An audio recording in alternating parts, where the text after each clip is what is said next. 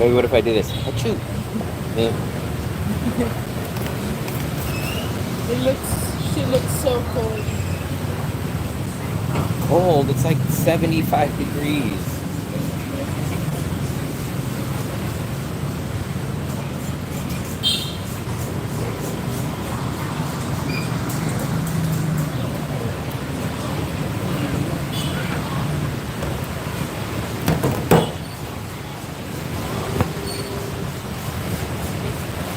Ooh, I have my vinegar and my garlic.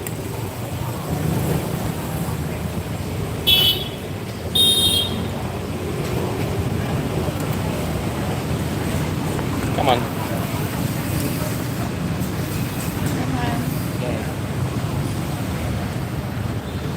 Right there, guys. Look at that. $1.25 for beef, fried egg, huge portion of rice, and it does come with a soup.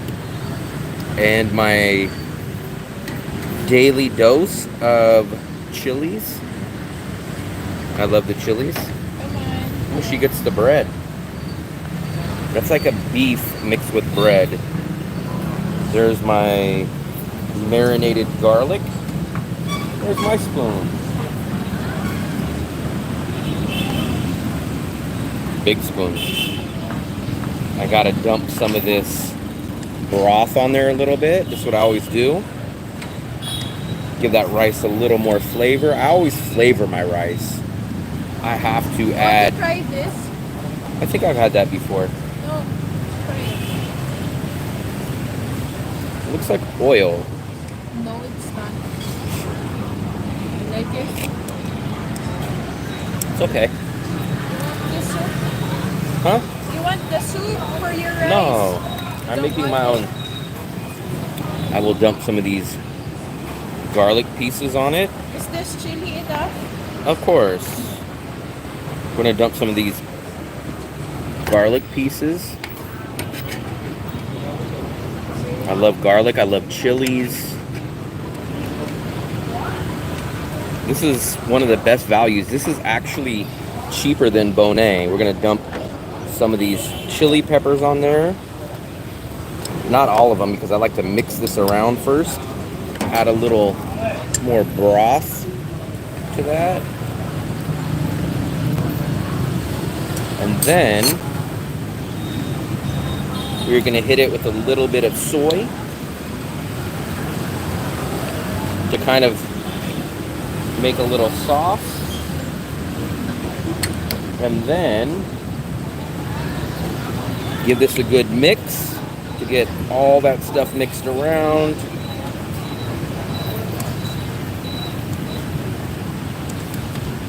This is probably the cheapest dinner that I eat here. 30,000, 30K.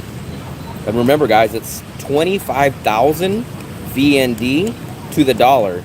And this is 30,000. And it comes with all of it. Shockingly, it comes with the soup. And this is beef with grilled onions. And you guys see, it's a good amount. That's a couple of big scoop handfuls. Look at that. I mean, there's still some at the bottom. Very good. And it comes extremely hot with a fried egg. I normally don't eat the soup. Sometimes I just kind of nibble or sip on the soup. She will probably finish the soup. Whew. She's got like a beef stew, and it comes with the baguette bread.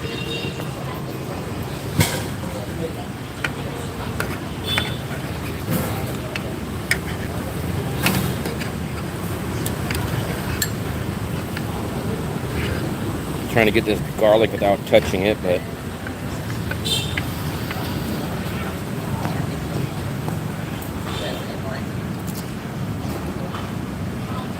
we just ran into a guy named Alan from Israel, but he just flew in from Bangkok. So if he's watching, big thumbs up. Just landed about an hour ago, he said.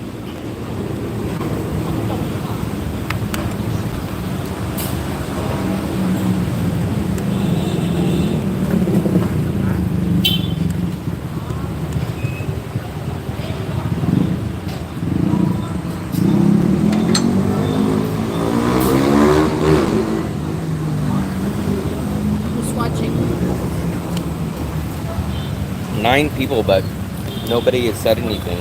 Maybe they're mesmerized by all the food.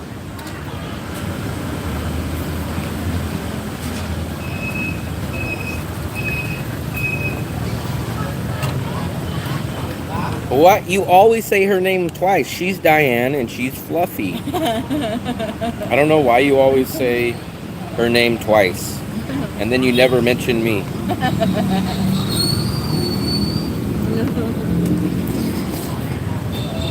That's PM. PM.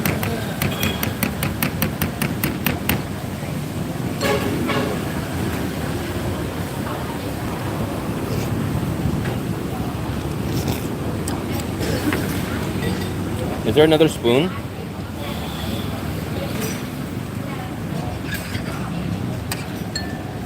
Let me chop up this garlic. It's like a huge piece.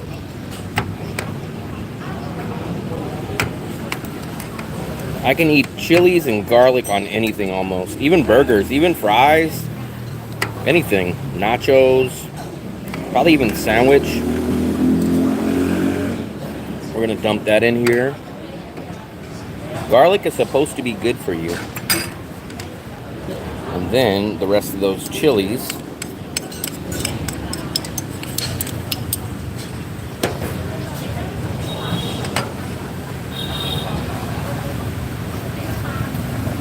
What video?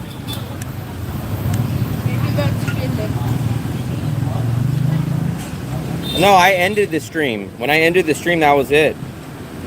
That video has not uploaded on my end yet. Last night's game stream, that video has not uploaded. I don't know why.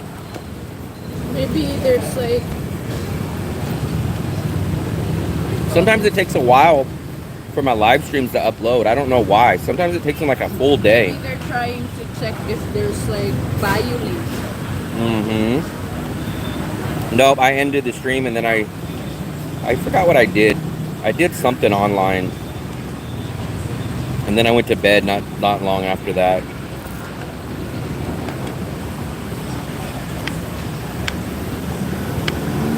I didn't play any other games though.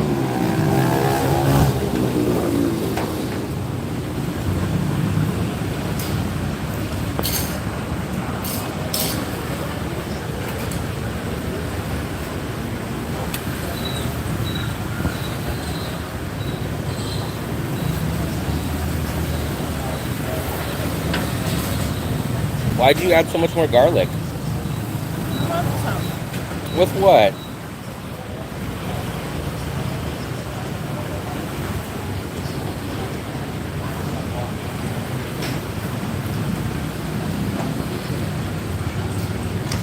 Yep, this is a Costanza place. I've already ate a good amount, but it's rice. You get this really nice beef and onions, grilled onions. And then you get that whole egg, and they actually give you the soup. And this is $30,000. This is probably the cheapest restaurant that I go to. We try to go to this place maybe twice a week, and the Bonet like twice a week.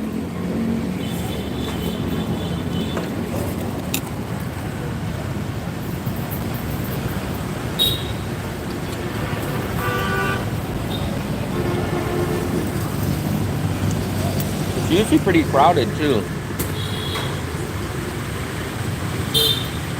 I don't know what it's called, but it's like a beef fillet almost, or beef roast. Smoked beef. But it's in a soup broth, and then it comes with the bread. I don't know which one that is. I think it's this one. Where? I think it's that one.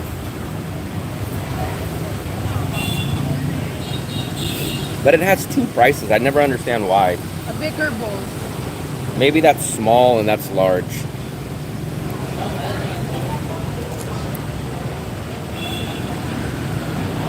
You got a stain on your shirt. Okay.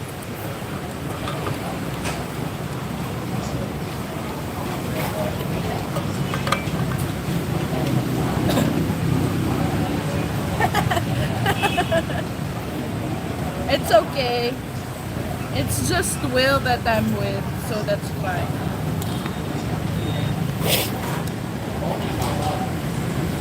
I did not get to edit my apartment video today.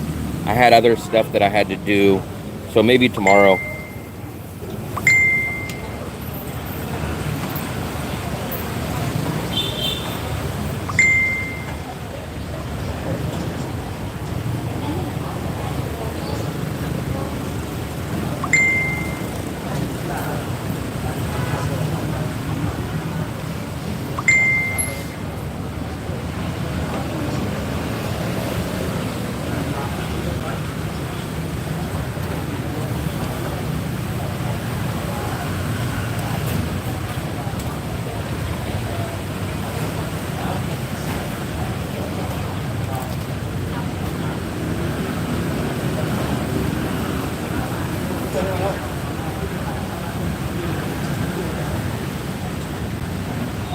The menu is right here. This is what I get right here. 30,000. You can't see it, but there's a huge portion of rice. For some reason, the picture doesn't show the rice, or it's buried under there. That's the egg, the beef, the rice. This is what she got. That's beef noodles, 30,000. That is Hanoi beef noodles. Another Hanoi beef noodles, not sure what the difference is. And then there's fried dough stick bread, 5,000. Oh, you can get an extra bread for 5,000. Same thing on the back. This is the name of it. We just call it George Costanza, but that's the actual name. Everything here is basically for sure under $2, and most of it's actually closer to about $1.25, $1.50. Everything they have here. $3 for 2 people, great deal.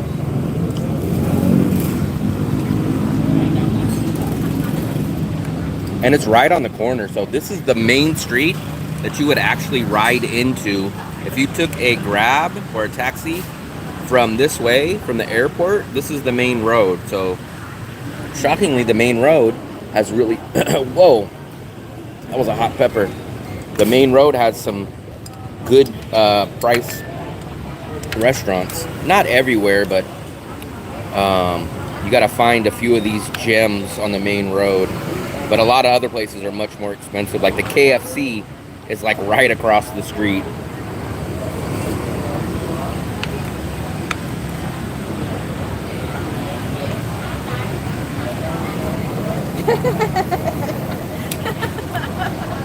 Found you. But the problem is she asked them that, and then they think that she can understand, so then they answer her in Vietnamese, and then it goes back to her still not understanding what they're saying.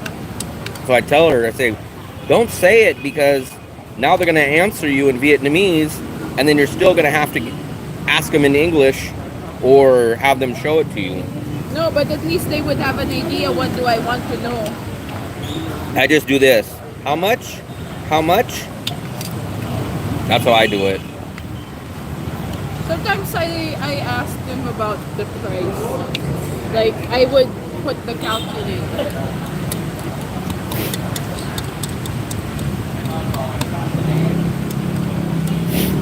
Oh, I ate one of those spicy peppers. Hold on, I need a drink. For you, Wow.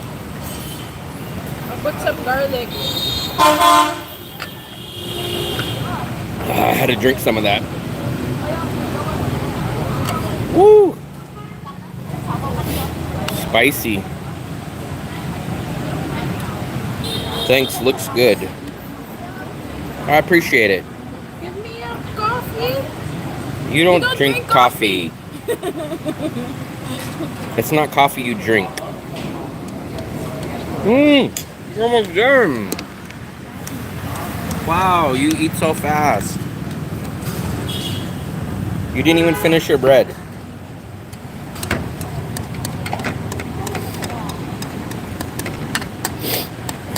Tonight we're doing a cheap night. I've been spending a lot of money the past couple days. We bought the Christmas tree.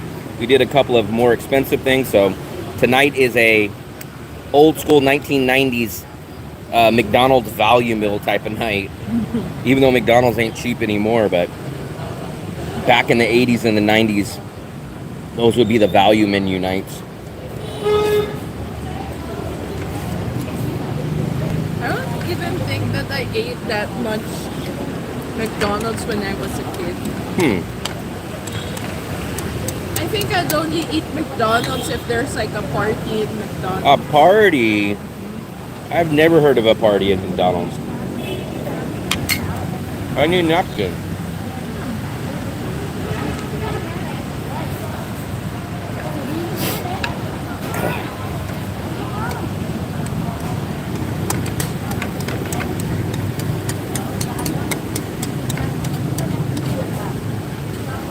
You know what I'm gonna do tonight, guys? I'm gonna try to make cheese for the very first time ever. Hey, Will is 76 years old.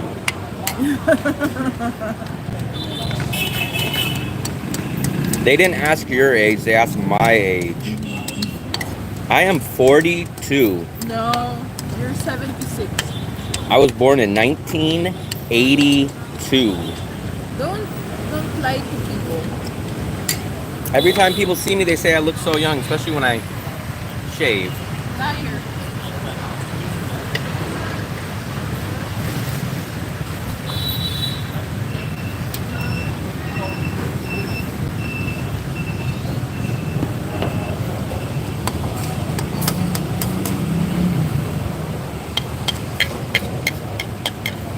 I'm trying to do like Asian customs and make sure I don't leave one piece of rice. That's what they tell me. They say it's not good to leave even one grain of rice. I don't think it's physically possible for me to not leave one grain, but that's pretty damn clean for me. But you can have the soup. You can have the soup.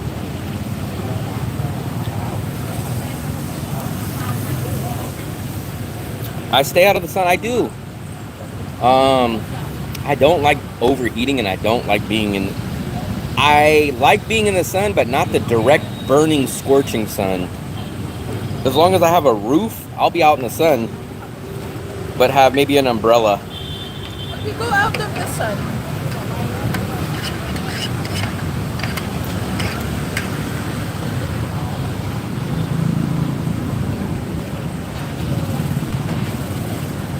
In a few, we will go down to. This is my favorite street. At least this is the most traveled street. That's where we got. If you guys seen my Thanksgiving video, this is where we bought the roasted chicken at this little stall over here. And then down that street is the Bonet place, the cafe that we go to, the two convenience stores that we hang out at. So we will walk down that way.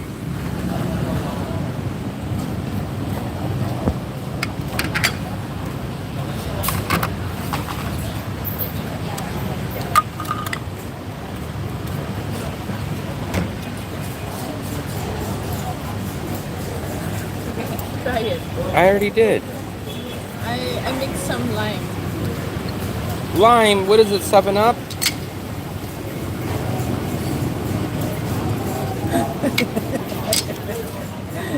You like it?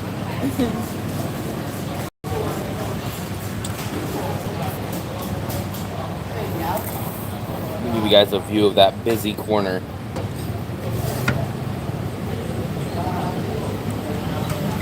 We're gonna look at some more.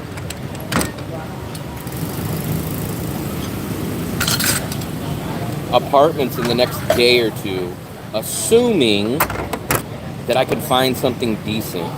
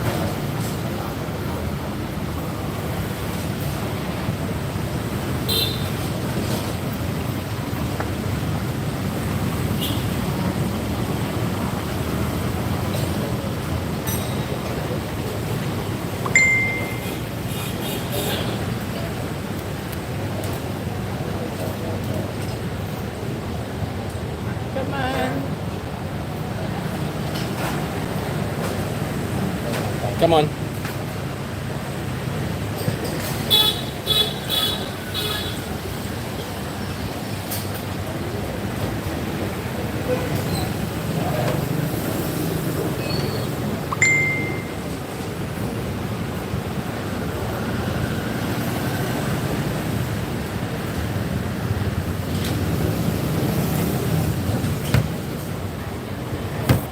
Give me 1 second, guys.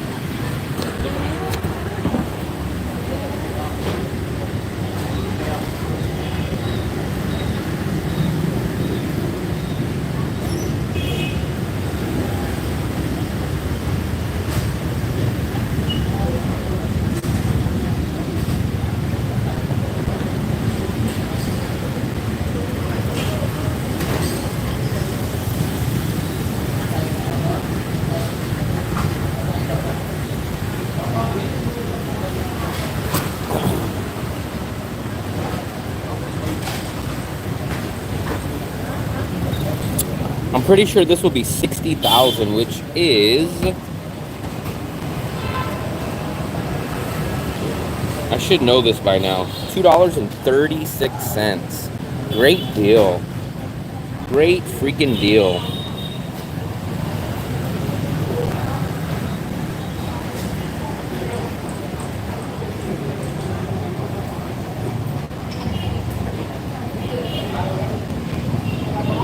What a freaking deal.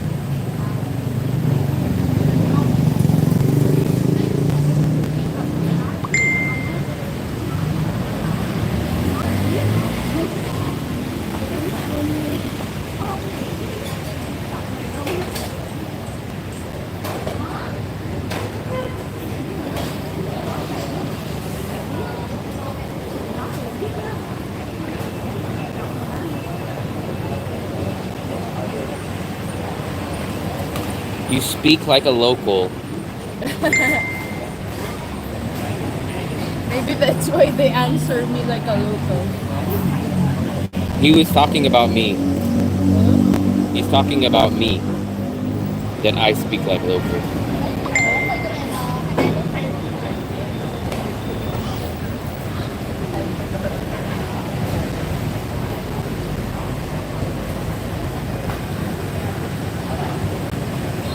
I can speak. You guys see I do YouTube. People say I'm an amazing speaker. I could give you guys public speaking classes. Actually, I did take when I was in college, I had to take a public speaking class. I think I actually got an A in that class. We had to do debates and speeches. I had no clue really what to do, but actually I didn't mind that class.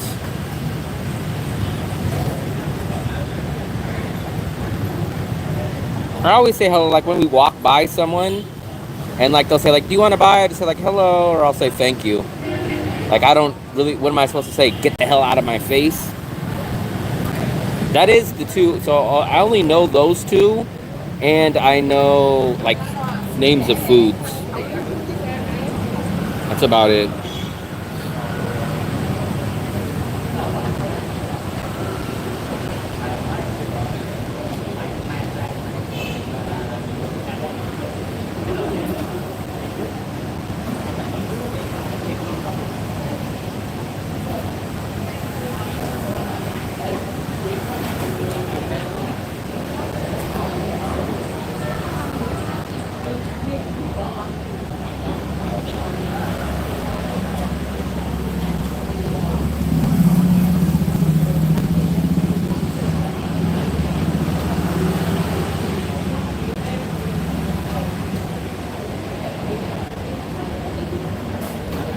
J2J. Not Y2J, but J2J. I know Y2J. We just ate dinner. You missed it. Lots of people always seem to come in right after we finish. This was one of our cheapest places. This place is kind of our regular go-to every week now. Once or twice a week. Look at that. Beef. That's beef and grilled onions. There's a huge portion of rice underneath with a fried egg. and it's 30,000, which is about $1.50. That's what she got. This was like a beef soup, stewish type of dish. Came with bread, and we got a soup. And this, for both of us total, would be about $2.50 total.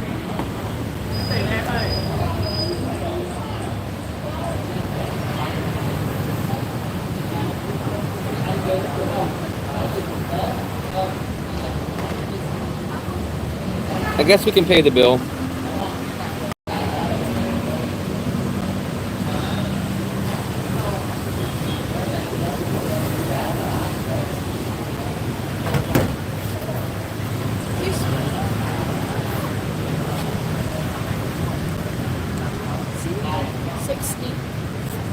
Come on.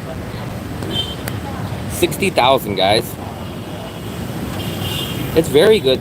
We try to get here once or twice a week.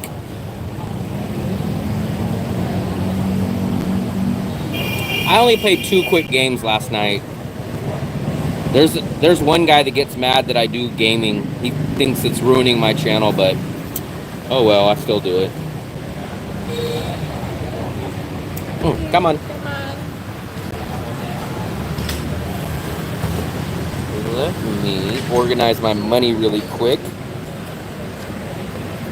to put some of the... No, it's not Elvis. It's another guy. I don't get mad, or I still welcome anyone into the chat. I love anyone's opinion, whether it's good or bad. I just disagree, or I don't really feel like it either hurts nor helps the channel. But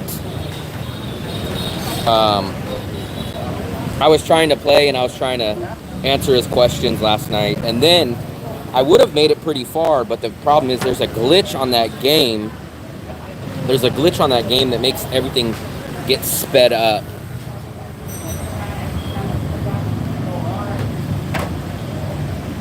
Oh, good thing Elvis is not in here, because someone sent me a message on Facebook, and it probably made a big loud noise. I always forget. So it's exactly 9 on the dot right now, guys. So I think we'll go down to the convenience store area. I will get a dessert, my favorite dessert.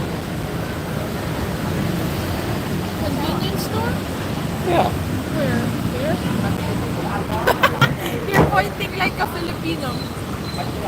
Are you Filipino?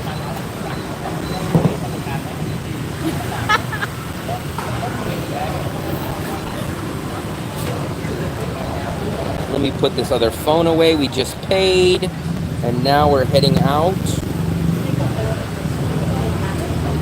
Why are you getting dessert?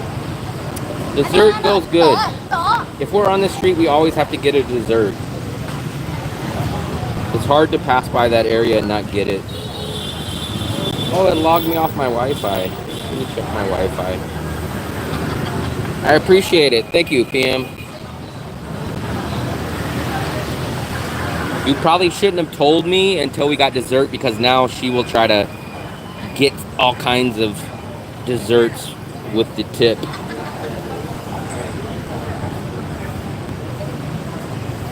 She'll say, oh, we got tip. I can go buy desserts. What? PM sent a tip. Wow, thank you, PM. That doesn't mean you get to spend it. Of course I get to spend it. Well, you got to be honest. The reason why I got beat by King Hippo is because that glitch happened. So, like, everything moves at 1,000,000 miles an hour. I can't figure out how to fix that glitch. The only way I've ever been able to fix it is you got to close the website and reopen it back up. The problem is that means you end the game and you have to start all over. Look at this little dog. That dog's running away from its owner. There's been so many games that I've been playing, or so many times I've been playing Tecmo Bowl, and I was winning and almost at the end of the game, and then that stupid fast glitch would come on and I couldn't fix it. I guess we're gonna walk down there. I played Mike Tyson's Punch-Out, and I played Tecmo Bowl last night. Fluffy.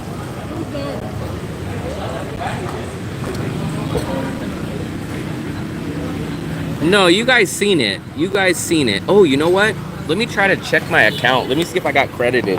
Before we leave, let me see if I got credited for my controller yet. You guys seen, because even like a few people are like, why is the game going so fast? Let me look and see if my Shopee account got credited yet.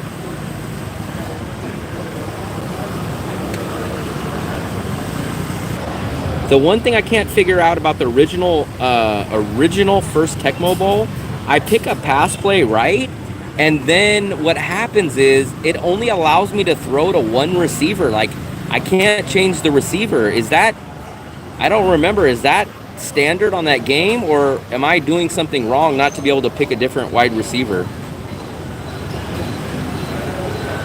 Shopee. Let me go into my Shopee account and let me see if they credited me. Glass Joe. Glass Joe I can beat with my eyes closed. Give me 1 second. Give me 1 second. I'm just about to check my Shopee account, so give me 1 second, guys. The Punch Out Hippo. Let me see. I just logged into my account. Let me see if they credited me back. Why do I feel like they're not going to credit me back? But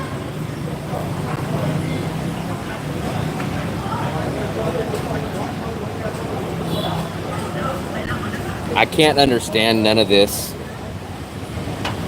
I really have a feeling that I'm never going to see the credit for that account, but If there's an English, let me check. hold on. There's an English translation. I need to find the section that shows my voucher.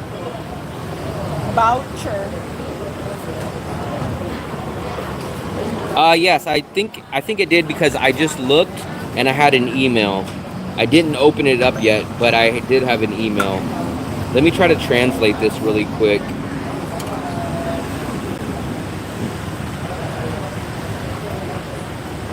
I think I did. I got the email. I appreciate it. I haven't opened up the email, but I'm assuming that's what it is.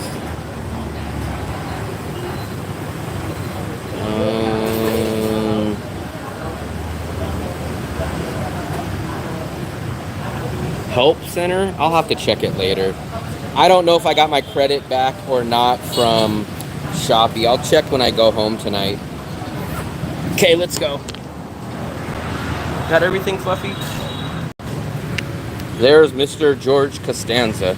So this is the restaurant. If you guys want to know the name, all you got to do is look for this sign. But this is the name.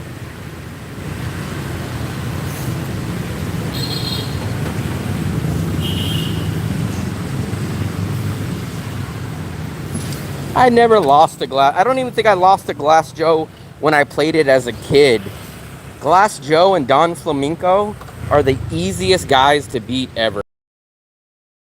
Like the earliest guy to give me trouble every once in a while when I was young and first started to play was the Indian guy, because he would do that little magical spinning magic dancing around move. And if you don't block it at the right time, he just whacks the hell out of you. Yeah, that's because it was in fast motion. I think it happened right after I beat King Hippo. What happens is if I either pause the game... Fancy seeing you here. Huh? Fancy seeing you here. Really? The problem is if you ever pause that website, or if you open up another window, that's when I notice that little glitch happens.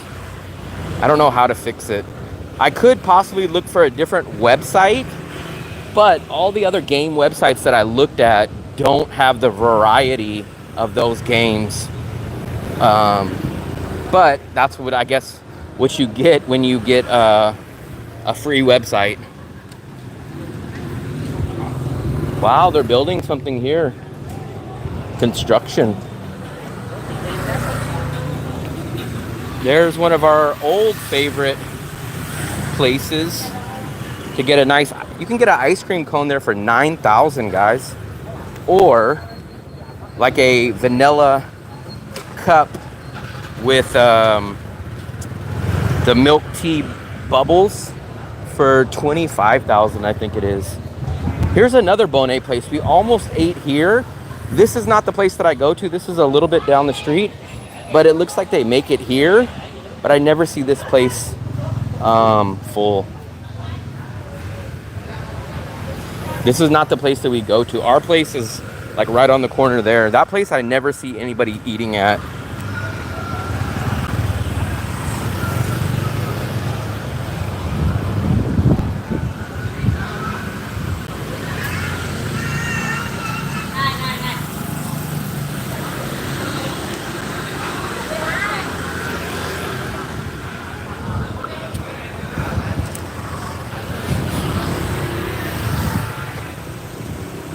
There's a chicken place.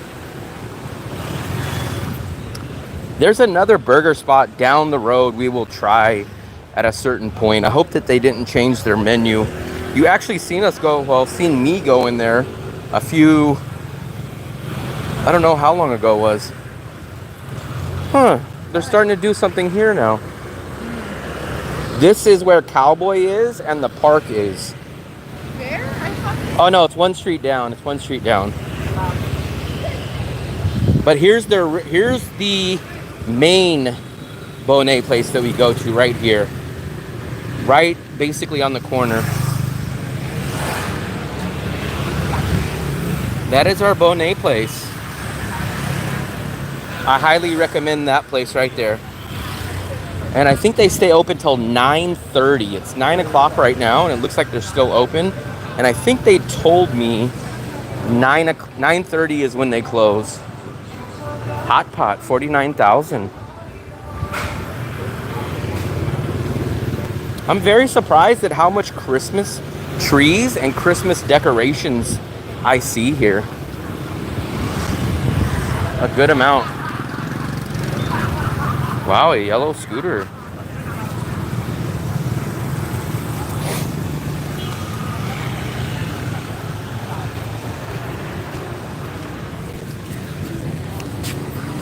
Everybody's sitting outside at this little cafe. It's a very nice one. This is one of the nicest cafes that I see.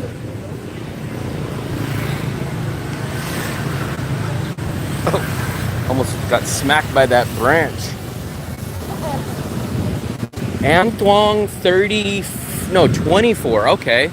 So I think this is the first part of Antoine that I'm willing to live at is 24, which goes this way.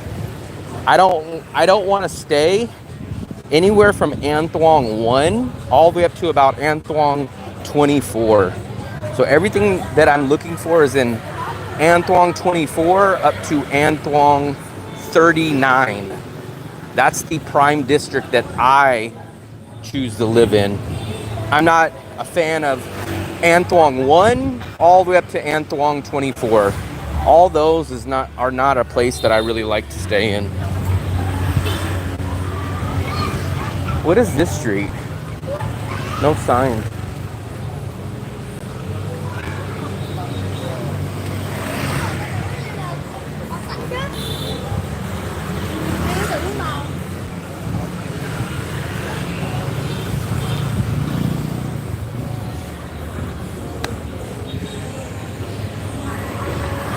Another cafe. I love how they have all these little sit outside places. Everybody has their shoes off. No shoes required. In USA, they have a sign that says no shoes, no shirt, no shorts, no entry. Cowboy, the burger place is down there, and so is the park. So if you go take a look at the Google Maps, you'll see basically Antoine 1 through about 23 is all in the Western Pub area, which is basically like Bikini Bottoms, Gordon's Pizza, the other Moon Milk, which I love to go go eat, but I don't want to live there. That's where the drunks are. That's where the hostels are.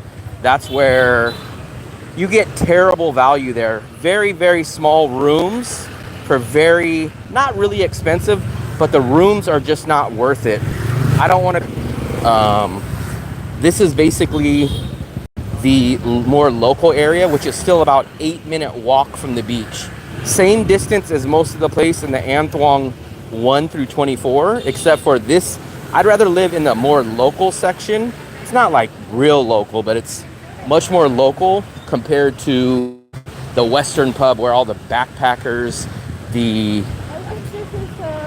drunks, and terrible value is. Yeah. So we just passed Anthuong 24. This is about an 8-minute walk. You're gonna see exactly where we're at in just a second. This is the alley that we go down. This is where Jeremy's Cafe is. Jeremy's Cafe is here. The 2 convenience stores that we sit out are right there. Our apartment is just right back there. So for me, my area is like Anthuong 24 to like 39. I skip basically practically 1 through the first 20. But I mean, it's under a 10-minute walk. I don't want to be around the drunks, the karaokes, and the pubs.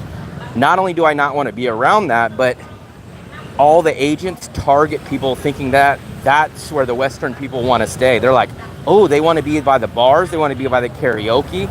Hello. They want to be in the Western area. That's what they think, so they overcharge everybody. They want to overcharge everybody for a terrible place. So the rooms are smaller, everything is less.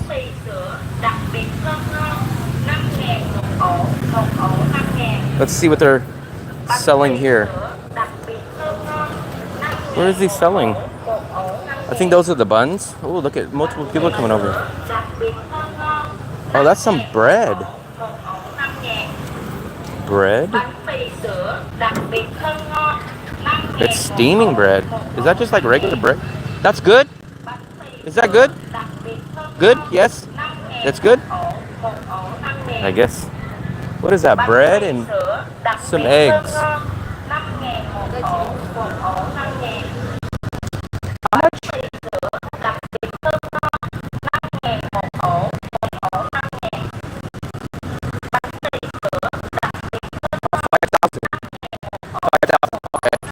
Come on. I think it was either 5,000 or 15,000.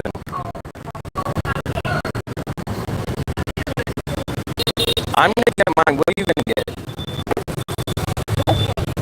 You love this one. This is what I'm gonna get. I'm gonna get the flan dessert.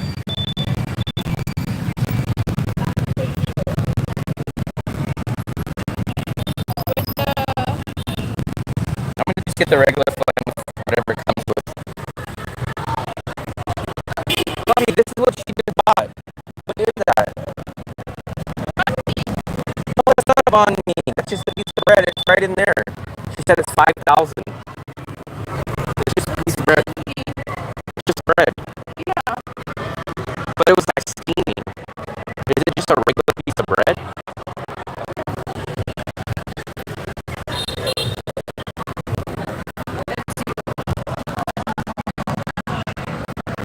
Is that central?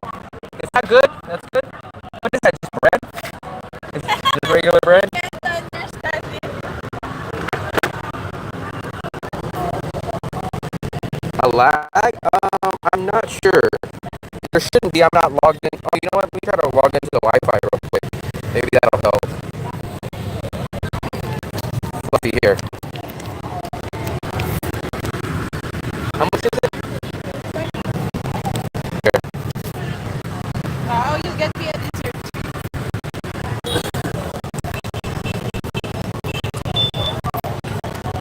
We're logged into the Wi-Fi.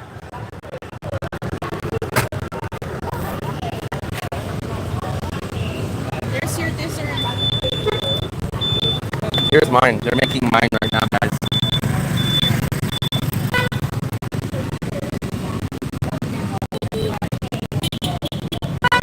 I think they'll give me 2 flans tonight.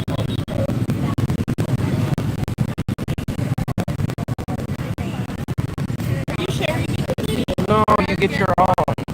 I don't want to share with you. You get your own. Yeah, they give me 3 flans, guys. That's a good one. What are you gonna get? I think she's gonna get this. I'm getting my flan. I want something.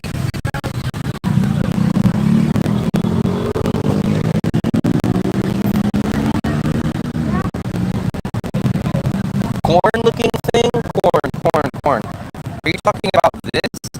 What's that? Corn? I don't think that's corn. I think all this stuff is basically sweet.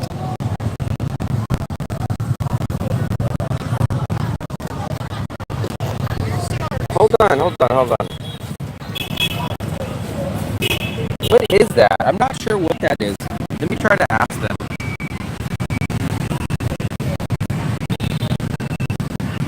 A lot of this stuff I have no clue. One of these times I just want to kind of get a cup and just fill it up with all this stuff, but I don't know what it is.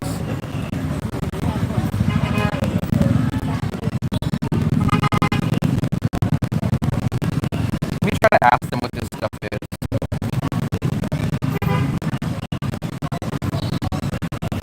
What is this one? This is what I'm going to ask him.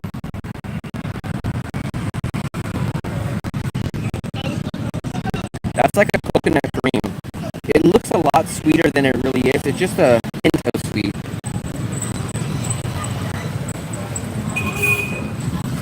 That's exactly what I'm getting, except for they're getting it in a bowl, and I'm getting it in a takeaway cup.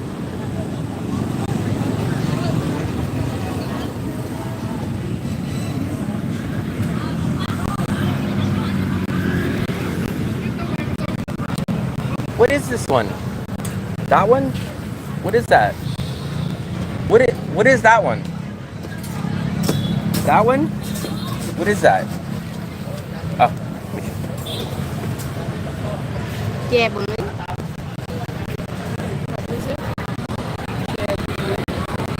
Grapefruit tea. That's what it translates to. I'm not sure if that's what it is. Yeah, it says Come on. grapefruit. But it's grapefruit tea. So I'm not sure what part of the grapefruit. That's grapefruit, and I think some of these are beans. I'm not sure what this is. That's some fruit. I think these are like jellies. Yeah. Supposedly this is supposed to be grapefruit tea, which I'm not sure how good the translating is, but I'm assuming it's something grapefruit. What are you getting? I want to try something else. But I don't know. Green beans dessert. Green beans, that's what we had for Thanksgiving. I don't know if you guys can understand this, but here's the menu. Where's mine? It's here. This is 20,000, guys. They actually give you ice to keep it cold too, but this is mine. Flan, coconut cream, the beads, and like a hint of caramel sauce. 20,000, which is 80 cents for 3 pieces. 3 of these pieces of caramel, so that's a good deal in my opinion.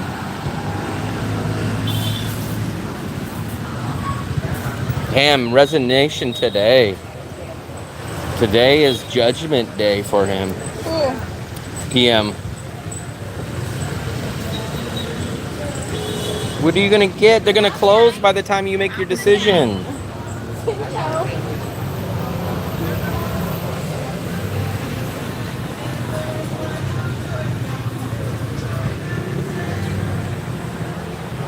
What did you get? Oh, I have 20. What did you get? She will make one for me. Have her do the voice. Just hit the voice. Ăn chè bưởi hoặc là chè môn được Wait, không? wait. Look, you gotta switch the. Now do it. Chè bưởi hoặc là chè môn được không?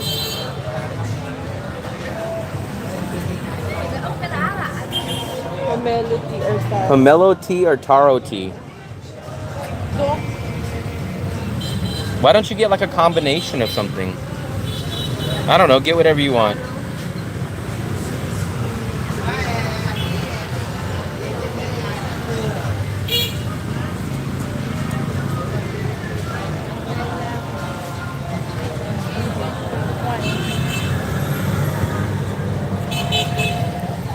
I wish you health, happiness, and lots of fun on this lovely new stage of your life. I would love to be retired too, guys. The only thing stopping me is one small thing: money. Look at that bus. There's not too many buses that come down here.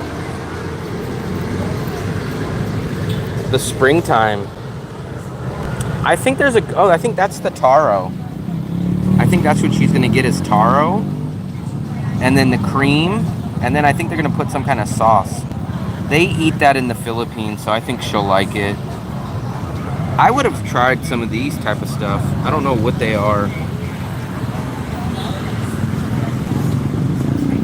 Oh yeah, the Lady Tam.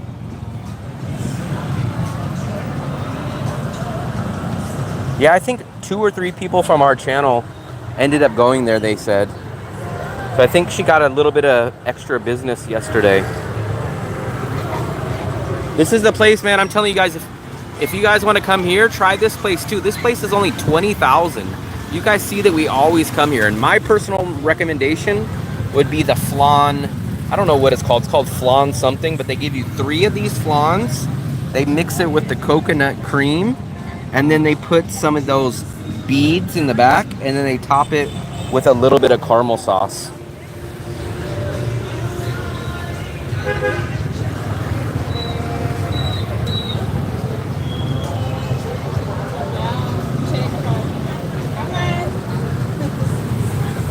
Where are we gonna sit, guys? Let's see where we'll sit.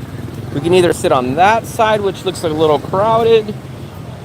You guys should recognize this neighborhood though. That's our one convenience store. This is the other one we sit at. And then remember, the caramel ice blend place is right there behind those scooters. I think we sit here. I don't think there's too many. They got Christmas decorations up here. Maybe I get in this game. Maybe I get in that one. Where, here or there? There's your snack. There's your snack. You need that bread. Let's dig into the flan is French. Creme caramel. It's weird because that was only 15. Wow. Hers was only 15, guys. Should have got a piece of that bread for another 5. I've never seen that bread before though. With bread and egg. That's all this holds. They give you, it's supposed to be like a caramel sauce, but it really tastes like a hint of coffee. You get so much ice in yours. Is that ice? No. What is that? It's like, it is ice. Good. I'm still lagging. Let me log out of the Wi-Fi then. Let's see if that's a little better.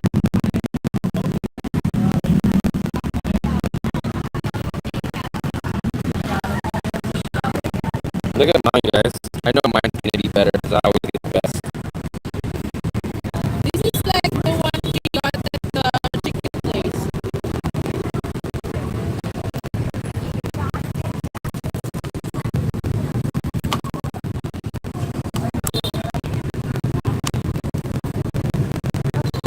Let me know if I'm lagging now. I just logged out of the Wi-Fi, so this should be full 4G.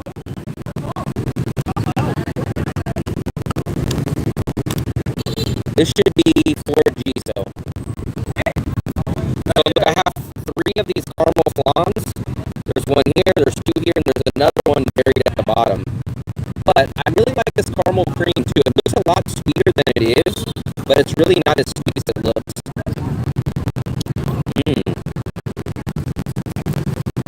And that's like the caramel sauce that kind of comes with a little bit. Oh my God, you're eating so fast. This is like what we got at the chicken place. The mic, I don't know. That's weird. Oh, you know what? Maybe it's just these cars coming by. Let me see. Hold on. I don't know. Maybe it's the cars. I don't know why. It should be. Give me 1 second. Okay, let me know now. We'll see. Let me try this one.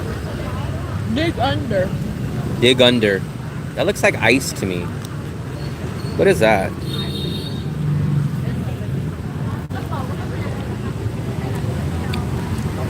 That's like something chunky. It's got like the texture of like it's got like the texture of like cookie dough ice cream. Like when you get the chunk of cookie dough in your cookie dough ice cream. Perfect audio, not weird. I just kind of backed out of the room real quick and then I logged back in, so hopefully you guys can hear it better now.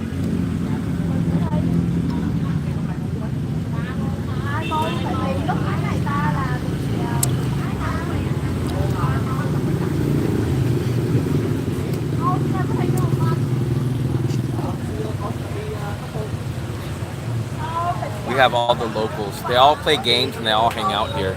There's someone playing some games over there. Oh, they left the guy. They were playing games over there, but now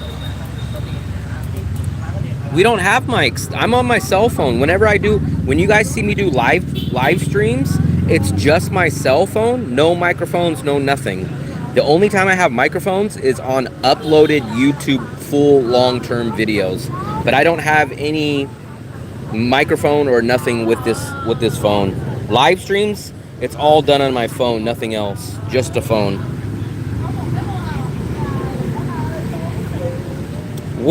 So how big is your apartment, Kim, and what do you pay a month? We are gonna go take a look at a couple places, but I have very, very specific requirements.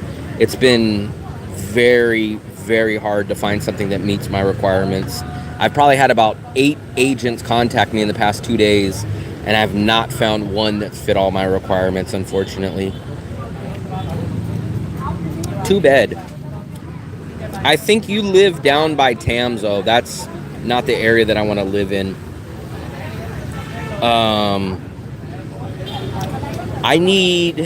I'll show you guys exactly my area. Maybe you guys can even answer this question. I cannot figure out why I cannot find any available rentals in this area. Let me show you guys.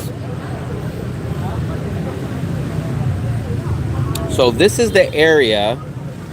The blue is the area that I want to live in. The red with the X is where I don't want to live. So PM was asking, why do I not want to live in Anthuong 1 through like 24? It's because it's located in this red X area. Anthuong 1 through like 24 or 23 is all in this area. I need to live basically above Anthuong 34 and up.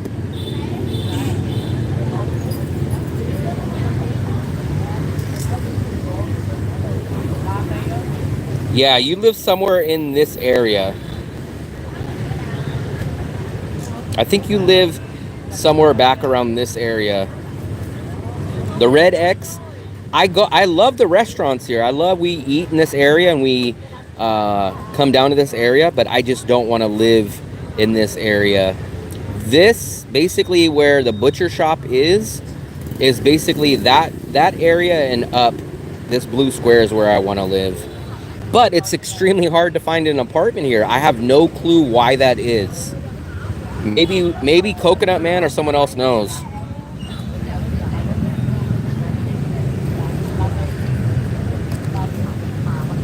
There we go. Look at that. Sophie, I want syrup. Your syrup. My syrup? Why didn't you get syrup? She's eating hers and then she wants to eat mine. I gave you whatever you wanted.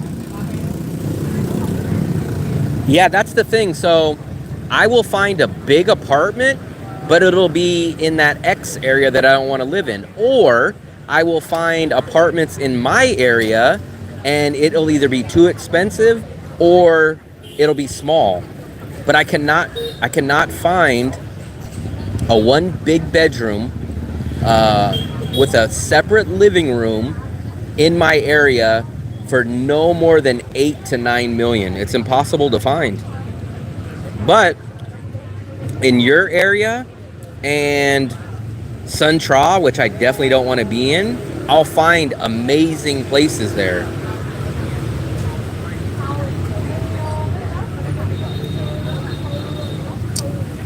I would possibly give. Basically, I would want to be where this area starts and up. Once we cross that side of the street, I don't want to be in that area of the Western Pub An Thong area.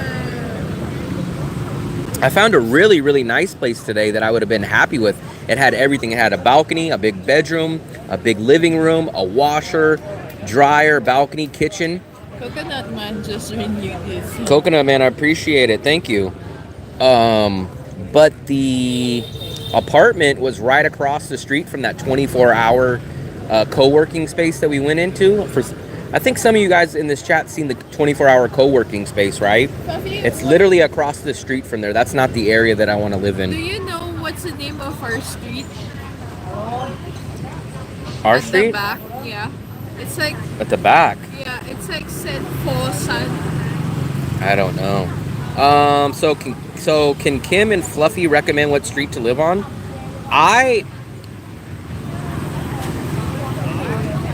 So we pay $18 a day for our 2-bedroom.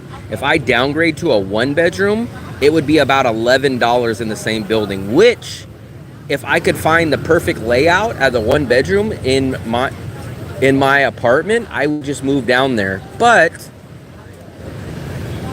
so I recommend everything in this area. Take a screenshot of this area.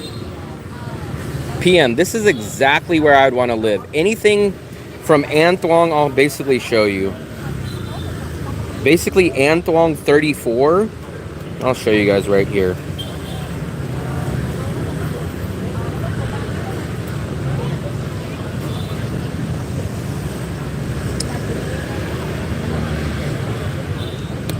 So this, if you see Le Bordeaux right here where my thumb is, so you'll see the yellow section. You see this yellow section on the map? If you go to Google Maps, you'll see it in yellow. I do not want to live in the yellow. I want to live above the yellow. So anywhere in this white area. So if you guys will see, I want to live, so Kim lives somewhere roughly around this area. Bikini Bottoms is down here. Gilda's is right here. The second Moon Milk is here. The beach is here. I like going to restaurants here, but I don't like the noise. I don't like the bars. I don't like the nightlife in this area. So I need to be at least above this yellow and above, up till the main street right here.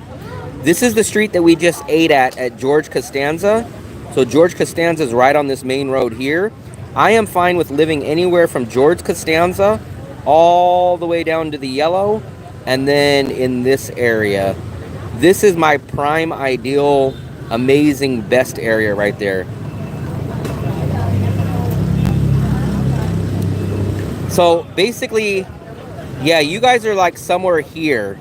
I need to be, basically you guys know where the 24-hour co-working space is, and there's like a big driving area. It's like a big, huge parking lot. I need to be above that, not below that.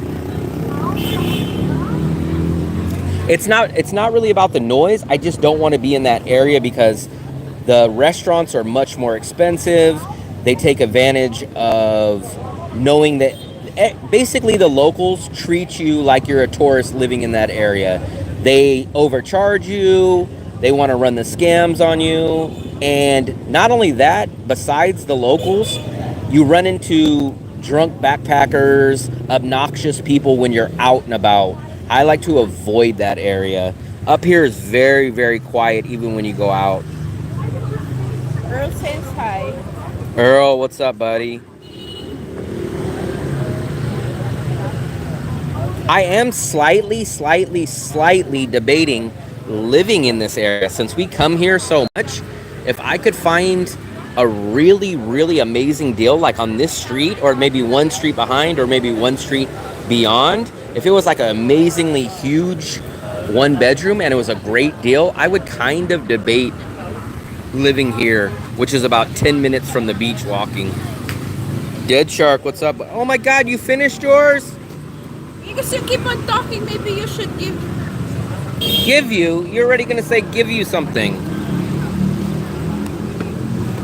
I like the jelly though. Well, why didn't you get that? Ooh, Give it to me. you should have asked her. I was shy. You're shy.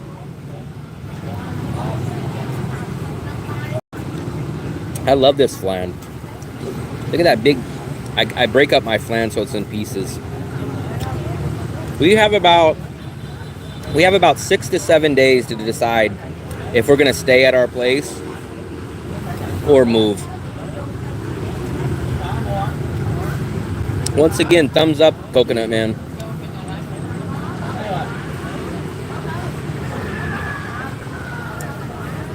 Rivers in the hotel and airport. So everything's my take. So you guys are hearing my opinions and my take or my stories about it. The river is awesome for one perspective.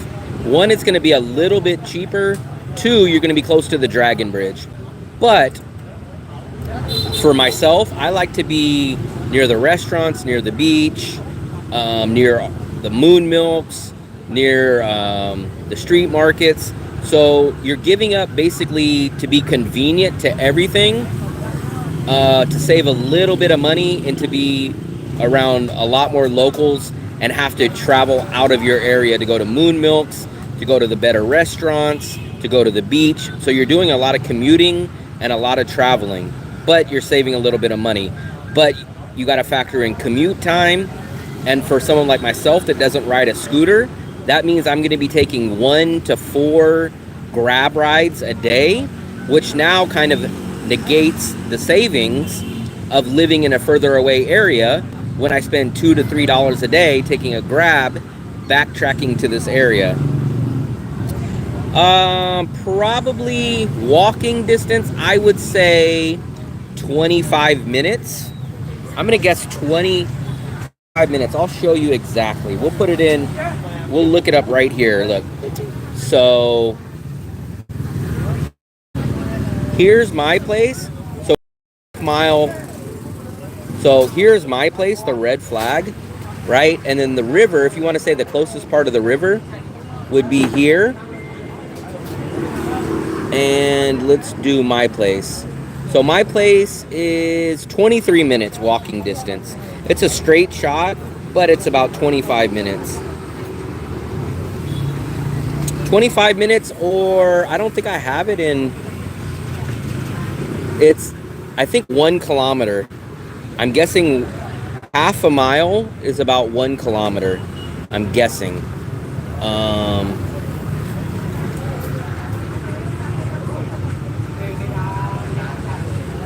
Yeah, it's about 1 kilometer. 1 kilometer, about 25 minutes. But remember, that's in Asian humidity.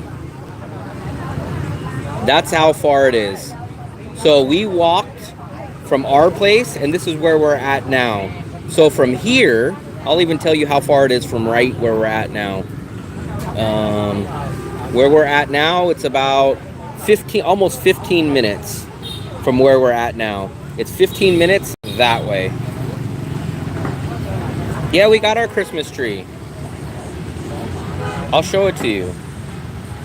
I'll show you our Christmas tree.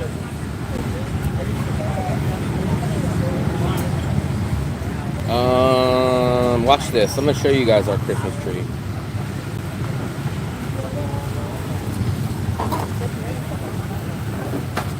Here it is. Look, look, guys. There's our Christmas tree.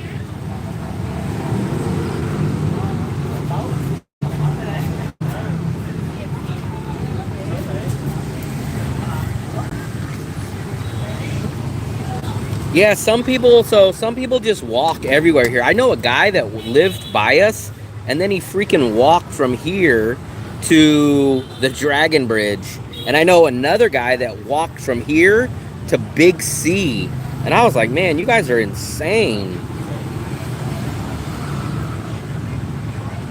Well, I would probably not think it's as crazy if they didn't have extremely cheap transportation. To get from here to the Dragon Bridge is like $20,000, which is like 80 cents. It's not even $1 US. And it takes 5 minutes. And I'm someone that values time. Time is the most valuable thing in the world to me, in most cases. So for me, if I have the choice to walk 1 hour or to spend 80 cents and be there in 5 minutes, that's an easy choice for me. 25 minutes? Well, let me see. You know what? We're going to try to go to that market. If that's the market that you're talking about, I think we're going to try to get there. Let me just pull that up. I don't think that's the one market I believe. This is the market, right? I don't think we've ever been to this market. We've never been to this one. I think the next market we go to is going to be that one, but let's see. It's just the same as hand market, I guess. I can't imagine. So that's saying it is a...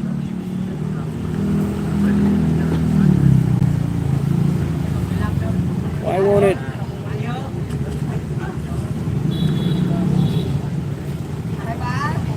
It couldn't have taken you 25 minutes because from our place, Coconut Man, no way. If that's the same market, there ain't no way possible. The what? He said he walked there in 25 minutes. No way.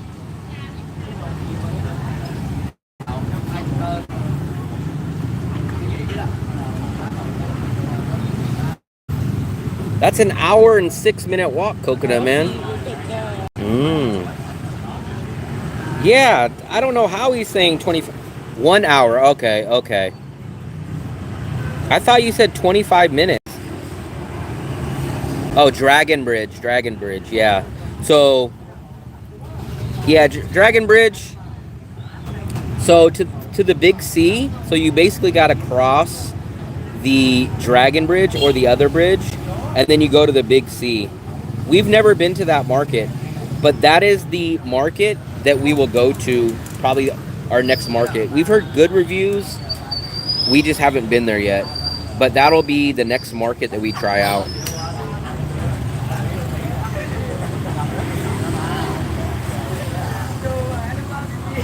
What is GSD? I said side effects of taking my GSD for a walk. What is GSD?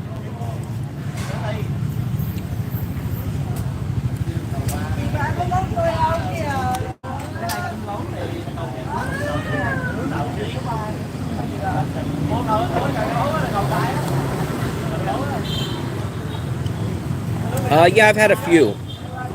I had a pork chop place, just a regular local pork chop place. Pork chop, rice, some vegetables, and a fried egg. 25,000.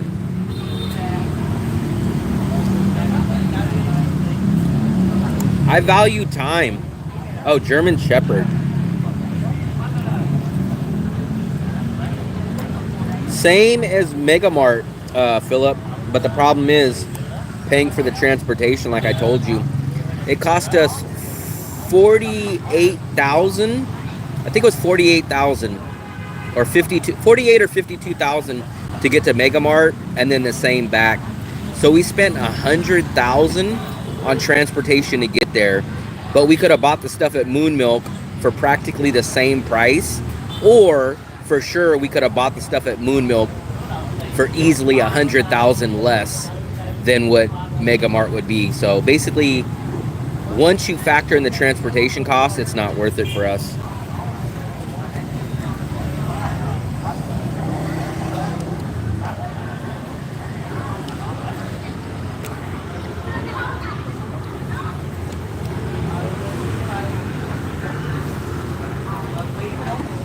She got her own, and then when I started eating mine, she said, "Ooh, can I get the syrup on yours? Can I get the syrup?" We get our bread. I don't know if you've seen it. We get our bread. I love it. The ciabatta bread from Moon Milk. It's 25,000, which is a huge, big, heavy loaf, and they make it there. But I usually try to buy it when it's 50% off. So that loaf ends up coming like 12 or 13,000. We did rent a bike. We did a whole video on a bike. That was last year though. Sadly, that bike place closed down. We did a bike rental. We did biking the city video. Let me actually pull it up for you guys. If you guys are interested, please go watch our biking video. It was right there. Look, explore Da Nang, Vietnam by bike. Ultimate cycle video. This was 1 year ago. Look, I'll show you guys. We rode all the way from our place down to the river. You guys see the river here?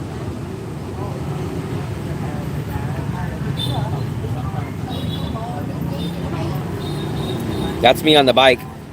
I was trying to go here and my brakes stopped working on me. I almost fell into the river right there.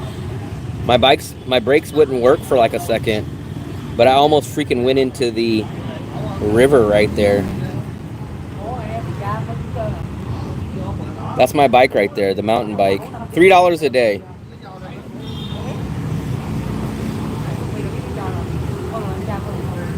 Wow, look, that we went there last year, look. We went there last year and look, they were doing construction. I kind of don't remember that, look. You don't remember that? Look, they were doing construction on the sidewalk. That's the milk tea place. Look. See?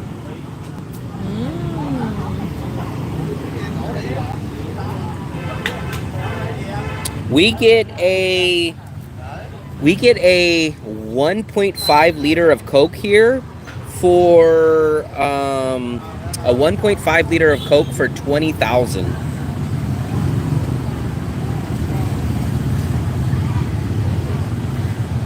Pork and rice plate minus egg.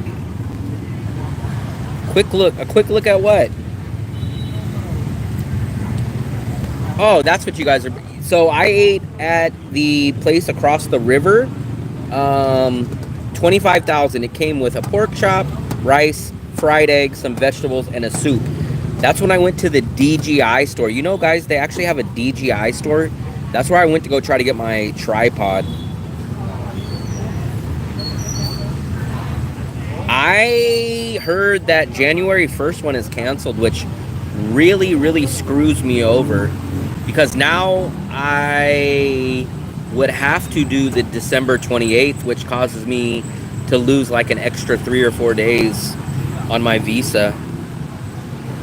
But they just sent me a message the other day. And I asked them a simple question, but not sure if the English didn't translate or something, but I asked them this, look. Hello, what is the last December visa run, or is there one on January 1st? So December 28th is there. They sent me this picture. So apparently this January 1st is in yellow now, which I'm assuming is holidays. So now apparently they're not doing that. And then I asked him, I said, my visa expires January 2nd. January 1st is no bus since it's in yellow. And they just put, no, it's not. They did. That was the message. But I asked him a simple question of, did it get canceled? And it says, no, it's not. But I don't know if they meant, no, it's not canceled, or no, it's not available. And when I look at that picture, so the reds are the visa run days, guys, right? That one's in yellow. So I'm assuming they're not doing that week. So that week, there's nothing on Tuesday and there's nothing on Wednesday. I need it. So my visa expires right here, January 2nd. So it screws me because my visa needs to be on the 2nd. They have one running the next day, and then they canceled the one the day before. The 28th, it sucks. It sucks, man, because I've already lost doing the 2 visa runs before. I've already lost about a total of 11 days doing the visa runs. This will cause me to lose at least 3 days, which means on 3 visa runs, I've lost a total of 14 days so far. So let's assume that I stayed for another year. By the time I did all the other visa runs, I would probably end up losing 20 to 30 days by having to do them on these weird random days. So that means I'll probably have to do 5 visa runs in a year instead of 4.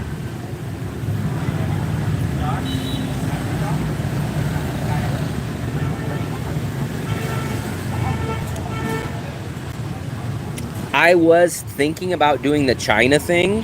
The two issues are we would have to get Fluffy a visa to China, and then I would have to give up my apartment because I'm not going to go to China, go pay rent in China for a week or so to explore while I'm paying for a 2-bedroom apartment.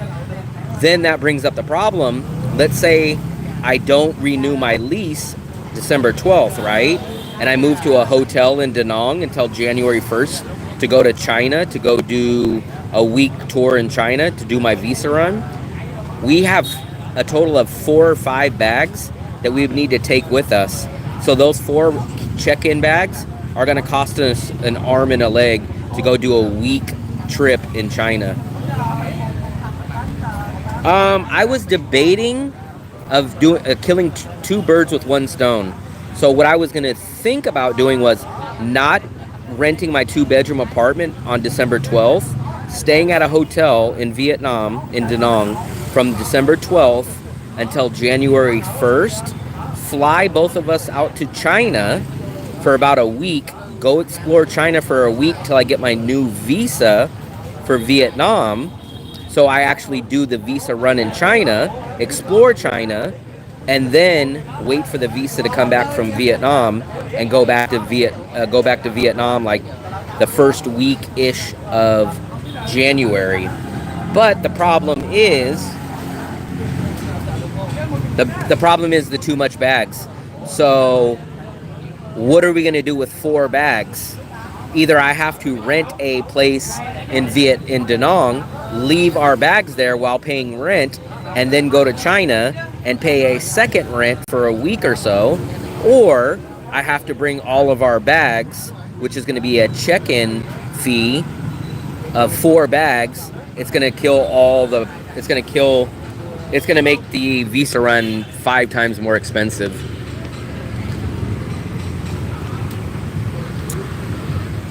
Leave your stuff at our place.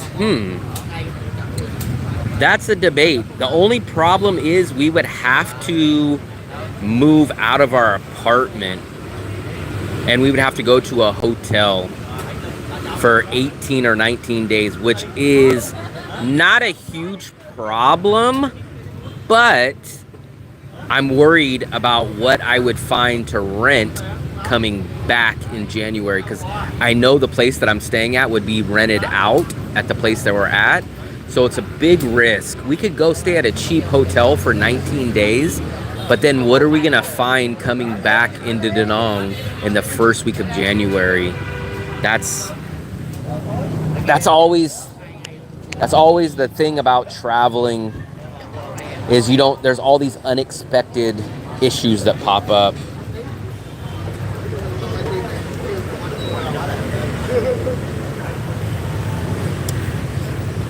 You could do bag storage. So the thing about it is, Kim, if I asked her to lock it down, she would say, well, just pay rent for December. She would say, just pay for rent for December, because then you'll go from December 12th to January 12th, go do your visa run the first week of January in China, and come back to the apartment. Just pay rent for the month of December. What I'm trying to do is get a little cute, move out of our place December 12th, go stay cheap at a hotel for 19 days until January 1st, and then find a new place, maybe a 1-bedroom coming back into Da Nang the first week-ish of January. So what I'm trying to do is either not rent a place and have it sit while we go to China, or what I'm trying to do is not pay bag fees. But one of those situations is not possible.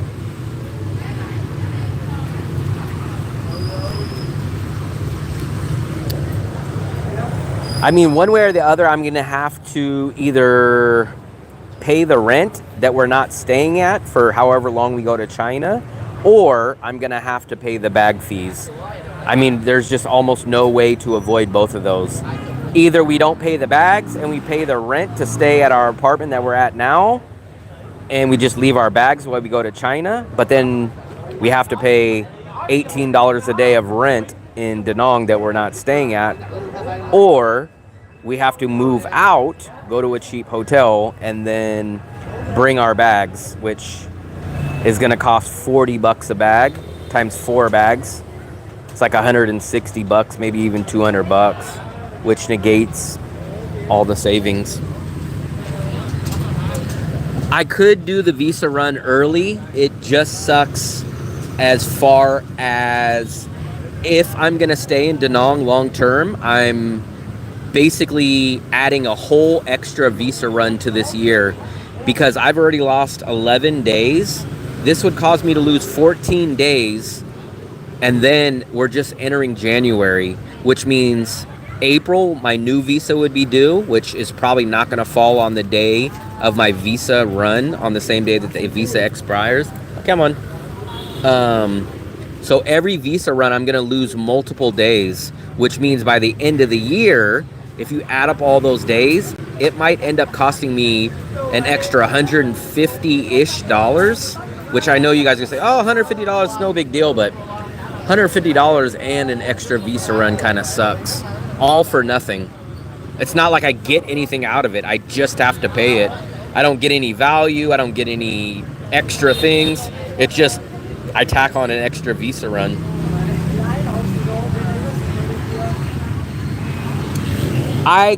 No. I take it back, Philip. I've seen. So the problem is, I've looked at a bunch of apartments. I'm happy. I found one today that I really, really like. The problem is, it's in the wrong neighborhood.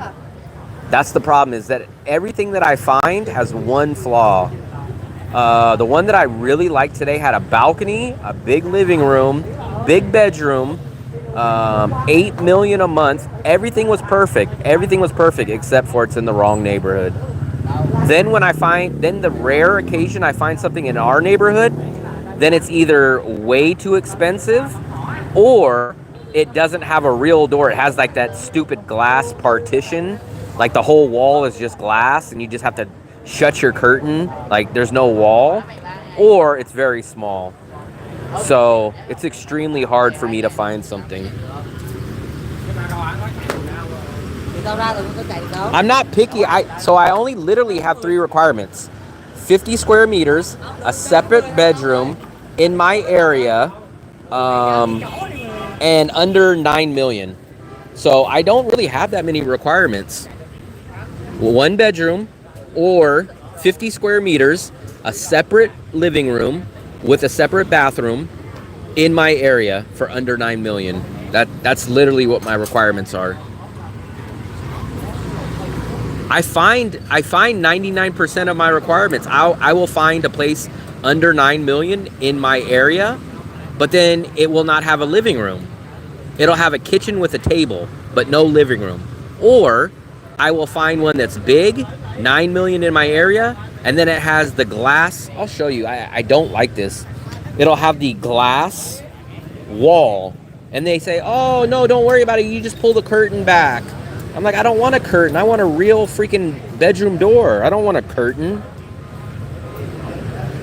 Let me show you guys. I think it was this one.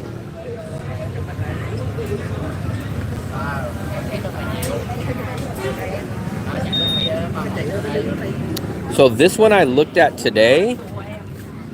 So if you guys look, what was the problem with this one?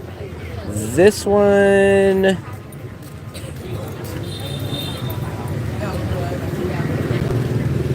so this has the living room.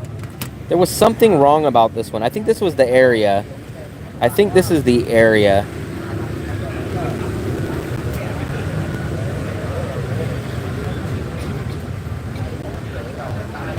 Oh yeah, I think that one had no.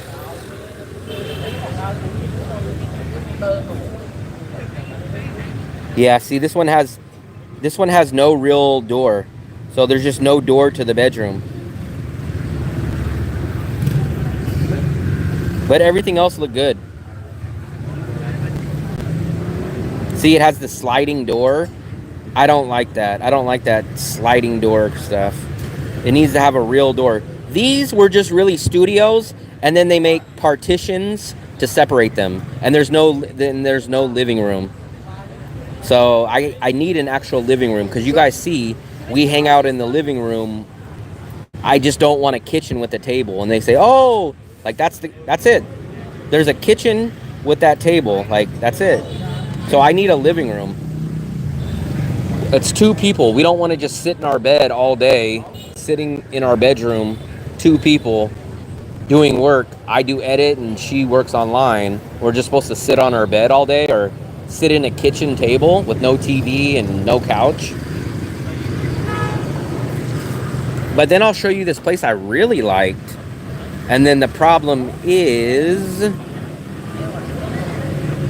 So this place I really liked. Let me see if I can see this. Oh, they didn't send me a picture.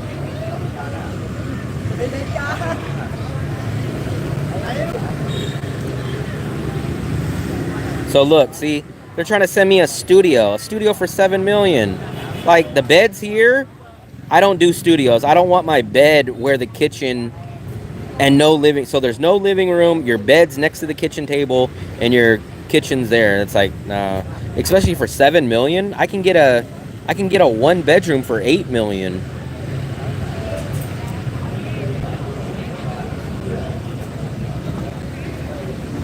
See, this is what I don't like. I don't like these sliding doors. I do not like these sliding doors. And they said, don't worry about it. There's so much privacy. You shut the door and then you slide this curtain over. And I'm like, no, I don't want a curtain door. This is the one I really like. So this one was perfect, guys.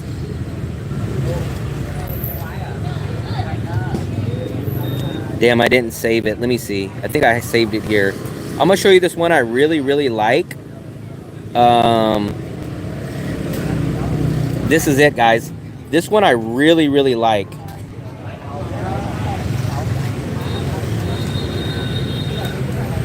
So look, huge living room.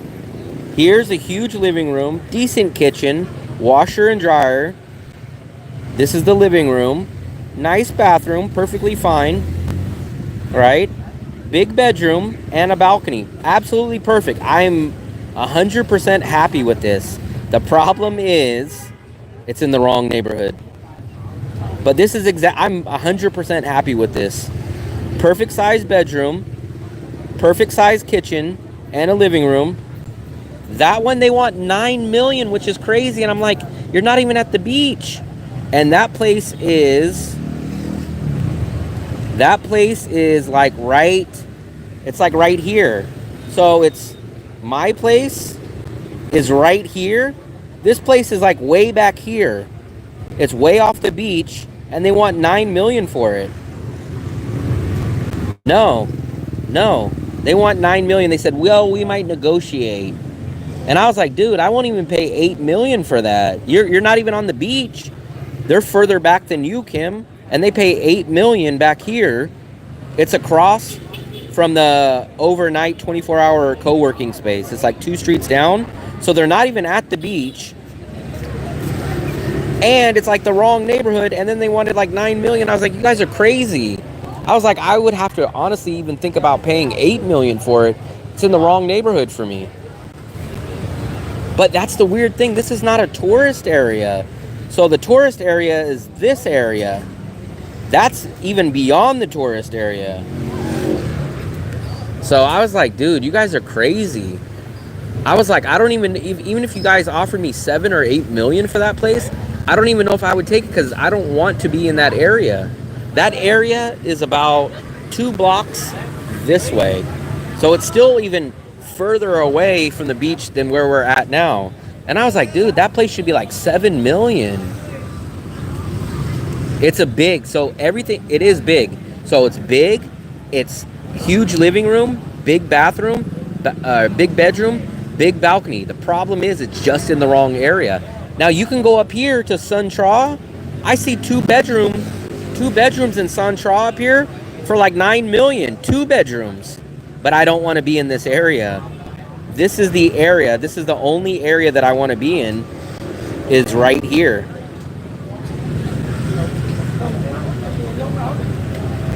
It's past. So, like, let's say that the non-residence is here. Across the street is a 24-hour co-working space. And then it's about 2 blocks back from there. So it's almost by the Catholic Church. No, utilities were not included. So that place would have been like 10 or 10.5 million with what they're asking for. Remember, I'm paying 14 million a month for a 2-bedroom, 2-bathroom, 1 block off the beach. So I'm like, huh? You guys want 10.5 million for a 1-bedroom, 1-bathroom, not close to the beach? That's just crazy. Like, I'd rather just stay at my 14 million 2-bedroom, 2-bathroom for that price. No, not including any bills. Yeah, that's what I was like. You guys are out of your mind. Like, there's nothing. The only positive about it is the actual apartment, but it's not in a good area. It's not in the tourist area. It's not on the beach area. And I'm like, 9 million? Are you like, that's maybe 7.5 million, maybe 8 if you get a sucker, but they're asking 9.5 million. I was like, you guys are crazy.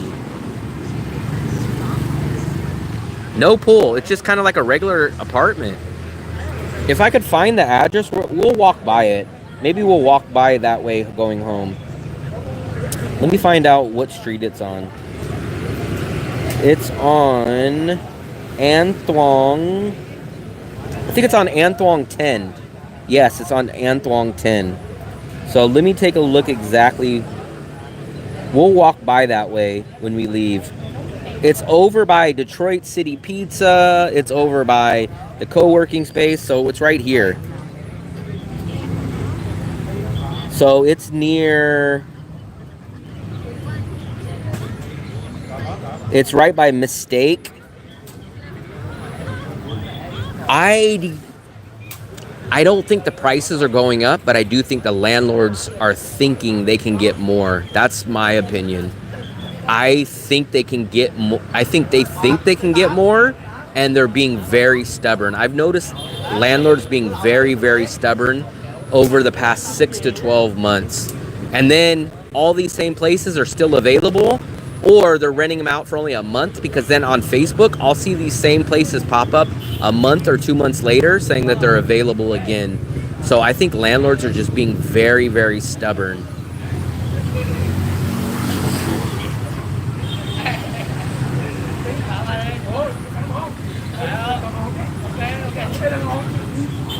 Double deluxe. That one's way back by the other moon milk. Let's see how far we are from this one. Yeah, so when we walk back, we'll walk back past Anthuong 10. So this is where we're at right now, guys. This is where like the church is. You guys know the Catholic Church. And then you walk here, and I think this corner is the 24-hour co-working space. And it's like 2 streets, 1 street to 2 streets over from there. That's what people say. Like, people say everyone was swearing that the prices were going to go down during rainy season. And now, I'm not going to say if these are excuses or not excuses, but people are going, oh, you know what? It was supposed to go down, but there wasn't enough rain, so nobody left. So it was supposed to go down, but nobody left, so now the prices didn't go down. What you spend, travel, you save accommodation. What do you mean by that? Rent's going way up in Saigon. Good thing I don't want to live there.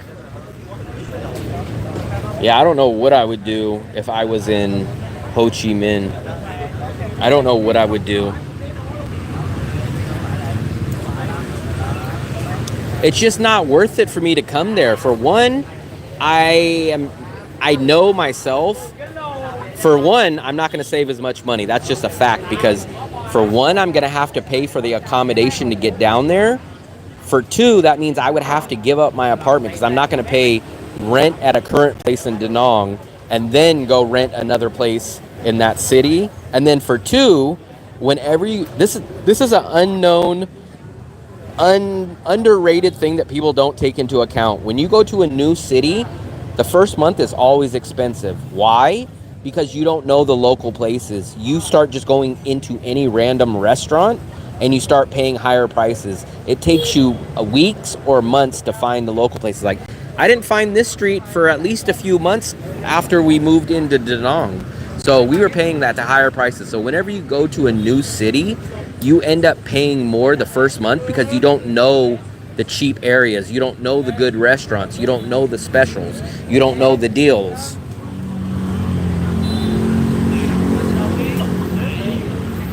Philip, that is probably the leading option as of now. Unfortunately, that's the worst because I don't get nothing out of it. I don't get to go see a new city. I don't get to go see a new country. All I do is plop down $150 to sit on a bus and lose 3 extra days of my visa. So there's absolutely nothing positive in that situation. But that scenario is kind of probably the leading situation. It's the worst because I don't, like I said, I don't get to go see a new city. I don't get to see a new country. I don't get nothing for my money. I just hand them over $150, lose 3 days on my new visa, and that's it.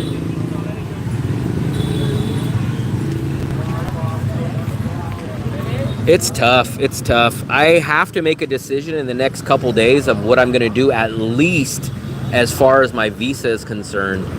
Because no matter what, even if I take the job in China, I don't think I'll be going to China on January 1st to live there.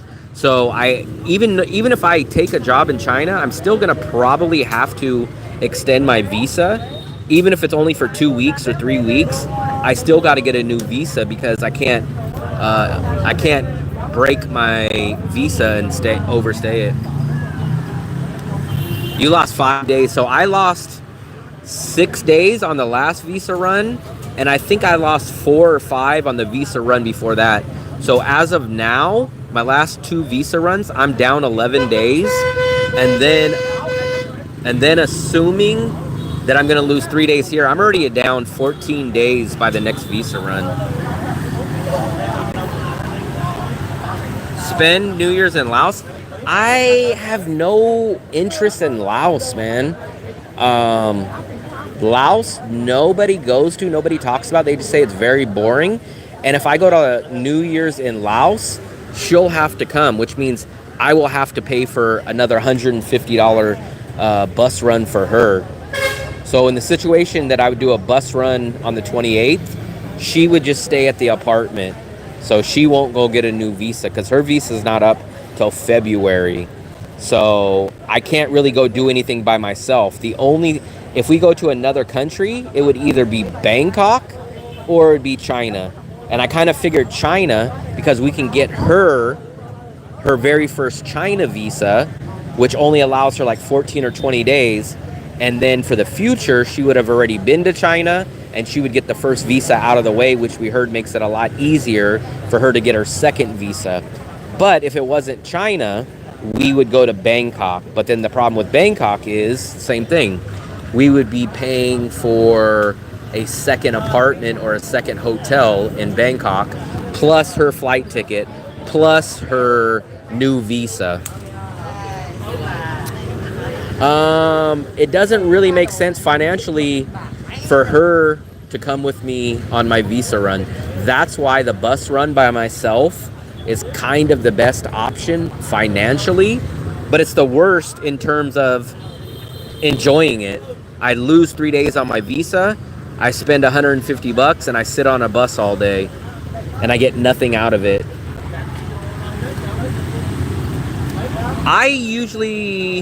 So my general rule is I need to do a visa run at least one day before, maybe 2. The bus company that we do usually runs on Wednesdays and Saturdays. So I always do it on the Wednesday or the Saturday before my visa is due.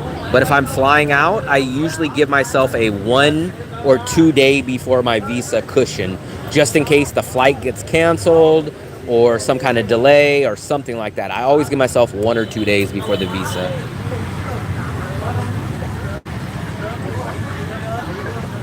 I got my visa run on the 7th. No, your visa run, assuming that you're doing the bus run, with Lynn Visa, we just looked at the picture. Oh, yeah. You have to do the 3rd. So you're in the same boat as me. You would have to go do it on Friday the 3rd. Friday the 3rd would be for you, which is the same for me because mine's due on the 2nd and they got rid of the January 1st bus run. So that means I got to do the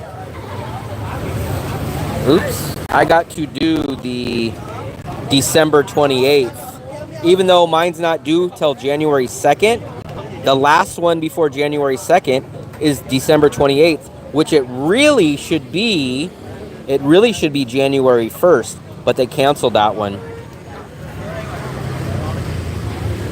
No, it wasn't going to be difficult because when I did my last visa run, it's even on video. If you guys go look at my last video, I asked him on camera. I said, "Oh, my visa is due on January 2nd." And he said, "Oh, okay." And I said, "What? You guys are still doing January 1st or is that a holiday?" And he said, No, we're not doing, there's no holiday January 1st. We only stop running on Tet, which is this day. I'll show you guys. I'll show you real quick. So the holidays were only supposed to be Tet, but for some reason at the last minute, they decided to get rid of this visa run. So they got rid of January 1st, which is the only day that I need out of 30 days. They got rid of that one. Coconut Man, thank you. I appreciate it, buddy. I appreciate it. Big thumbs up.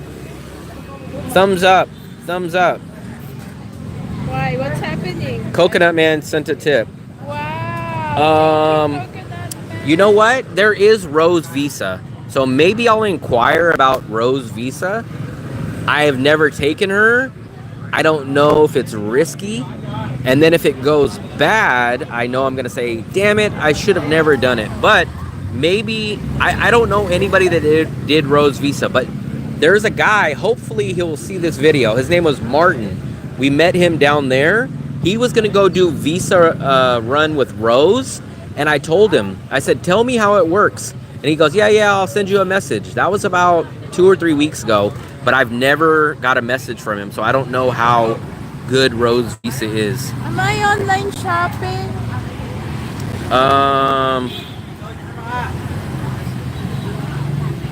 Saigon bus run is open on my date. It's more expensive than Lynn. Oh, okay. I thought you were in Da Nang. You're in Ho Chi Minh. I've heard good things about Lynn or Rose Visa, but I just don't know anyone personally that's taken it or anything. I technically heard it's supposedly cheaper, but I have no details. I've only read a couple of reviews, but I don't know how it works or nothing like that also. And remember, guys, I'm the type where if it's not broken, don't fix it. I get that it's 3 days, but you're not understanding. 3 days times every visa run. So the first visa run, I lost 6 days. The second visa run, I lost 4 days. This one, I'll lose 3 days. So I've lost, you're not understanding in the end game, Philip.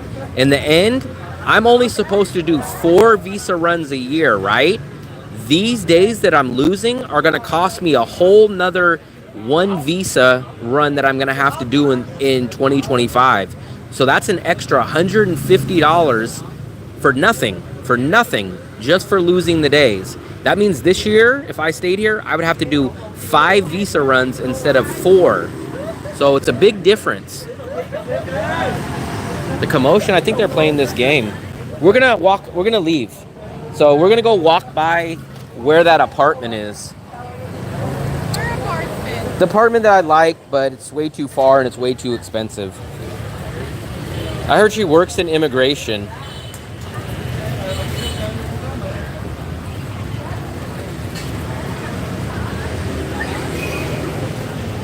Yes, I understand. If it's just 3 days and it never would have affected me, I get it. But the problem is, it's going to cost me doing a whole extra visa run for the year. Assuming I stay, let's say I stay for the whole year, I'm going to have to do 5 visa runs this year instead of 4, which is just throwing away $150, Philip. And I know you value money. So imagine going to stay at AOA Hotel and then they just said, hey, guess what? You booked a place here, but now you got to pay $150 extra to stay at AOA. Let's go this way. Fluffy. I'm paying $150 for an unnecessary visa run, a 5th one that I don't need, only need because I lost days on multiple visa runs. I shouldn't even be doing a 5th visa run. I should only be doing 4, but because of the combination of lost days on each one of these visas is going to cost me doing a whole extra visa run that I never should have done. 90 days is only 80. I give up and only stay 80 days. Why 80 days? I don't get it. So the only way that you can technically save on the visa run is by doing a flight, because the flight every day is the flight. The bus runs are every 3rd day, which is not really the problem in this situation. I understand maybe losing a day or 2, but I end up losing 4 days on this one because they canceled out of nowhere. They just canceled the January 1st one. So there's no bus run running on that week, which I asked him when I was there, and he said, yeah, we're open Christmas Day, January 1st, we're open. The only time we don't do a bus run is on Tet. And I said, okay, cool. Unfortunately, I guess I got to be on the bus on New Year's Day, but guess what? That's fine. I'll lose 1 day. And then someone posted the schedule, and then someone said, oh, there's no bus run on the January 1st now. And I'm like, why?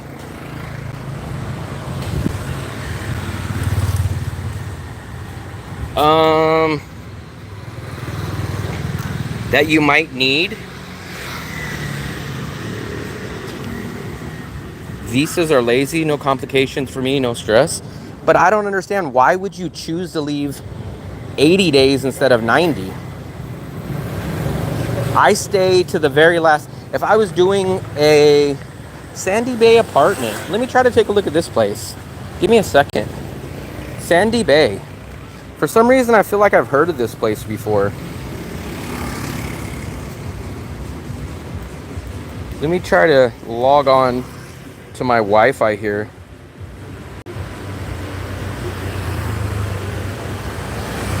I'm not really wasting time talking about it because I have to be talking about something while I'm on live, unless you guys want me to be silent.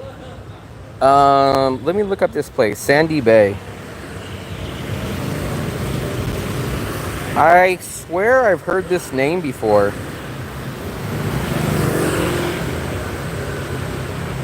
Oh, I'm not logged in, am I? Yeah, I'm logged in. Sandy Bay Apartments.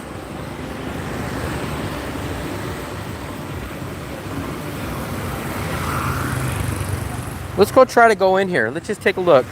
I have no clue if they're gonna let us. It's under? Are you sure it's under?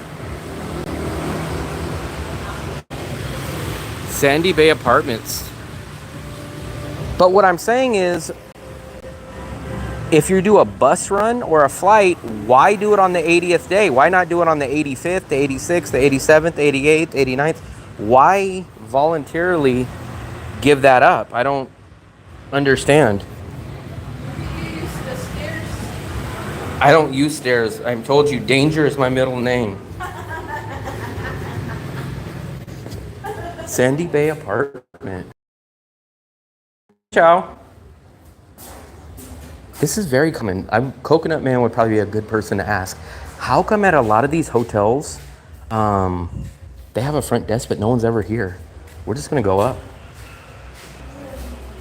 Why is there always no one at the front desk? First question, why is there always no one at the front desk? And second question is, where are they?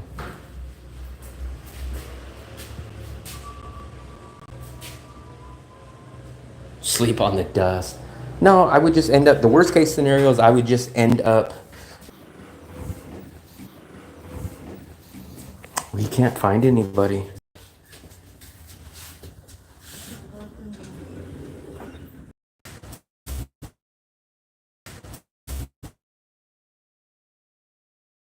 Hello. Hello.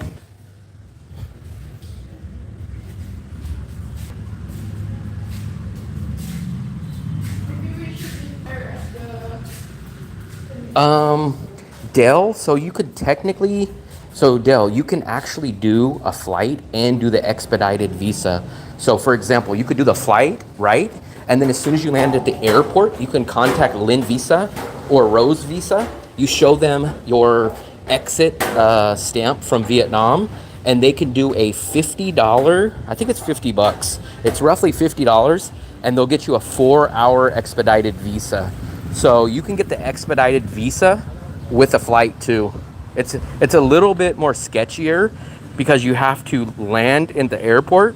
You got to take a picture of your exit stamp from Vietnam, and then you need at least 4 to 6 hours for them to process the visa. So a lot of people didn't know that, but you can do the flight and the expedited visa on top of that. No, we checked at the counter. No one's sleeping. Maybe they know. It's what? It's what? It's an original Starbucks tumbler. Yes, you could do the expedited Maybe you should visa. have this. Oh, I need that. Yes, you could do the expedited visa even with the plane flight. I asked Lynn Visa that last time. I think it's $50, but it's a little risky because let's say, for example, let's say you take the flight, right? And then you land, you take a picture of your exit Vietnam stamp, and then what happens if they can't process it in 4 hours or 6 hours and you've already booked a return flight? Then you miss out on that. That's why it's risky, but it is possible.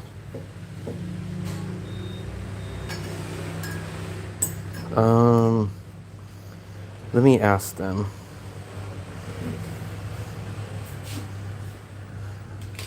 How do I find someone for the apartment? Xin chào. How do I find someone for the apartment? Sandy Bay. Where? I didn't. Somebody just to talk to. I want to look at it.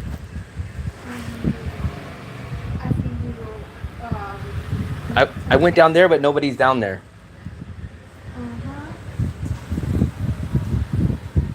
Let me see.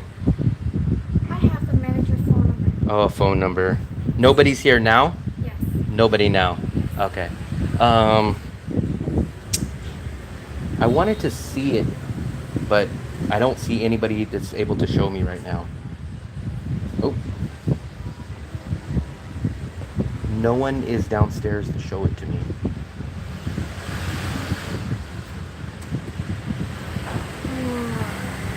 This problem you must contact with the manager. Yes. Not tonight, tomorrow? Yes. Tomorrow. Okay. Do you know, is it big room, small room? The medium room. Medium, not so big. Kitchen? I'm not sure. No. I'm just starting here. I understand. Do you know how much it is? 1 month? I don't know anything about Nothing. Okay. I know you work here. I just wondered if maybe you know. Come on. The place is called Sandy Bay Apartment. It's nowhere on Google. At least I couldn't find it on Google. Come on. It's a few buildings down from where we were just at. Actually, look, they make almost something similar to what we just had. This is almost just what we had right here. Check. Yeah. So it's called Sandy Bay Apartments. We went down there, but nobody's down there.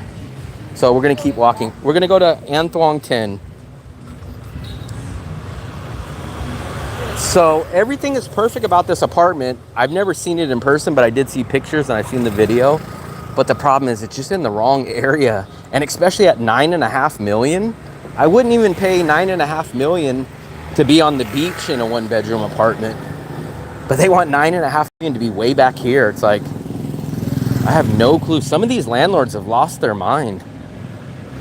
But like I said, I've noticed over the 6 or more months, these landlords have been really thinking they have a gold mine, and then they end up don't renting them out, and then they just keep advertising them every month. So it's like, it's very different from the USA. In USA, not renting a place out is losing money, where here it's like they have this really stubborn belief that I'm not gonna dishonor myself and rent it for lower. I don't care if it takes 8 months, someone's gonna give me that price at a certain point.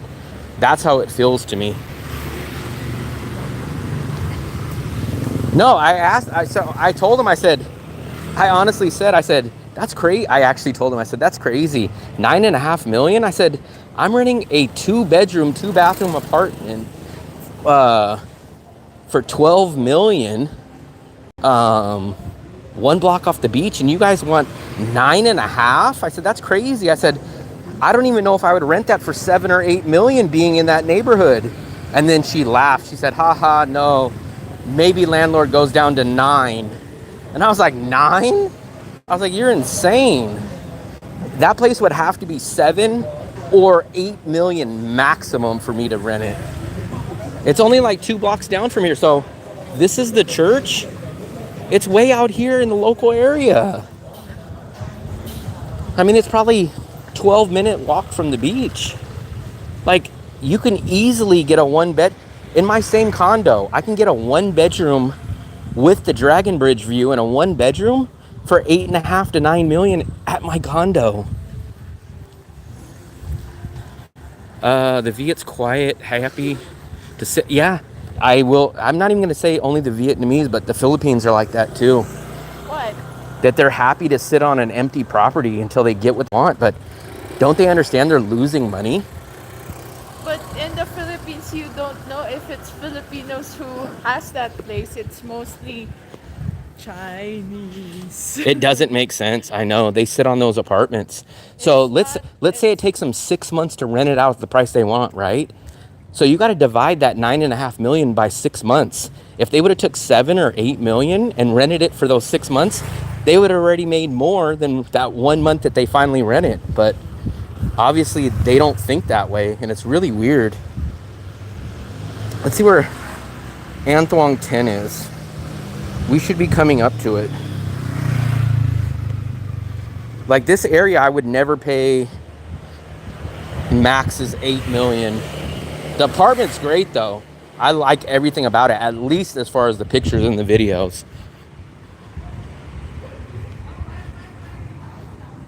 That's it. That's what I said. I kind of feel like the Asians feel like, I'm dishonoring myself by lowering the price. I'd rather hurt myself and lose money, but I need my honor of keeping my word. That's what someone else said. Foreigner, they know you're foreigner. You pay more. But I'm talking about these places for months. So after 3 months of not renting it, don't you think that they should just jump on the next deal? I think that they would find someone who would rent it at the price that they wanted. But after 1 month that it doesn't get rented, 2 months it doesn't get rented, Yeah, at a certain point they have to say, wait a second. They'd rather find someone. So this is the who's street. willing to pay. Yes, but they look at how many months they've already lost money now. They don't really care about it. I would rather lose 1 million or 2 million taking a cheaper price for those 3 months than to lose 100% of the money for 3 or 4 months. So we've been down this street. This is supposedly where it's at. So it's already going to be loud here. They want 9.5 million for this place. It's crazy. With karaoke stuff playing loud. And then you're in the heart of the Western pub. 9 million, crazy. The hamster wheel, I'm not going back to the USA no matter what. The hamster wheel is the USA. The hamster wheel for me is the USA. Only way I go back to the USA is if it's my last option or I have an emergency or something like that, but I'm not going back to the USA. Whoa, something's making noise. Huh? It's a rat. Did you guys see that? The rat, look, there he goes. I knew I heard something and he was in the thing. Yeah, this is like the Western pub. This is like the tail end of it. I don't like this area, but supposedly it's here somewhere. No, The apartment. It's supposed to be here. Let's What does it say? Anthuong 10. What? The place I showed you. Let me open it back up again. So let's try to I figure saw it. something that says V apartment there. Let me try to open this and see if we can kind of figure out where it's at. Take a look at this, guys. Here's the video. Let's try to navigate. 6th floor. So Maybe it's this one. it's on 6 floors. Here's the balcony. Maybe it's this one. Where's the balcony? Hold on, let's take a look at the balcony. They don't calculate the losses. That's the stupid thing. That's not a business. That's someone that just thinks they're a businessman that's not. Oh, it's this one. Hold on, here's the balcony. Look. It's looking towards... This one. That one. Yeah, it's probably that one right above the karaoke place. 1, 2, 3, 4. That's got to be it, guys. I'm assuming So it's literally above where the karaoke place that we just had. It's that one or this one. But there's nothing good about... I don't like this area. It's quiet in this area, but this is where the Western pub begins, and then it's still 8 to 12 minutes from the beach. It could be this one. I'm not finally getting a 1-bedroom. I'm looking, but everything has been a strikeout. Rio, 1, 2, 3, 4, 5. It can't be this one. It must. I have a feeling it's that one. That's literally right below, right above the karaoke place. I've looked at about 8 apartments in the past week. Every single one struck out. They won't even go past 9. So they wanted $9.5 million for this place. And then I said 9. I was like, maybe at 7 or 8 million. This is Detroit Pizza, I think. What's up, buddy? Oh no, it's Detroit Pizza's down at this one. I said 9 million. I even laughed. I said, that's crazy. I said, maybe I would offer 7 or 8 at most. And she laughed and said, maybe I can get the landlord to go down to 9 million from 9.5. And I was like, 9.5? I'm like, you're not even at the beach. And it's not even a 2-bedroom. Have you hit your head? I did. Hold on, let me show you. Fluffy. Look at what I put. You guys will see. I think this is where I put it. Let's see. I don't want to stay in this area. There's so many running rats. Look, this is what I put. 9.5 million, way too much. My budget is 8, right?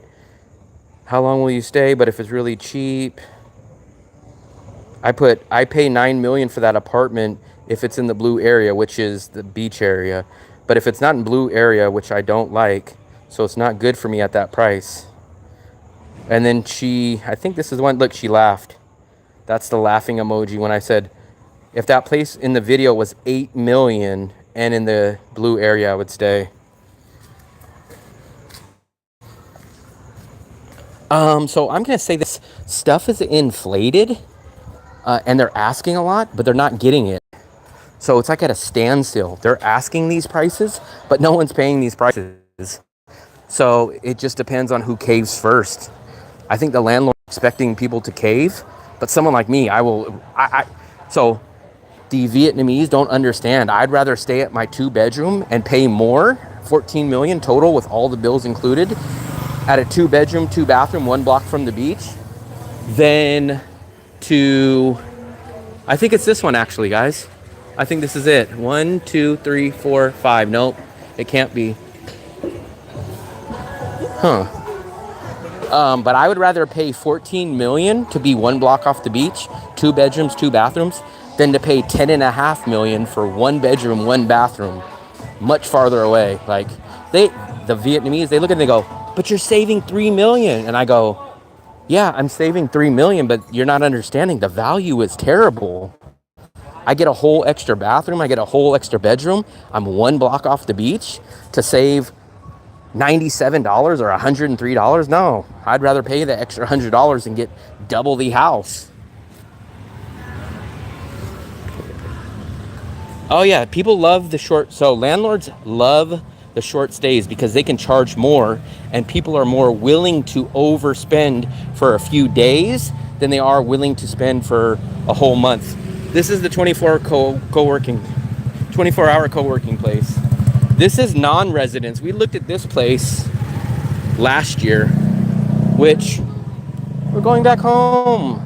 Why are you going there? I'm crossing the street.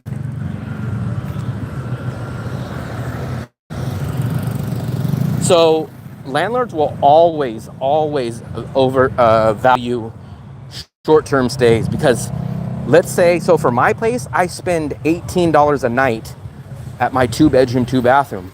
But How much is non-charging at 11? it's a lot. It's more than what I need.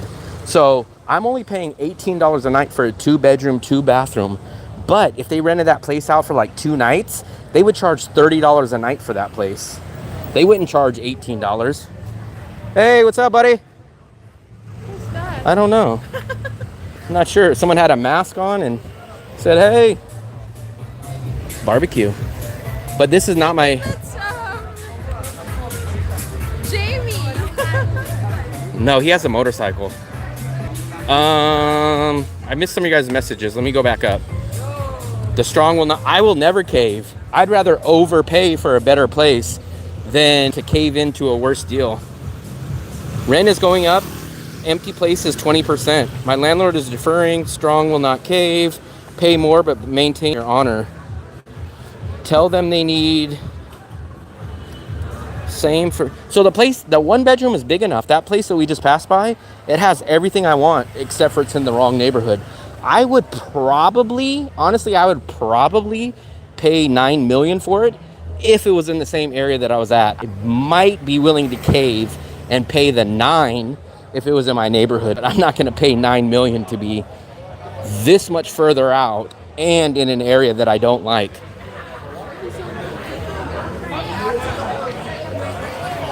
No, they're asking $9.5 million.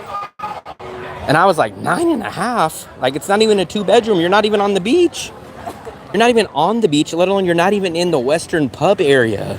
You're outside of all those areas.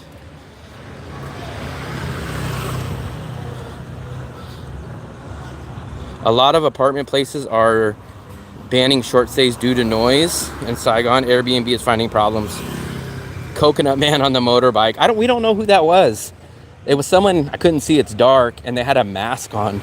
I'm kind of thinking it was either a viewer or it could have been the guy from Australia that lives in this area. Where's that, Philip? No, Jamie has a motorcycle, unless he got something different. Or maybe it could have been Mateus. Could have been Mateus. He rented a scooter. Outpost. I sent you a leak for Sandy Bay. Okay, I'll try to take a look at it when we sit down, but I asked the lady there and she said it's small. So I don't even think it would be worth it for me. Nice place. There's like a balcony that you can sit at. So the thing, Coconut Man, even with the $10 a night, you're getting no living room and you're getting no kitchen. So you're supposed to, at $300 a month, you could get an apartment that has a kitchen and a living room for that same price. Which, you guys know, I need a separate living room and I do enjoy having a kitchen. Natatain na ako. Ask the lady from Hamburger Joint. Locals. All new apartments, new appliance. Yeah, Dale, but what area are you in? I have a very, very, very, very, let me say it again, very specific area that I want to stay in, and 3 major specific requirements. I've only found like 2 options that fit all my requirements. I wonder if they know what I'm saying. 2 blocks from the beach, but I don't like this part of town, which technically is, everything in this area is blocks from the beach. I do not want to be in the Western Pub area. So let me show you real quick, Dale.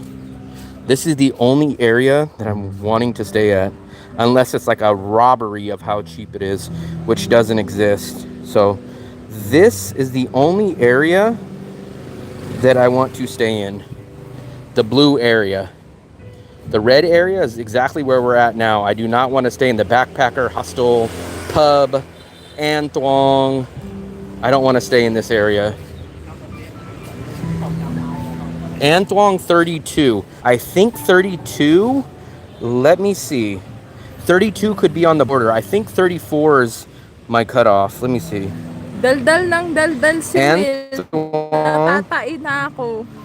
32. Let me take a look. Where's 32? Okay, 32 is... I don't know if someone So that's understands where... me. I think that's where the Indian place was. Or not the Indian, but I think that's where the Thai restaurant was. I wonder if someone 36 square meters understands too me. small for me. Does someone understands me? Daldal ng daldal si Will. Natatain na ako. Let me see. Hold on. Oh yeah, that is... What is this one?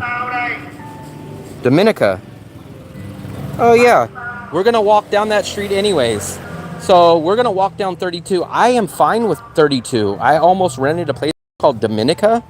Tell me about your place. I need 50 square meters. I need a separate bedroom with a separate living room, and it needs to be under 8.5-ish million. But 32 is in my area. So basically, I'll show you guys exactly. This is my cutoff point. I do not want to be anywhere beyond this point. Everywhere. This is La Quang Dao, and this is the An Thuong pub area. This is my cutoff. I do not want to live on that side.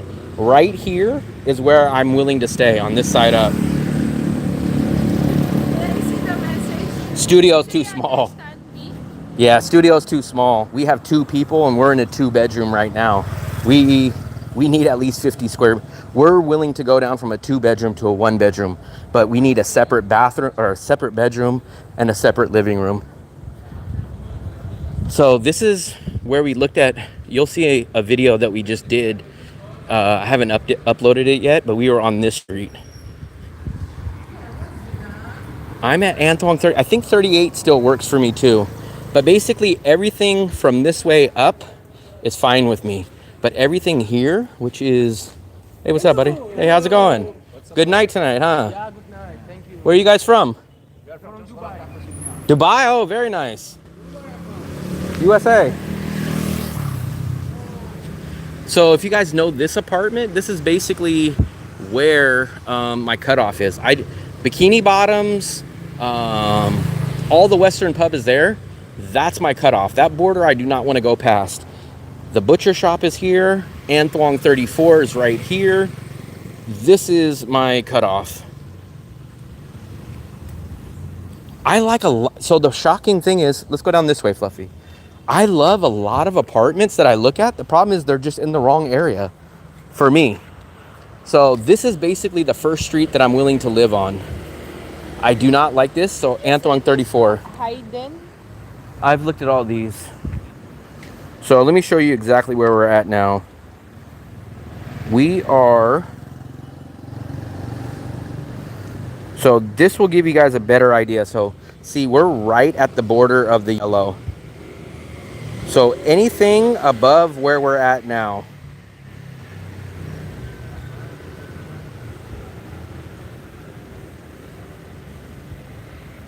Martial law in South Korea? Is that real? Never heard of that. Didn't even know nothing was going on in South Korea. I know someone that's supposedly going to South Korea, but here's 34. This is the Grand Lotus. There's our apartment. So you guys can see our apartment right there. So I see amazing places. Everything that the weird part is this area. Coconut Man maybe can tell me the answer to this, but this is the main area that I want. Shockingly, there's extremely low things available. Almost nothing is available here, and when it is, it's either way overpriced or it's very tiny. Now, if I go 2 blocks over the other way that I don't want to be at, you find bigger stuff and cheaper stuff. But for some reason in this area, nothing is available. And when it is, it's overpriced or it's small. See, this is An Thuong 34. What did he say? An Thuong 32. We'll go down 32. I won't be searching for years because obviously I found it. I found it at my apartment complex. The thing is now, I kicked myself in the butt. I probably should have moved into the 1 bedroom in September when I did that video of it. That place was perfect. They wanted $8.5 million for it, but that place is now gone. So if I could find that $8.5 million on the 20-something floor that I looked at in my same building, I would jump and take that. But I asked the landlord, she said that place is gone. Then she showed me another one in our building, but it had a horrible, horrible layout. It was terrible. So I passed on it. So who was that said just a couple of minutes ago? I can't scroll back up, but one of you guys live here on 32. They have a really, really nice place. I did a video on one right there, but the place was like $1,700 a month, which is insane. $1,700 a month, guys. That was more rent than my place in the USA. Why'd they declare martial law? I didn't hear nothing. You never hear nothing about South Korea. No, we're willing to give up the extra bedroom, but it has to be for the right apartment at the right price. This last time, but they said how much is it? Condiments.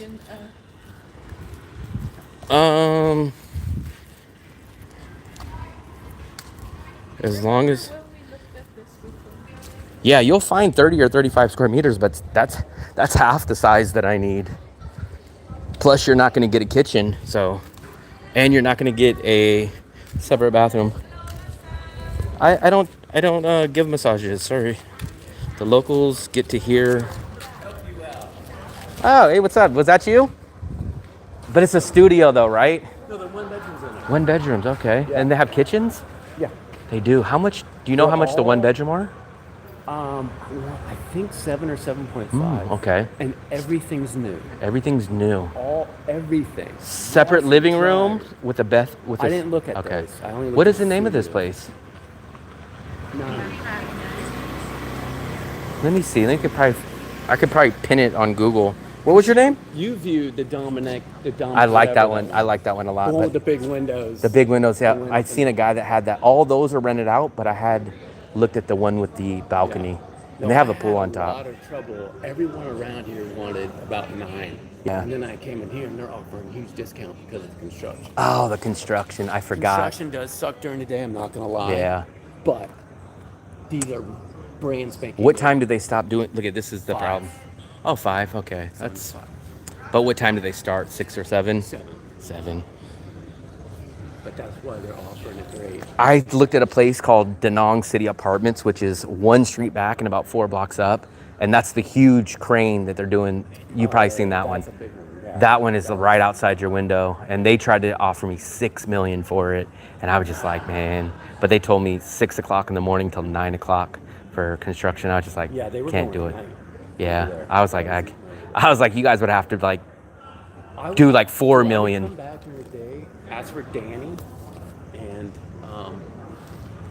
That's the right price. It's the right area. But like I said, there's always one flaw. they're just so nice. They're really, really cool. I mean, they're brand new. Are you staying there? Yeah. You're staying in a studio though, right? Studio, right there's my window. How much is a studio? 7. I don't see the name on here. Let me take a look at it. What is it called?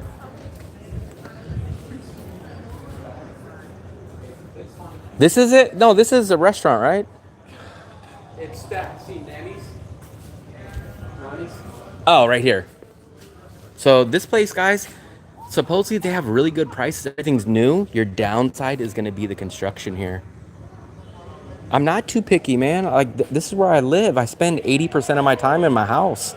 I'm not a traveler, guys. I don't just, so a lot of you guys come to travel. You guys want to spend a week here and you guys go surfing in the morning, go out at night. I don't do that. I spend 70 to 80% of my time indoors. The only time I go out is like when I go eat dinner. So I need to be happy in a place that I'm at. Remember, I work indoors. My girlfriend works indoors. We need our separate space. I'm not out here to go swimming and surfing, go look at the museums, and then move on to the next place. I'm here for long term. This is like you guys living in your own city. You guys aren't just going to take a crappy little place in your city and just say, oh well, I'm just going to live here forever and be miserable. It's not picky. I only have 3 requirements. I have this area under 9 million with a separate bedroom and a separate bathroom. It's called Nanny's apartment. Here we go. Let me save this. We will probably take a look at this place, but let me save this.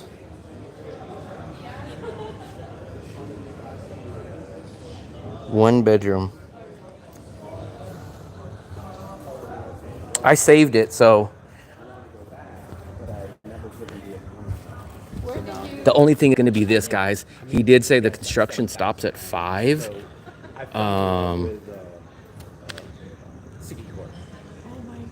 Sikihor. I really love Sikihor. Most But Filipinos doesn't really want to go to that. So this is the problem. They said they stop at 5, but it's literally right across the street. And if you get a balcony, man, that's your view. But he said everything's new and it's a good price. But so you would have to give up the noise. No, I would have said yes to that place. Let me show you guys the place one more time. I wish I would have spent more time on the other side of the hole, which is a nut. This place I would say yes to. The problem is it's too far out of my area, and it's too far out of my area, and they want 9.5 million. I could picture myself. This place is perfect for me. Big living room, balcony, 2 balconies actually, 1 balcony there. It is a smaller kitchen with only a 1 burner. But I'm willing, so this is negotiating to me. This is saying, okay, I'm willing to give up 1 burner on the stove and pay this much, but I'm not willing to do it at 9.5 million, 12 miles, 12 minutes back from us. It's going to go on for months, yeah. It's not even close. Look at it. So when they have the bricks out like this, and this whole front end is just like not even started. So you're basically getting a discount because of the noise. So your option is save $1 million to $2 million staying at a construction zone, or go pay an extra $2 million, which is like $80 to get away from construction. And I was like, I'm lost right now. I don't have to renew my lease. That's the thing. I'm on a month to month, and I just tell my landlord like a day or 2 before. I just say, hey, can I pay rent? I'm going to stay another month. I have no lease. That's another reason why it's extremely hard for me to move. I don't have a security deposit, and I have a month to month lease. So every month I just tell my landlord, hey, can you come pick up rent? I want to stay another month. Next month, hey, I'm going to pay another month. Can you come pick up the rent? And I have no security deposit. I'm not going to get that with another place. I'm going to have to pay a security deposit up front. I'm going to have to sign a 3-month lease. Only reason I'm debating about leaving my apartment is because I want to save an extra $150 to $200 a month. That's it. But my apartment has everything. Funny when I saw him walking around, I was like, I'm gonna intercept him right now. We've walked down the street. I'm sure you have, because I saw you do the view of that one down Of Dominica, okay. Yeah. I like Dominica, but then the problem is they raised the price on me the second time I went down there. And then they were willing to do a 1 month with me. And then the next time I came, they said, no, 3 months minimum. But it seems Dominica's always booked. Yeah, it was booked. I tried to get in there, and Yeah. he's like, I'm full. I go, do you have anything available in February? He's like, He just tells you no. He's kind of a weirder guy. Yeah. He never wants business. It's just him and his wife. yeah, he's not hurting. No, it seems like that They're place. busy. They have a pool, which is halfway. It's decent. I looked at the regular apartment, but then when I was doing my video, I ran into a French guy, and he booked the panorama view, which you see the windows out there. So he doesn't have a balcony, but he has the panorama windows that go from the living room all the way there.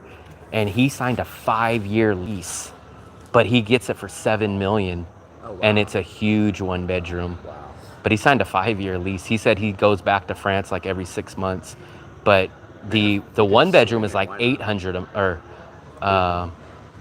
it's $8 million a month. So he got the bigger, better room for $1 million less, but he signed a 5-year lease for it. Yeah, I jumped on this because all these streets around us, Yeah. this whole area, everything was so high, and I was like, and I just was passing this, and I was like, I'll try it. I go, it looks too nice, and then he said 7, and my jaw dropped. I bet when the construction's not there, it's probably 9 million. I'm sure it will go up. Yeah. There was something I was gonna say about that. They claim that they got hardcore noise for the next month, Oh, that's what they said. but Asian time, it probably means 2 We're months. we're lucky because we're all the way at the top. We're on the 40th floor. Yeah, you guys are. That's So- hard to get rid of. I understand. Well, why you guys are people there. don't understand that the harder thing about it is I have no security deposit, and I'm on a month-to-month lease, And you're all in.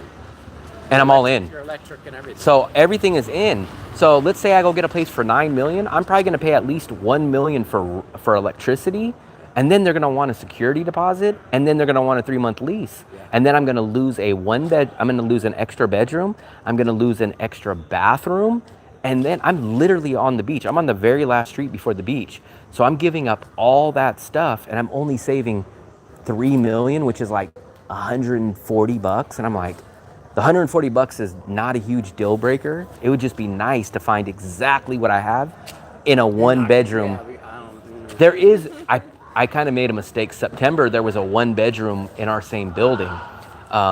They were going to want the security deposit and the lease, but it was 8.5 million. I passed on that, and it's gone. And then they did show me another one, but every condo has a different layout, and it wasn't the same as that, and I didn't like it. So everything I find is either too far, because this is the cutoff. I don't want to be past. No, I agree. I don't want to be that way.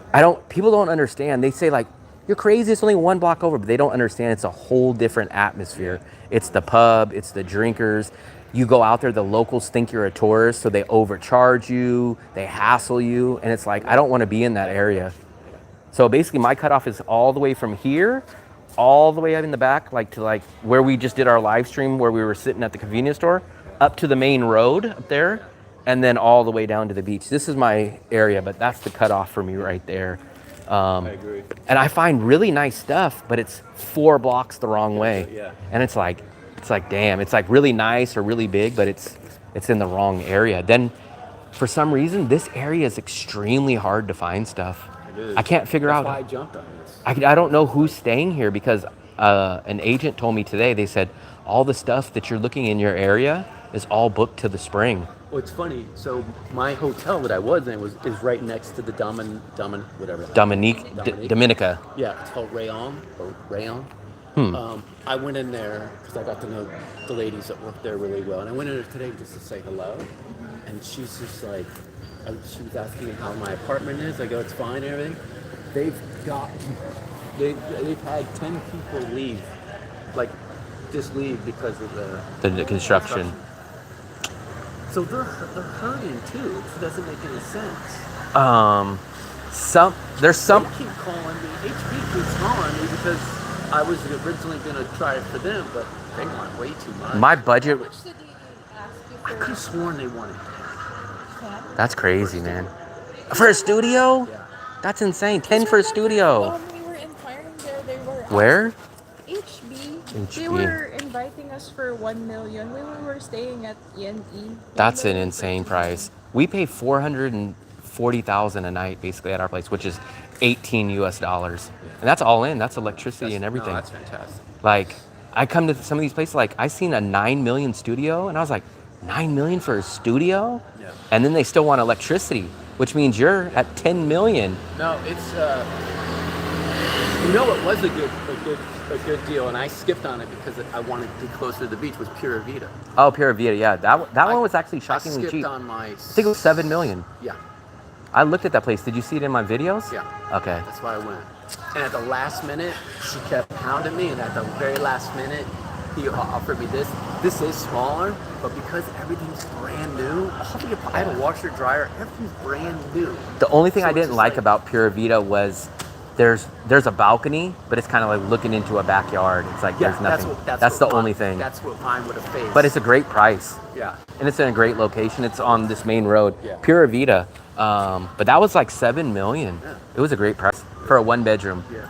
I like that place. That's a great budget value I place. just felt like closed in because that building was right there with the just.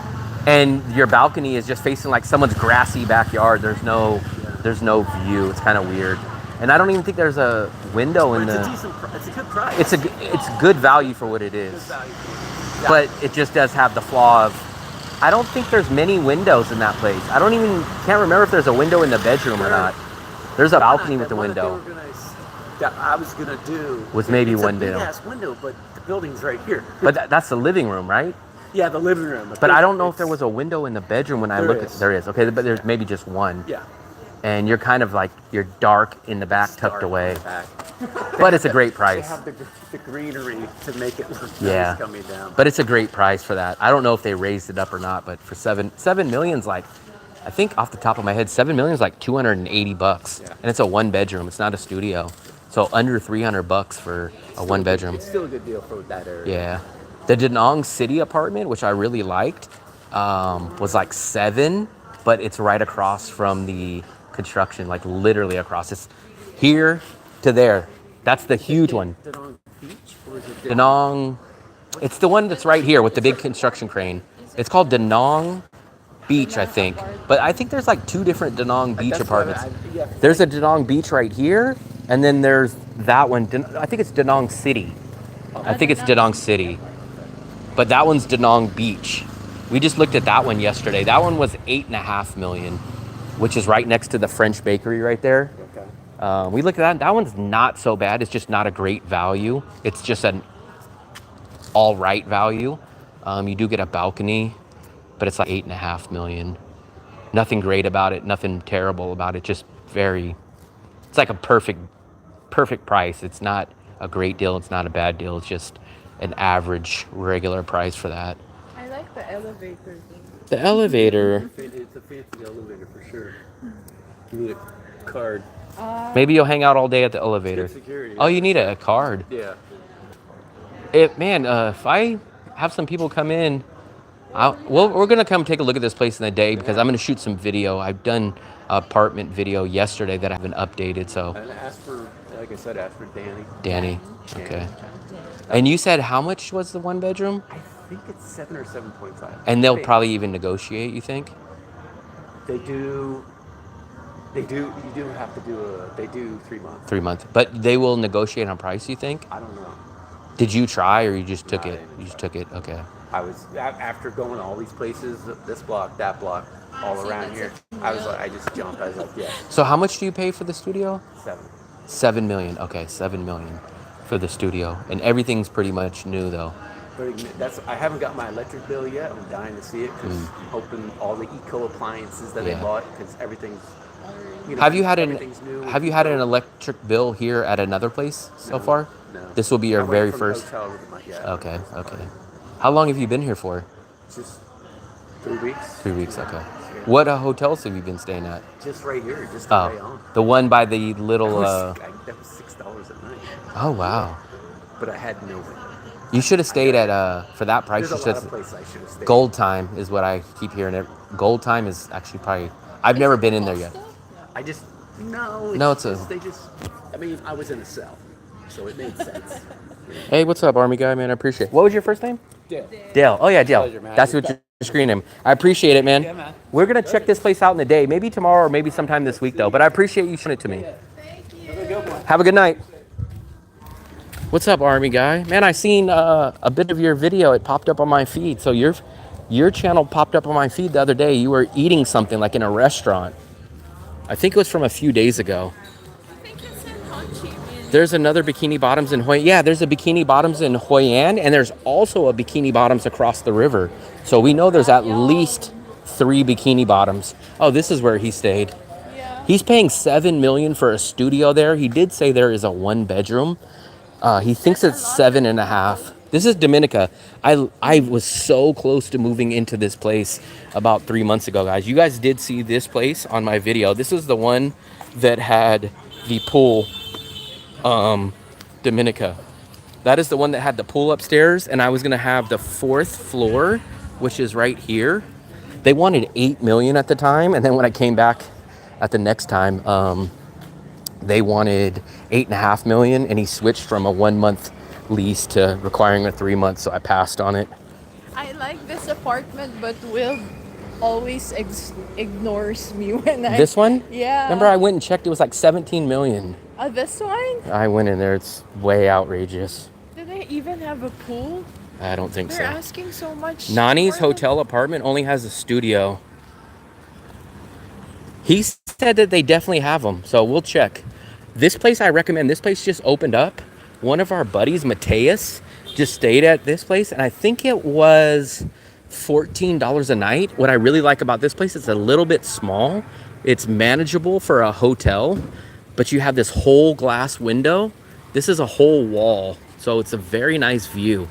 The whole wall is glass. They do have a cheaper room. It's a bigger room for a couple bucks, like 12 or 11 bucks a night, but it doesn't have that view. I wonder if it's hot in the morning because it's glass. Sophie, that's where you can get water. You can just get water. That's kind of shipping. That's why it popped up on your feed. Yeah, it popped up on my feed. Someone we just ran into yesterday, he's staying at a hostel here. He's paying $3 a night, the guy that we ran into yesterday.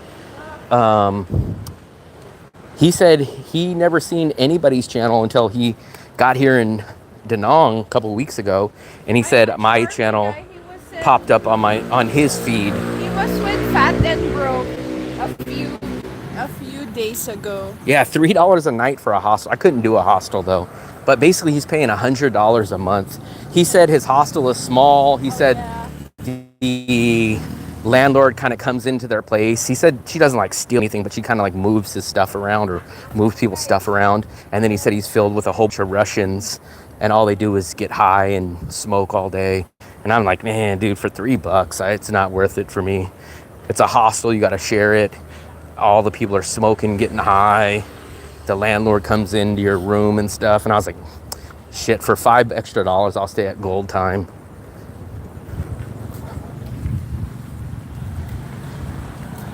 I get that in Delot.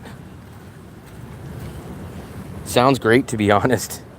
It's exactly the opposite of what I want. I want quiet.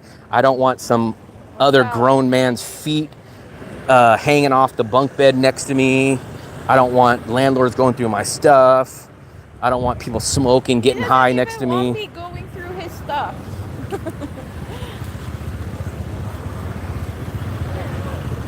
Like, honestly, I don't even know if I would stay at a hostel like that for free. Honestly, guys, if someone was like, hey, we'll give it to you for free for a month, I probably wouldn't even stay for free. Wow, the lights are all off. Maybe they're conserving energy. We did another long live stream. We're almost back at our apartment now.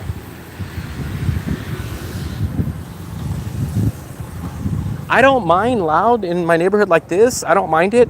But we're up so high that we don't hear it at night or even when we wake up in the morning. But I don't mind. Like when I'm out, I don't mind noise. So some people are so weird about noise when they're out. Now, obviously, I don't want it when I'm sleeping or when I wake up. I mean, I'm not as bad as other people about noise. Like for a great deal, I probably would accept a little bit of noise for a great deal. But I don't mind noise when I go out.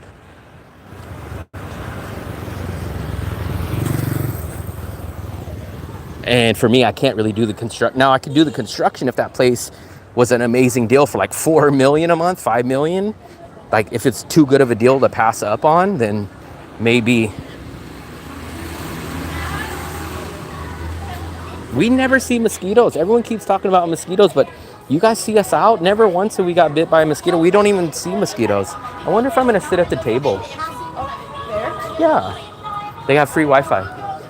there? Go up and take a shower. I think you need it.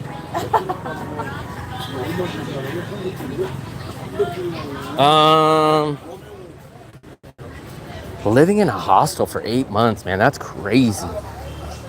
That is crazy. I don't even know if I can live there for 8 days. For me, the one thing is I don't know if maybe Coconut Man. Coconut Man seems to know everything, but there's a trait about me that I can't put up with. I cannot feel uncomfortable. There's what? Oh, I'm gonna go in. I'm gonna go in. There's no tables over there. It's okay. It's okay. There's a trait about me. Like, I can't feel boxed in. I can't feel uncomfortable. I can't feel. Where did the tables go? I don't know. Maybe someone stole all the tables from our spot. Look at Christmas tree in our apartment.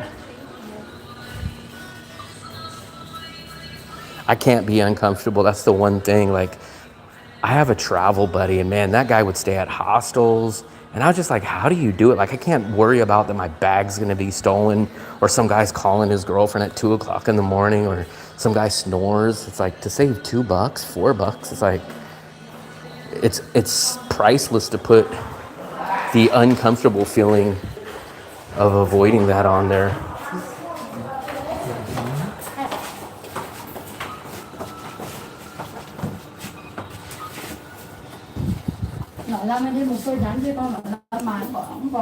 Me either. Who only stays at apartments with gold? No, see, that's the thing. I don't care at all about the furniture. The furniture can be an old. I don't care nothing about luxury. I just care about space, location, and price. But I'll take old furniture. I don't care about that. I don't need new stuff. I don't need luxury. I just need space, size, and price. I'd rather take an old place that's bigger than a smaller place that has luxury.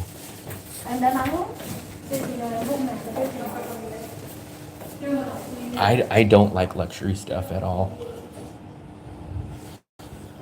And I know a lot of travelers, they do the opposite. They'll say, oh, I like the place. It's only 20 meters, but it has marble and the shower looks very nice. And look, it has an amazing couch. And I'm like, to me, that's not any value. I'd rather have an old beat up couch with a 60 square meter apartment, a 5-year-old appliance, as long as it works. I'd rather take that over luxury. The luxury doesn't do nothing for me at all. It's of no value. It's so cool. I want this. Oh, it's gone. It's gone. It's gone. I need fast Wi-Fi and smart TV and all that. I've been lucky. I've never had any problems with that at all in any of my apartments. What is that? Stay here. I'll lock you out. I know the password.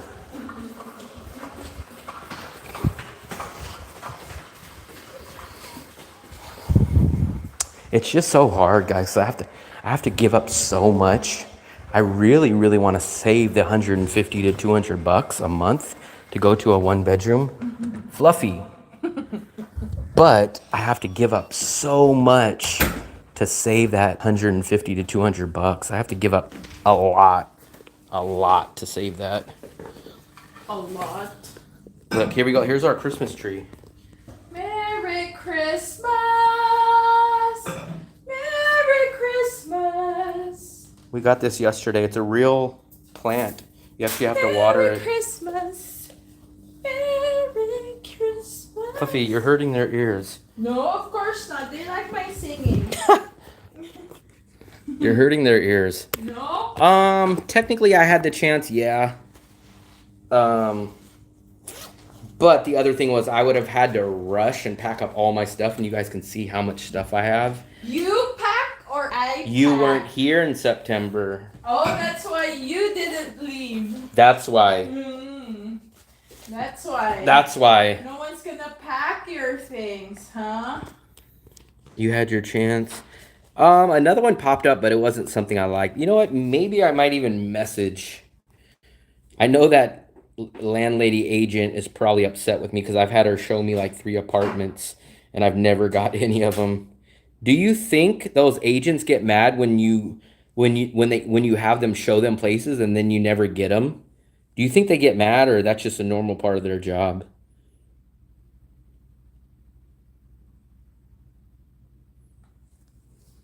Fluffy, they said you're hurting their ears. They said someone said that you broke their mirror in their apartment. No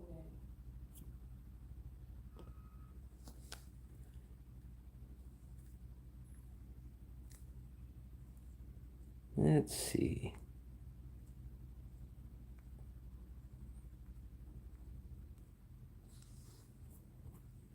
They said you broke their eardrums. She can't see. She's not looking at the chat, so yeah, they said you broke their eardrums. Liar, liar, pants on fire.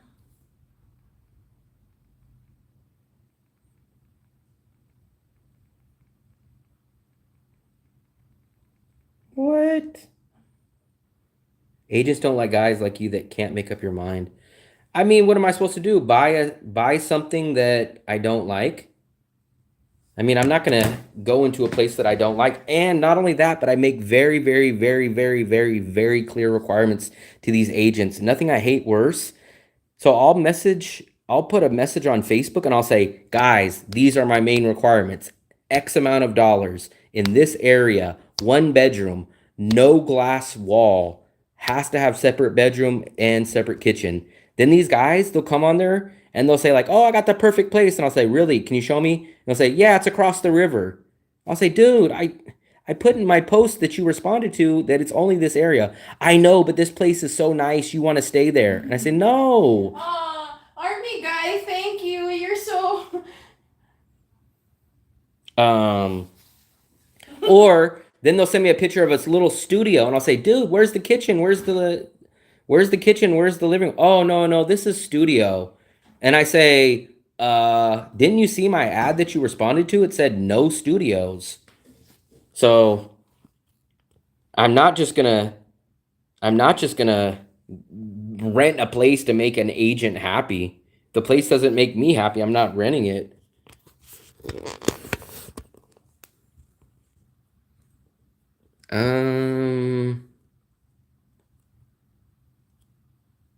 That's luxury. Fast Wi-Fi and working AC. That is not luxury, JV.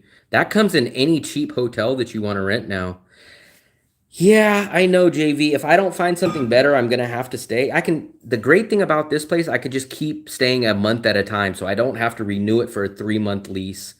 I would like to start saving that money. I would like to save 150 to 200 bucks going because I kind of feel like that the prices are only going to get more expensive going into January. So this would be the time to make the move. But I'm not forced to move out of this place. So that is the luxury of me is that I don't have to move. Now, if I can get a great deal on something that I like, then I will move. But at the end of the day, if I don't find something I don't like, then yeah, I will stay here. Just the same as the freaking visa. If I can't figure out a better way to do the visa run, then I'll have to lose the 4 days and do the visa run. And in the same boat, if I don't find a perfect place for a 1 bedroom, then I'll have to extend 1 more month at this place. But as of right now, unless something majorly changes, I think I'm going to have to do a visa run no matter what. Because even if I took a China job, they're not going to have me come to China on January 1st. Or technically, they're not, I mean, it's not even January 1st. I need to be in a new place or stay here December 12th. So, first thing is the rent's coming up. 17 million? Oh, I thought that was a month.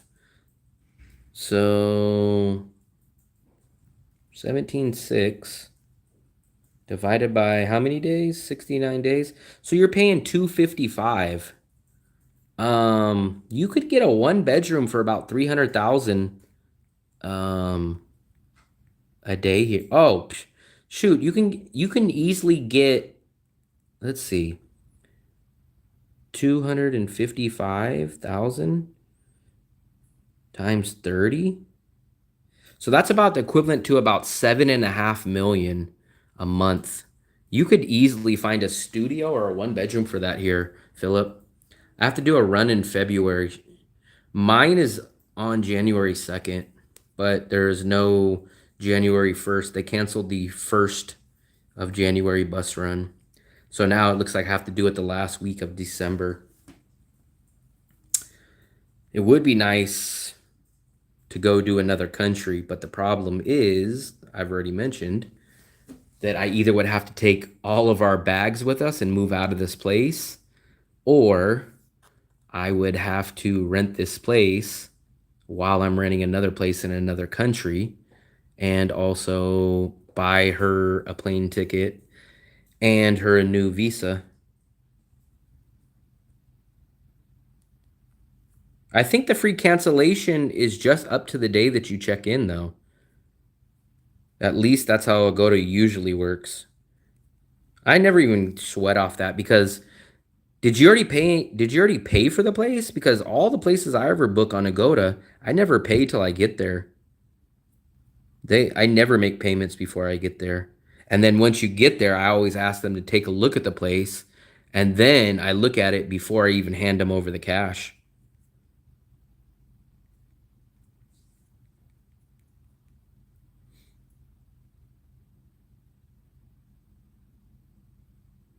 $12.5 million?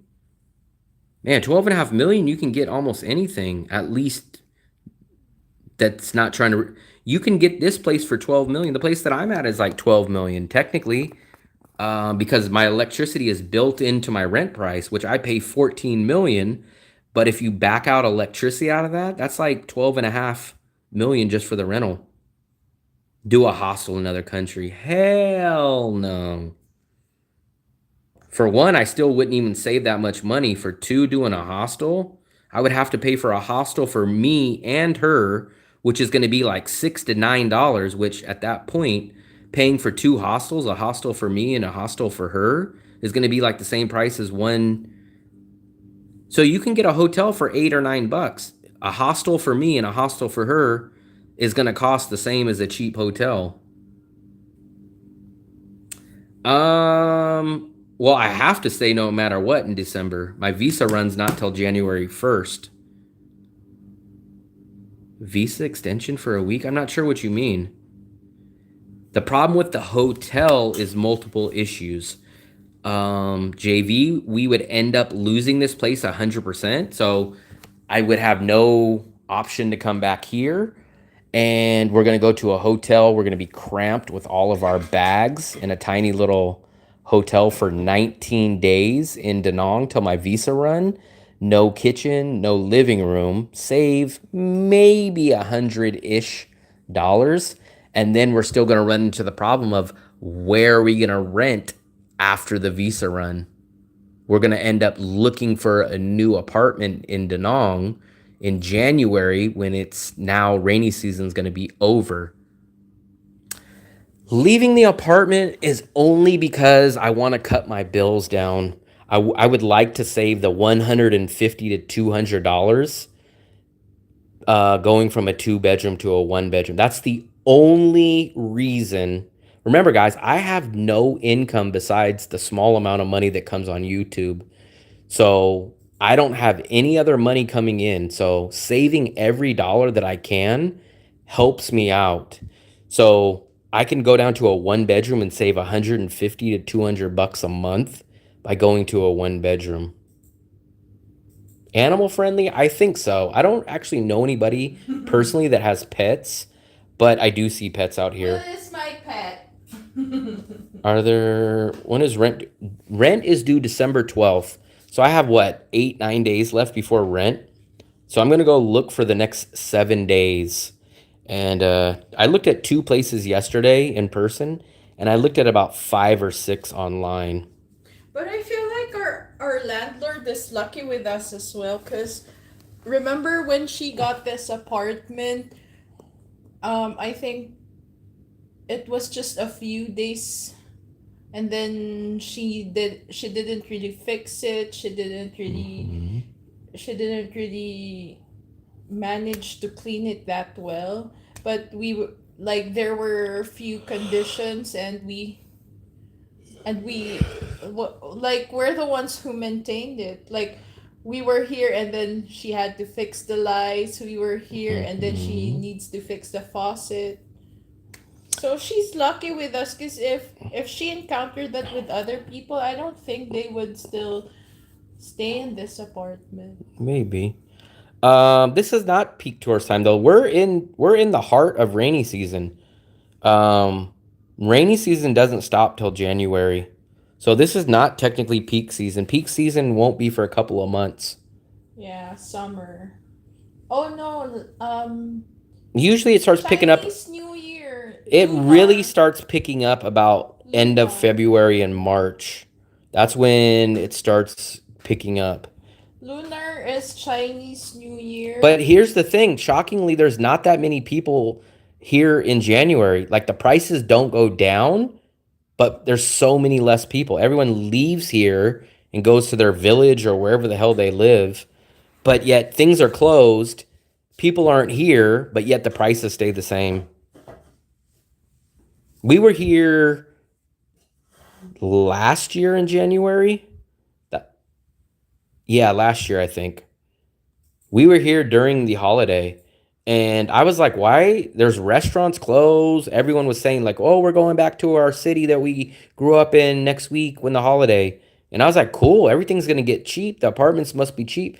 And then I was looking at them, and the apartments never went down. And I was like, huh? I was like, nobody's here. Restaurants are closed, but yet the prices of hotels didn't change at all. And I was like, no one's here. No one's renting the places. Why didn't the prices go down? We noticed people start coming in around the end of February, and then March they pick up a little bit, and then basically once you get into March, that's about where everybody's at about that time. And then April, there's like 2 holidays in April, and then in June and July they do the International Fireworks Festival, and that's when it's like really kind of the peak season. We possibly could do that, Dead Shark, but then the thing is, what do we do after that point? That's the thing. We're gonna still end up having to come back to Danong and finding a place. So it solves a little bit of a problem in the sense that it gives us a place till January 1st, but then that means that, so where is she going to go? Where is Fluffy going to go? But where is she going to go then? Because her visa doesn't expire till February. So that means where's our bag? We have look at how many bags we have. So we have to leave our bags somewhere, or we have to take all this stuff. We have to take all this stuff on a plane. So we either have to take this stuff on a plane, or we have to leave this somewhere. Van life. Van life, I want that. Van life, I don't really think it's possible in Asia. It seems like it would be extremely hard.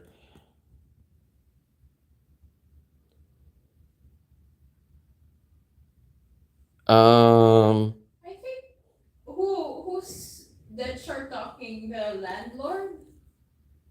Yeah, he's saying stay prorate the month from December to January 1st for the landlord. But the problem is, what do we do January 1st? He's saying, oh, we'll go to China. Okay, but then where do we take our bags? Now, if we go to China, that means I have to buy her a plane ticket, which I'm not planning on doing because I only need the visa run. But now if I buy her a plane ticket, we have to take all of our bags, which is going to probably cost us another $200. I do need that much luggage. Elvis, I moved out of the USA. This is everything to my name. I don't have anything extra. I don't even have a second pair of shoes. I have 10 pairs of shorts, 8 or 9 shirts, 7 or 8 pairs of boxers, my bachelor's degree, my laptop, my camera equipment, my charging accessories, and a small carry-on backpack. We would think about syncing the visa. I was kind of thinking that, but then the problem is her work is supposedly going to fly her out to Bangkok in February, which means I would be paying for a visa for her for a 3-month visa in January, and then she would end up leaving to go to Bangkok in February, killing the visa that I just bought her.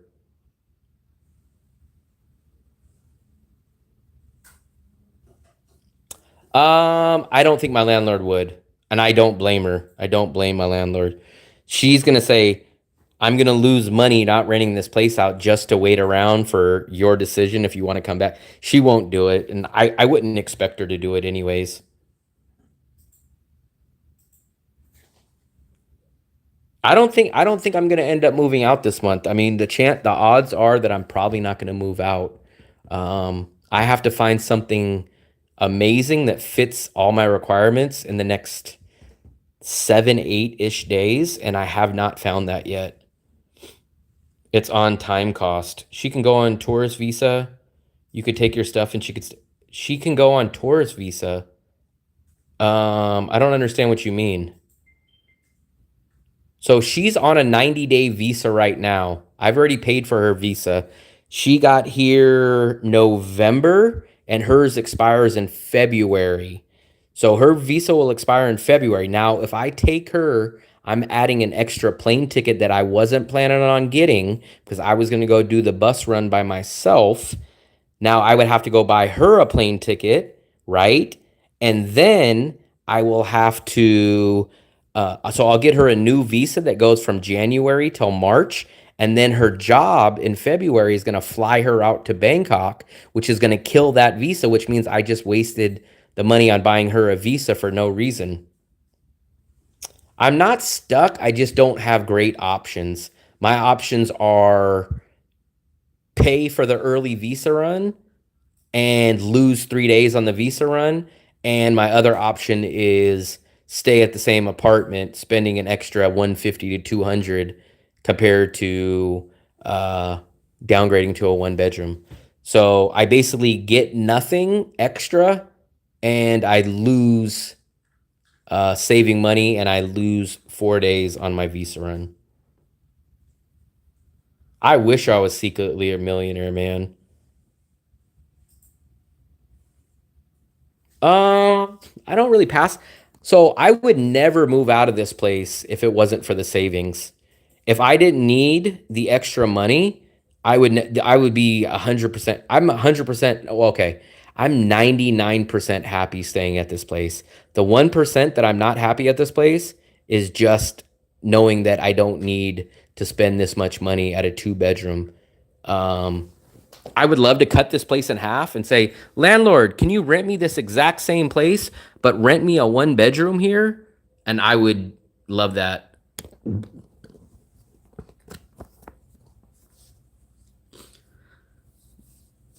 So instead of taking a bad deal, I just end up extending what I'm currently doing. If I didn't need the money, I wouldn't even be thinking about moving out of this place. I would stay here as long as I could.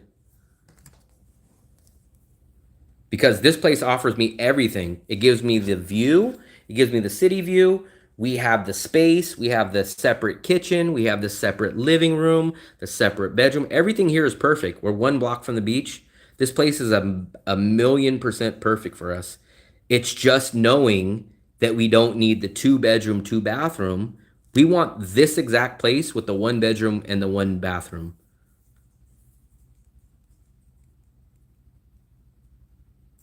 Multiple reasons. It was a combination of things, Elvis. One was that that place came up 1 day before my rent was due, which means I would have had to have packed up every single thing in here by myself in under 24 hours when I seen that apartment. Two was I wasn't sure at the time if I was going to stay in Vietnam for 3 months. They wanted a 3-month lease.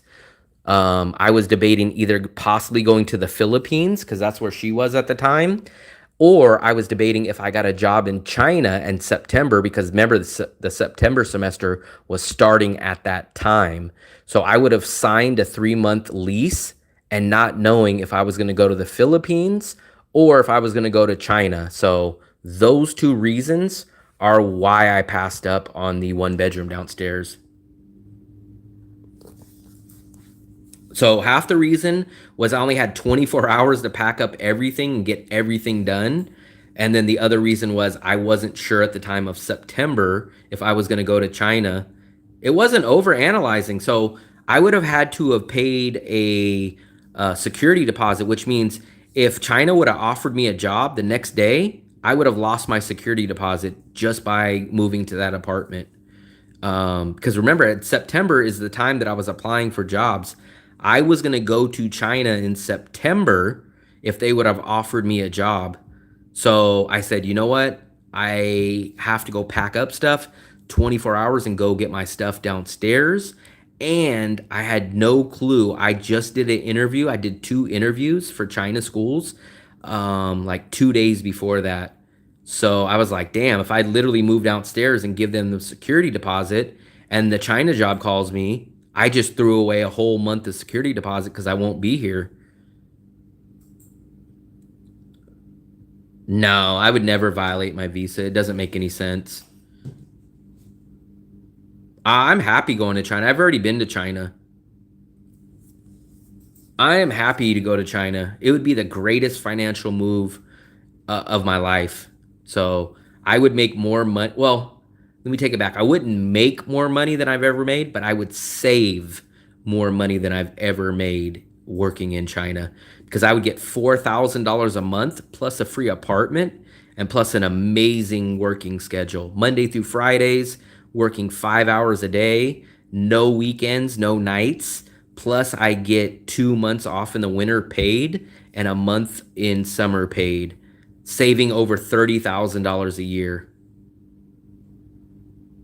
I still would go, man. I don't have any income. So my option is, here's my options, Tim. Go to China, make $4,000 a month, get a free apartment, save an outrageous amount of money, or stay in Vietnam, go teach English here for $1,200 a month, no free apartment, and barely pay the bills, and be miserable, work more hours, work weekends, and be miserable working a job that I don't like in Vietnam.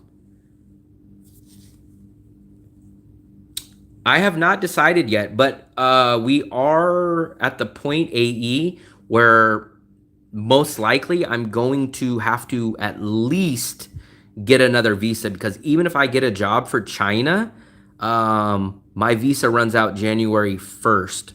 So I can't overstay my visa. So 99% I'm going to renew my visa just so I don't overstay it.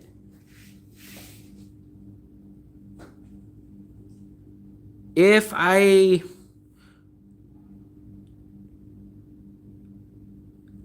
everyone here, I've been to China. I've been to 3 different cities. I have no problem working in China, especially at that money. The money is double. It's at least 2 times, maybe 2.5 times. The 2 Filipino girls I met on Visa Run had their visas paid by the school, but it's hard hours. It doesn't make any sense to work. You get paid $1,200 to $1,400 a month to work in Vietnam, especially in Da Nang. Or you can make $4,000 a month in China and a free apartment. What's this? I don't want that on. You can move to cold and make knives. Sapa. You haven't to the border. You haven't gone to the border. There's a border that you ride the bus as You well. sure about China? When was the last time you checked? I know people that are currently there now. I went there in 2019. I know current teachers that are there now. There's nothing I have a problem with about China. There's 2 boats of people. The people that are fine working in China, and then everyone else that believes you're gonna die in China. But There's do no you- in between. Do you know the saying, American saying, lost in Shanghai? No. When an American is gone So lost in Shanghai. But also, Tim, at the other perspective of it, I don't really have another option. I have no income. So my option is to teach English and barely break even in Da Nang, which is going to be miserable for me to go put on dress pants, a shirt to basically just pay my bills. Or I can go to China and live amazingly well. I mean, that's not really a hard op. You guys got to understand, you guys are thinking the perspective of your guys' life. You guys have a house, you guys have a car, you guys have all this in your country. I moved out. I don't have nothing to go back to in the USA. I sold my car. I have all the last money to my name now. That's it. I don't have nothing to go back to. It would actually cost me an arm and a leg to go back to the USA. For one, a plane ticket would probably cost me $800 to $1,000. And as soon as I landed, I would have to buy a car to get around in the USA, which a car is going to cost me at least $4,000 to $5,000. So that means landing in the USA, I'm already down $5,000 to $6,000 before I even find any kind of job. But I can almost guarantee you, Tim, you have a retirement, you have savings, you have something.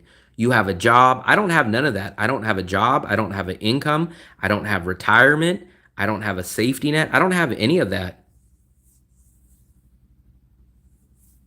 My channel you might be right, Elvis. My channel might disappear, but it might disappear now. I mean, I'm not even paying my bills now, so it's not like I'm giving up $1 million income stream. I'm giving up paying 40% of my bills now, and I would have the best financial year of my life ever in China. Do you know how Ninja Teacher has a YouTube? I hear that name, but I don't know who it is.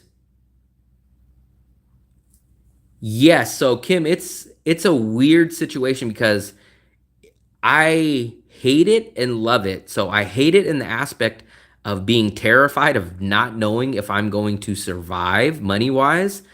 But I love it in the aspect of if I do survive and I make it out of this, then I go, you know what? I did this myself. I had nothing. Like you hear those stories of like, I didn't have nothing. I just left the country and I wandered into a country with $6 in my pocket and I made it. Like that would be an amazing story. But on the other side, if I don't make it, then it's going to be terrible. Actually, Elvis, it's right here. We actually shot a video yesterday. So I got to shoot the outro. We shot it on this camera. So look for a new budget apartment video. We just shot it yesterday. When we got the Christmas tree, Elvis, we looked at 2 apartments. You guys will see that video, I think, tomorrow. I think I'm going to upload that tomorrow if I can get the outro done and edit. But there's 2 apartments. We looked at them. One was 7.5 million and one was 7.2. So Elvis, that is going to be up probably in the next day. Earl, I told him about Ninja Teacher. Let me see. Hold on. Only clients remotely, but that could go. But see, you have some kind of income.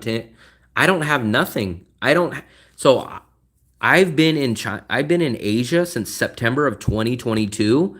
I have not made $1 until 3 months ago when my channel got monetized. So Tim, imagine your life from September of 2022 to September of 2024, 2 years without making a single dollar. What would you have done, Tim? Because that's exactly what I just experienced. I went from September 2022 to September 2024 without making a single dollar. You have a skill. You have a way to make money. I don't have none of that. He's South African. I've heard the name. You guys have mentioned his name several times. But I don't know him. It doesn't make sense, Elvis. You're not understanding. I'm putting more effort into teaching in Vietnam than I would in China, and I'm getting paid 2.5 times less. So imagine, let's just take a simple job. Let's say you can go work at McDonald's, right? You do the same work at McDonald's as you would at Burger King. Burger King is going to pay you $20 an hour. McDonald's is going to pay you $5 an hour. Which job are you going to take? You're going to take Burger King because they're paying you double the price. So you're not understanding. It's not apples to apples, Elvis. I'm doing more work teaching in Vietnam. I'm doing weekends. I'm doing nights. I'm getting paid far less money. I get no apartment included in that. I don't get holiday pay. In China, I get holiday pay. In China, I get paid more per hour. In China, I get a free apartment. In China, I get vacation days. So you want me to do double the effort and take 2.5 times the pay? It doesn't make sense. If I'm going to do that effort, if I'm going to go and put that effort into it, I'm going to make the most money that I can. The payoff would be amazing in China. I make $4,000 a month in China. I make $1,000 in Vietnam. No apartment. That's the part that you're not understanding. I'm getting 4 times less pay and no apartment and double the effort and double the amount of work in Vietnam. I'm ripping myself off. I'd be teaching in Vietnam and keeping my... You guys don't understand that, though. So here's the part... It ain't cheap. It ain't cheap where? I would actually be spending less money in China than I would in Da Nang because I get a free apartment in China. So actually my bills will be lower in China than they will be in Da Nang. So actually it will be cheaper in China.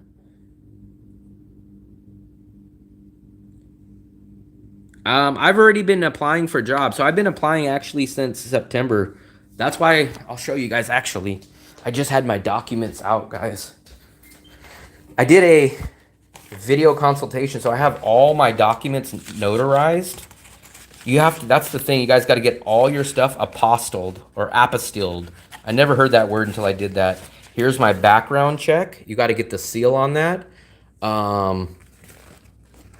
That's what they... Elvis and a couple people in here don't understand that the money is amazing. They want me to go do double the effort and work double the effort in Vietnam to make 4 times the pay less. It makes no sense. It's like, I don't understand the logic of that. I don't understand. I think it's them selfishly wanting my channel to be here so that they can get views of someone that's in Vietnam, but they're not looking at it from my perspective. I get a free apartment in China. I make 4 times as much. I don't work weekends. I don't work nights. I get paid vacation in the summer and in the winter. Why would I want to do this? I'm not even doing the same work. I'm doing more work in Vietnam and ripping myself off of 4 times. I'm never, so no, but Elvis, you're contradicting yourself because you're telling me to go work at a Vietnam school. That's not working for myself. Yes, but you're telling me to go work. So I would take the pay increase if only my YouTube. So if I only made it by my YouTube channel, like if my YouTube channel was breaking me even, I would do it. I would turn down China and stay only doing my YouTube channel. But what you're suggesting is that I do my YouTube and I go work for someone else. That's not working for myself, Elvis. And the part-time won't break me even. The part-time, so this is what they'll pay me. They'll pay me $17 an hour, right? So let's do the math on this. So let's do the math. So they'll pay me $17 an hour, right? Let's say I need to make $750 divided by 17 hours. That means I need to work about 12 hours a week, which is working 4 days a week, 3 hours a day. So I'm working Monday through Thursday, 4 hours a day. That's taking up from, that's not an excuse. Elvis, I just don't think you get it. You're not making any sense. If I'm going to teach, I'm going to go teach at the highest rate and the best benefits. If I don't teach, then I'm fine doing the YouTube only. But what I'm not going to do is go teach, make less money, get way less benefits. So you're saying China is paying 4 times more than Vietnam. Ronnie, China pays $4,000 a month and a free apartment in China. Da Nang pays about $1,200, maybe $1,400 a month, no apartment. That's not even factoring in China gives you paid holidays too. No, that's not true at all. Not true at all. I'll show you. No. I don't know where you got that, Tim, but I'll show you right now. I'll show you the website that I've already had multiple interviews. So I've been offered 28,000 RMB. If you guys want to transfer 28,000 RMB, let me do it right here. So 28,000 RMB is $3,800 a month. So I don't know, you're hearing, so here's what I bet you anything, Tim, you're talking about working for language centers. I refuse to work for language centers. I'm talking about working for private kindergartens. Private kindergartens, not language centers. Language centers are the slave owners of teaching in China. Do not ever take a trade center teaching job. Don't do it, guys. He's talking about you go sign up with these agents and they get you into a school and you could be working nights, you could be working weekends. Don't ever take those jobs. Go work for a private kindergarten. Those pay $4,000 a month. He could teach part-time. I don't want to teach. First of all, Elvis, working part-time in Vietnam breaks me even and it makes me do double the work. The same amount of hours that I can do in Vietnam part-time is full-time in China, and I get 4 times the pay and a free apartment. It's just simple math. I don't want to teach in... Now, if Vietnam was paying the same as China, then yes, I would do it. But I'm not going to do the same amount of effort for 4 times the pay less. It makes no sense. I'll show you guys. This is where you guys want to go look at jobs for China. E-City jobs. This is where you guys want to look. So you come in here. I'll show you guys. I only have 4 cities. Damn, they changed the site around. Why am I not logged in? Email login? So you do 1-year contracts, which means I would save 30 grand a year teaching in China. But at that point, I might as well stay 3 years because 3 years, that's about $90,000+ of saving up. The hamster wheel is staying in Vietnam, teaching in Vietnam, Elvis. I don't understand how you don't make... The hamster wheel is USA. The hamster wheel means going back to the USA, working a 9 to 5, getting paid peanuts and spending outrageous amounts of money. Going to China, I would save more money than I've ever saved in my life. How many of you guys can say that you save $30,000 a year at your job?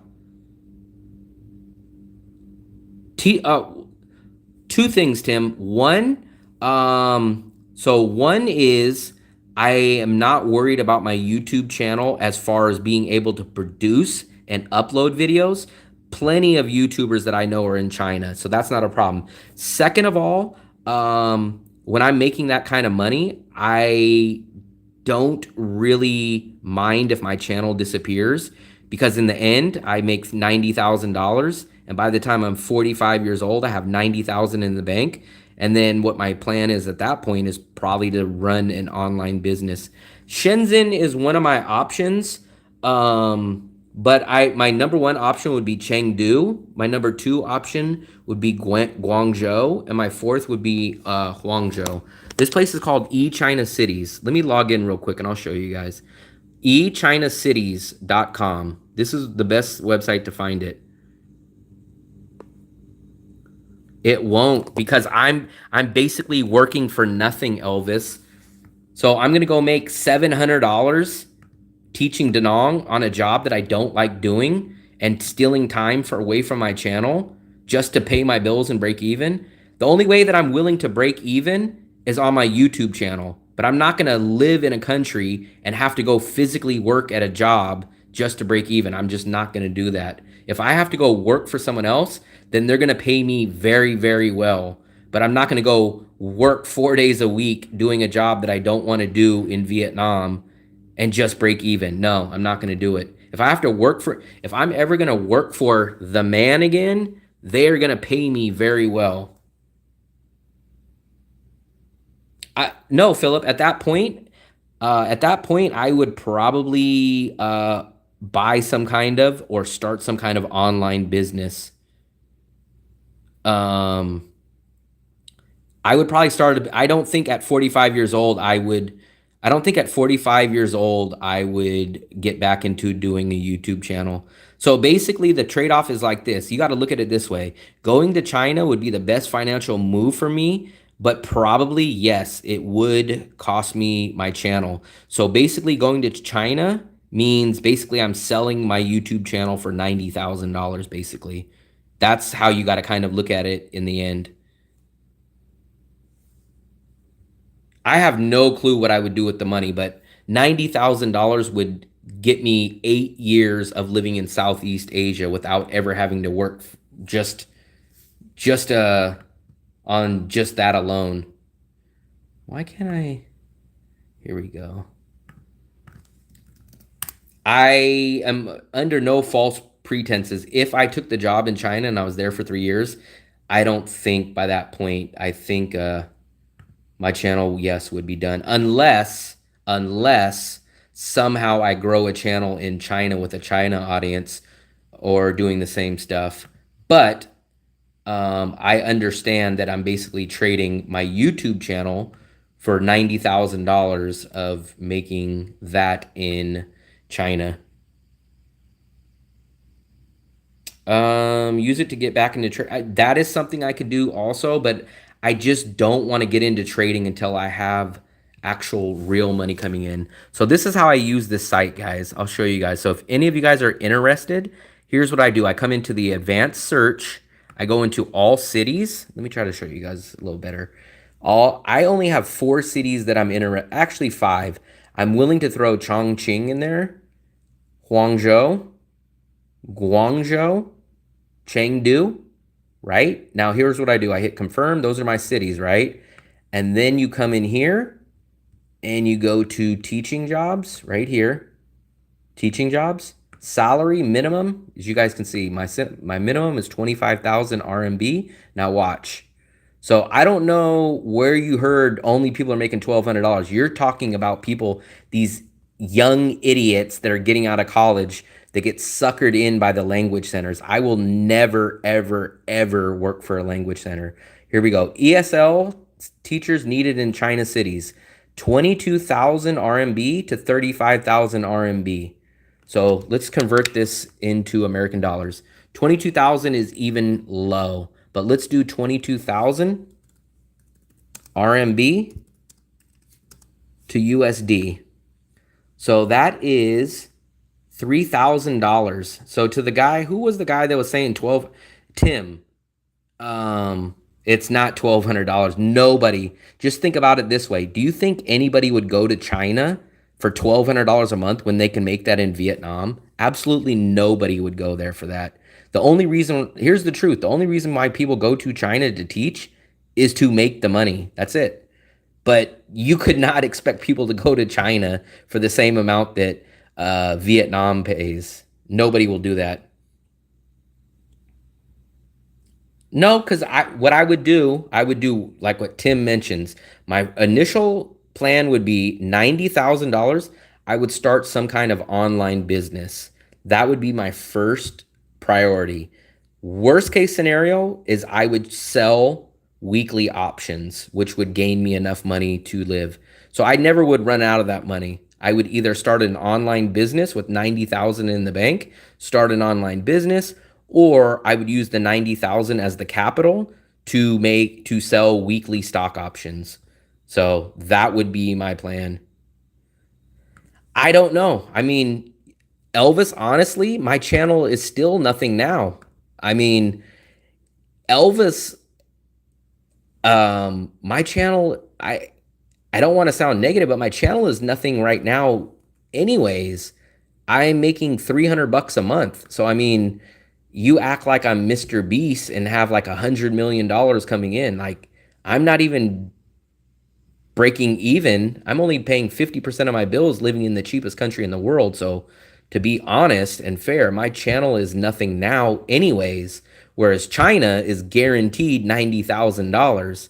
So imagine if I do this channel for another year and I only make $600 a month and still not break even. So I turned down $90,000 to make $600 a month.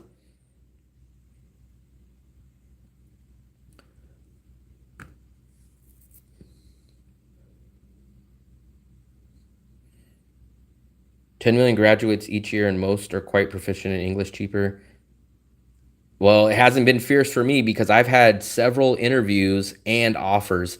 The problem is I'm very picky. I only want those 4 cities. So I got offered a job for 32,000 RMB. Let's look at what this is. But it was in a terrible, at least a terrible city for me. This is what I did an interview and I got offered a job. They offered me 32,000 RMB. Look, this is what they offered me. $4,400. But it was in a city, I think it was Nimbao. It was Nimbo or Nimbao, however you pronounce it, or it was right near there. It was like a tier 2 or a tier 3 city. It was an easy job, but I did not want to be. If I'm going to go teach in China, I'm not going to be out in the middle of nowhere in a village, even if they pay me $4,300 a month. It was $4,300 a month. It was a free apartment. It was like 2 months paid vacation, a month in summer, no office hours. It was an amazing deal, but it was in a terrible city. I think it was Nimbo or it was right near it. It was right near it. And they wanted to give me $4,400. I turned them down. They were shocked. And then the lady even contacted me like a week later. She said, "Are you sure the job's still available?" I said, "No, I'm sorry. I need it to be in one of the 4 cities." She said, "This is more than they'll pay you in the other city." I said, "I know, but I'm willing to take less money to be in a city that I'm happy." They do the visa. The visa is all on their end. It's called a Z visa. Their working visa is called a Z visa. China pays you. There is no better option to teaching. If any of you guys are thinking about teaching English in person, I wouldn't even waste my time with anything besides China. China pays a roughly $4,000 if you're an American with a bachelor's degree, clean background, and some kind of teaching experience, $4,000 a month. The next highest paying country is South Korea. South Korea is about $2,000 a month. Then after that, it's probably like Vietnam, but not in Da Nang.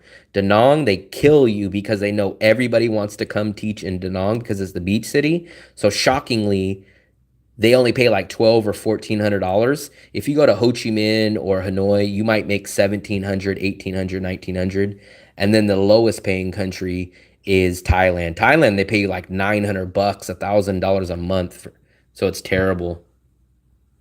Fresh. I'm fresh now. Do I have to stay in Da Nang? I mean, technically no, but I do not like Ho Chi Minh. I do not like Hanoi. On top of the fact, not only do I not like them, but they're twice or 3 times the price of living in Da Nang. So even if Ho Chi Minh was the same price as Da Nang, I still would not want to be there. We just did look at this. So I just did the other day, we really looked at, I did a whole spreadsheet, guys. This is why I tell you guys, like, if you got, this is how crazy I am on my budget, or at least looking at situations. So I did 3 cities, basically the cheapest cities to live in. Let me see. We did this the other day. Let's see if we can find this. I didn't name the document. I should have. But when you guys look, I looked at the 3 cheapest cities to live in. Here it is. So look, guys, here's my chart. So these are the 3 cheapest cities or countries to live in. I would either stay in Bacolod, Cebu, Dumaguete, Bangkok, Hue Hin, Da Nang, or Hue. And when I weighed out all the options, Da Nang is by far the cheapest.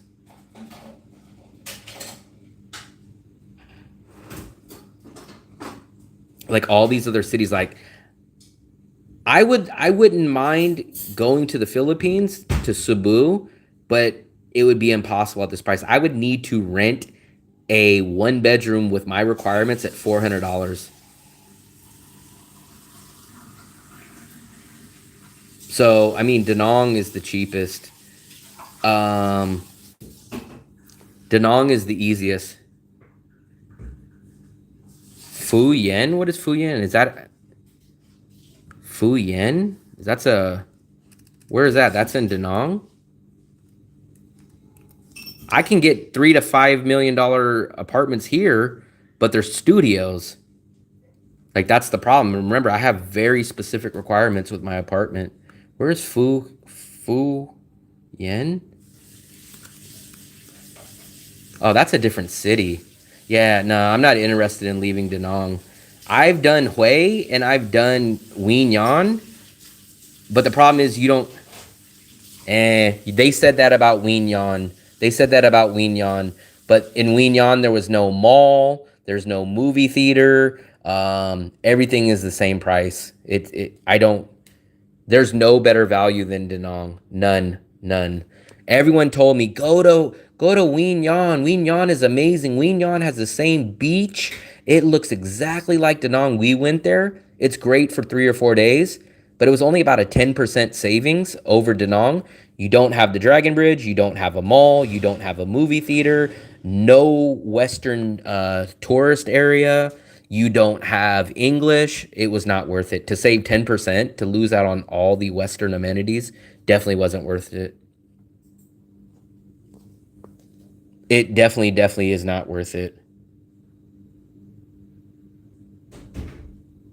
Let me look. I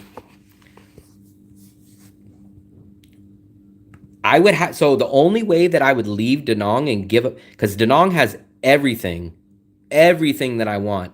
It has the beach, it has the international airport. So let me ask you this. Does that city have an international airport? How do I get out of that city to fly out to a Bangkok to do a visa run? If I have to travel on bus and go to this airport or travel here, like those kind of things make a city undesirable for me. Here, in 15 minutes, I'm at the international airport. The beach, I have 2 malls here. I don't like Ho Chi Minh, so I don't really care for South Vietnam. But see, that's a plane. That's a plane. That means I got to bring my 3 bags on a plane and her 2 bags on a plane. So it's costing us $400 to go take a plane. It's crazy. No, I want to live the same lifestyle that I'm living at right now. That's it. I don't want to adjust my lifestyle from what I'm at now.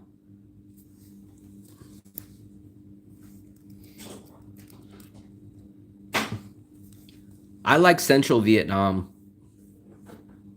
You guys see, there's nothing about me that does luxury. I don't do any kind of luxury stuff. We just ate dinner for 2 of us for $2.35. If you want better and do not, no, so the problem is I have everything here. All I want to do is save 150 to 200 bucks going. I want this place in a 1-bedroom version. That's it. That's all I want.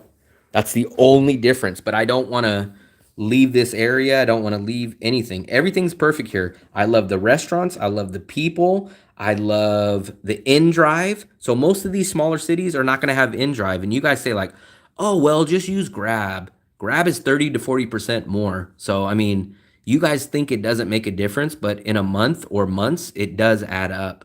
I love watching the Dragon Bridge on the weekends. I love the street markets here. I love everything about Danong. Best of luck and safe travel. Man, I appreciate it, givers, takers. I didn't at first. I welcome all opinions. Givers, I would love to know, what didn't you like about the channel? I'm not one of these guys that gets mad or wants everyone to like the channel, but I appreciate if you tell me what you didn't like about the channel. What didn't you like, or what bothered you about the channel? I love opinions. They know where and how.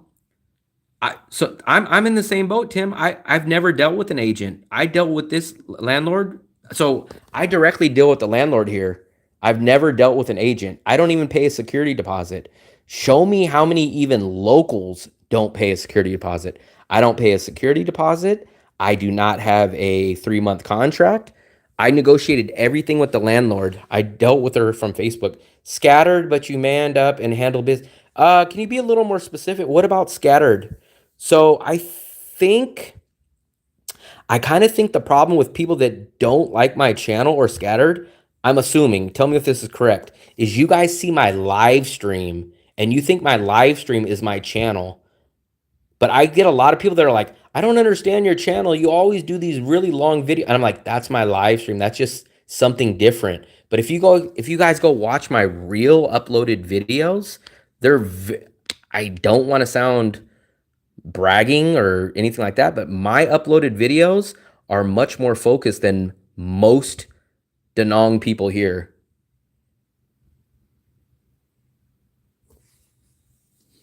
Because if you guys go watch most YouTubers in Danong, they just wanderly walk around and just like make statements. We walk on the beach and hey guys over here. That's what I do on my live streams. But if you guys go look at my uploaded videos are very specific. It's like this. My uploaded videos are like this. The Costco of Vietnam, Thanksgiving from Vietnam, street market tour, Danong daily life, hotels under $50. What $20 gets you? So these are the videos you guys should be watching. I get negative comments or people that don't like my channel because they see my live stream and they think my live stream is my whole channel. And they're like, man, make it shorter. Like, and I go watch the uploaded videos. That's what this is just bonus. I don't make any money off of the live streams. So this is just to kind of get the people to see what's in Danong. I go out to dinner and I show you guys like, hey, this is normal life in Danong. This is just a bonus. This is just the cherry on top of the cake. The live is honestly, the live I started when my girlfriend left, when she went to the Philippines, because I was going to dinner every night by myself. So what I would do is I would go sit down at the restaurant and I would just set up my camera like this. And while I'm eating, I would just do a live stream with you guys. I was bored. My girlfriend wasn't here at the time.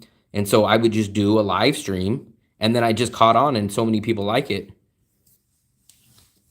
Yeah, I don't do these kind of videos. I understand these are only for the hardcore fans. But I don't do this style of long video about no topic on my uploaded videos. If you guys want direct, real good information, I spend so much time editing and cutting out things and putting B-roll and everything on these videos. I just kind of just talk crap and just show you guys what's going on. But I do see that some people see the live streams and they think this is my whole channel, like what it's about. Like there's a guy, I think his name's Neil or something. Like they keep saying like, man, stop doing the live streams. And it's like, for me, there's no downside. At least if I get some subscribers from these live streams, it's better than not turning on the camera and going live at all. But that's my opinion. Let me actually see where we're at subscriber-wise. I tell you guys the truth, man. Like, I've always been like that, whether it's YouTube or not. I just have to give my real opinion on stuff. I don't like to sugarcoat things. I don't like to do none of that. I'm in a 2-bedroom, 2-bathroom place. Or 2-bedroom, yeah, 2 bedrooms, 2-bathroom. I'm debating about going down to a 1-bedroom, but it's extremely hard to find at the price that I want and for the requirements. So a good chance that I'm going to stay here for at least another month. Let's see where we're at here. We're at 2,634. I'm hoping that we can get to 3,000 subscribers by New Year's Eve. That would be an awesome way to end the year, guys. 3,000 subscribers. I was shocked that I ever got to 1,000. Then 2,000 came, and now 3,000 would be awesome. I missed some of you guys' messages. Let me scroll back up. I looked at Fuyan. How much do you think it would cost if I rent for 3 months? It depends. So let me ask you this. What kind of accommodation do you want? Do you want a studio? Do you want a 1 bedroom? Do you want a 2 bedroom? How close to the beach? And not only the beach, but the An Thuong area. Those are your first questions.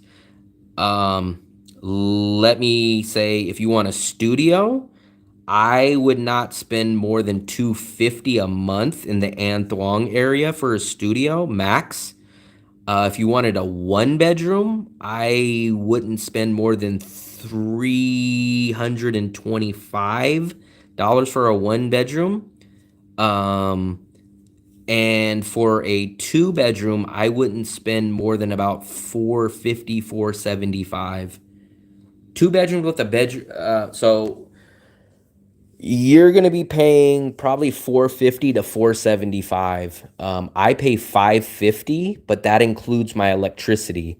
You most likely will not get that deal. You're gonna have to pay electricity separately, but your rent is gonna be cheaper. So that's why I'm saying your rent's probably gonna be four. Well, I take that back. You might be able to get I'm 1 block from the beach, so there's going to be nothing higher price than the area that I'm in. You might be able to get a 2 bedroom for low 400s is what I would expect, plus electricity you'll have to pay. But look at it. So I get everything here. This is a huge reason why I do not want to leave. Every time I show this, guys, you guys love this, and this is the hardest thing that's going to be when I leave this place. So if you guys look, the Dragon Bridge is... Oh, they turned off the lights for the Dragon Bridge tonight. But the Dragon Bridge is there. And on the weekends, I watch the dragon spit out the fire and the water. But this is going to be the hardest part for me to leave. We went out here tonight, guys. So we basically walked this way. We went and we were sitting at the convenience store here. The restaurant that we went up to was about right here.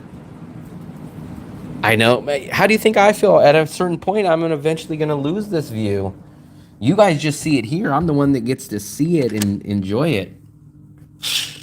Yeah, I know. And then this is our living room. Big living room. Big kitchen. That is our spare bedroom. That is... So we each have a... Oh, my foot got stuck, guys. That is my bathroom. This is why you guys always give me a hard time and say, get a 1 bedroom, get a studio. Like, where would we put all this stuff?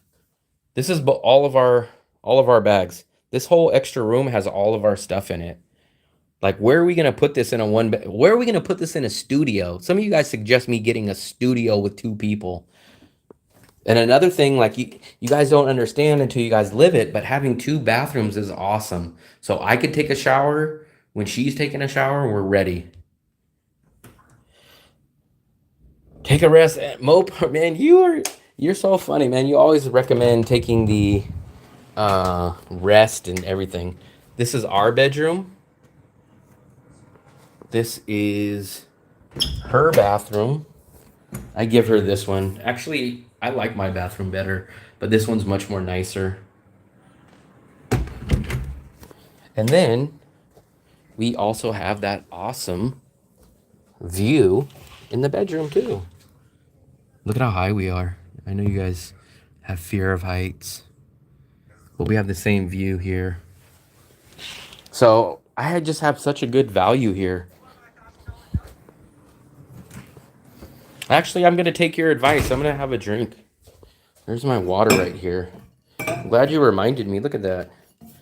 You guys reminded me to take a drink.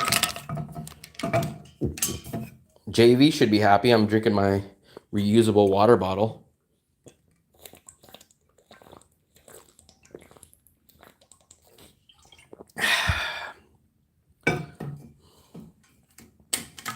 I just did. You see? Look at that. I just had some of my drink. And for all you guys came in, look at, we got our Christmas tree. Look at this. This is a real Christmas tree. We have to... Oh, don't let her see that.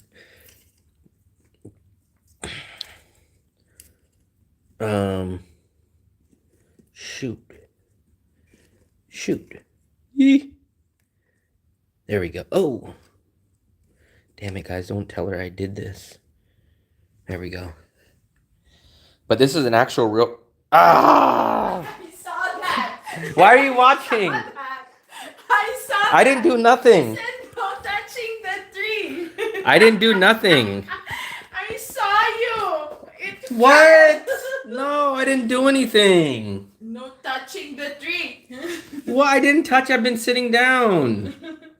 What? Look at the tree. It's fine. Manchu, look No. what you did with the tree. I didn't do nothing. You touched the tree. We wrote their names there, Will and Diane. See, you touched it. I did not touch it. Don't touch the tree. I'm not touching the tree.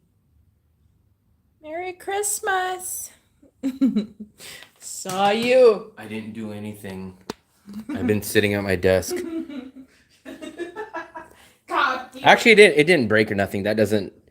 It just, if you knock it over, it just falls off. But it's not. It's not broken or nothing. It just sits there.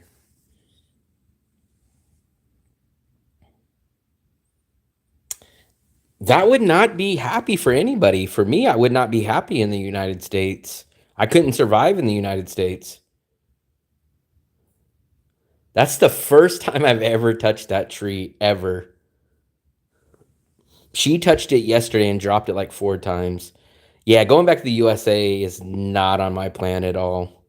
If I go back to the USA, so if you guys ever see me going back to the USA, something bad happened. Either an emergency back in the USA, or I ran out of money, or I don't know, something bad happened. Unless I somehow have a whole bunch of money that gets passed down to me and I have to go to the USA for. But 99% of the chance, if I have to go back to the USA, something bad happened.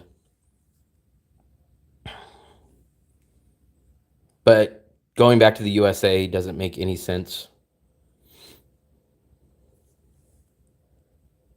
Shoot, I'd rather live at a freak.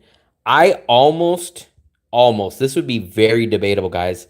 If my choices were go back to the USA or live in a hostel, I would honestly have to. That would be a very, very tough choice. Please remind the lady that dropping the tree 4 times in one day. I think it was 6 times a day. I can't say that, givers. I can't say that because I do not have income. So at a certain point, if I run out of money, that is a possibility that I have to go back to the USA. But I'm really, really hoping I don't have to. So I don't know. And I can't say a hotel, yes. A hotel, yes. A hostel, that would be very, very tough for me. I refuse hostel. Like, I even told somebody earlier today, like, even if a hostel was free, I don't know if I would take a hostel. Like, if someone said, move out of your 2-bedroom and we have a free hostel for you, I probably still would not move out. I don't have any money. That's the thing. So the only money that I've made in 2 years is when I became monetized just 3 months ago on YouTube. So I have no money saved up. Well, I take it back. I do have money saved up, but it's 1 year of cost of living in Vietnam. That's the only money to my name I have. And then my only income just started in September when I make about 50% of what I put out here. Donate the tree to a tree. No way. We just bought it yesterday. You're crazy. We just bought it. Let me see if the price tag's still on there. I spent $260,000 on that. If I went back to the USA, I would be working for myself. So I would go back and I would basically do flipping. That's what I did the last 2 years in the USA. I would go buy things or get things for free, and then I flipped them. I did it like an online reselling business. And then the 2 years before, or about the 4 years before that, I traded stock options. So basically, I've kind of worked for myself for about the past 4 or 5 years. I just can't go back working for the man. It's like what do they say? The genie's out of the bottle, or you can never put the toothpaste back in the toothpaste tube. Once I know how cheap Asia is and how I can live my life out here, I could never go back and work for the man back in the USA. Like, I'm going to try to do whatever it takes to stay in Asia as long as I can until what I'm trying to do is just buy as much time as I can until I figure out a way to make consistent money online. That's my plan. Where'd I start? What do you mean, where'd I start?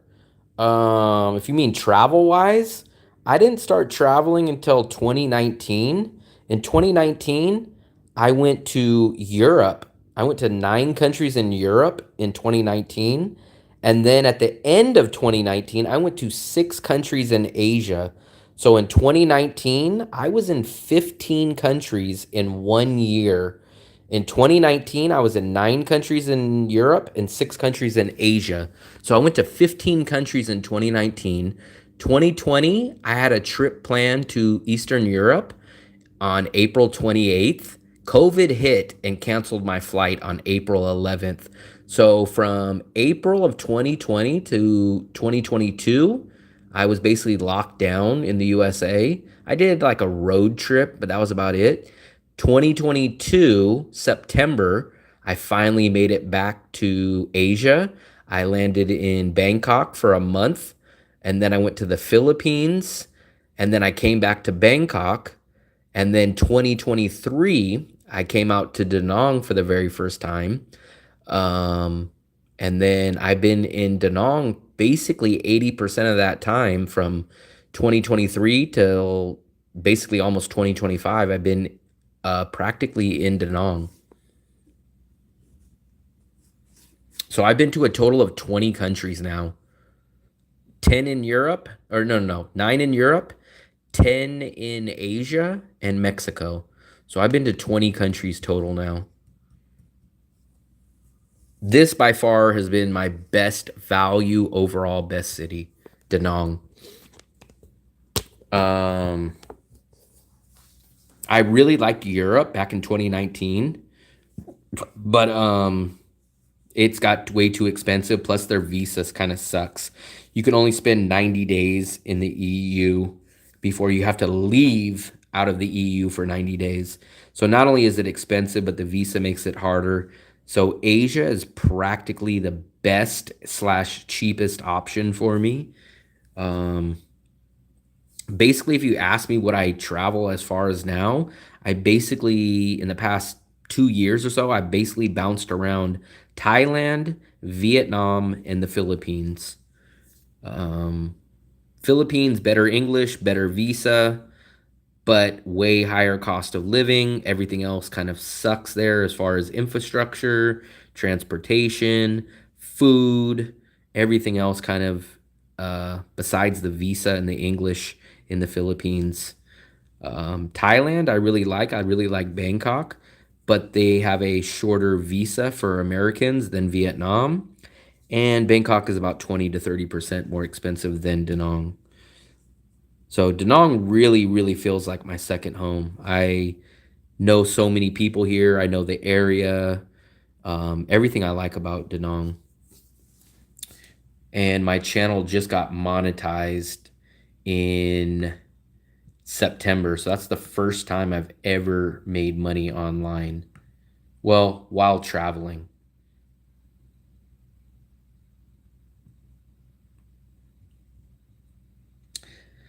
So hopefully I either somehow find some other form of income online, or my channel quickly doubles its income of what it's making now, and then all will be good. But there's no way to predict that. That's the thing. My channel, though, I do know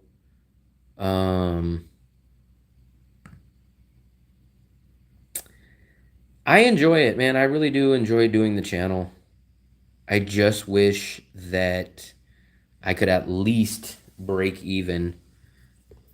I would be, shockingly, it sounds weird, but I would be one of the happiest man happiest person in the world to break even of my monthly bills. I don't even care about if I save money.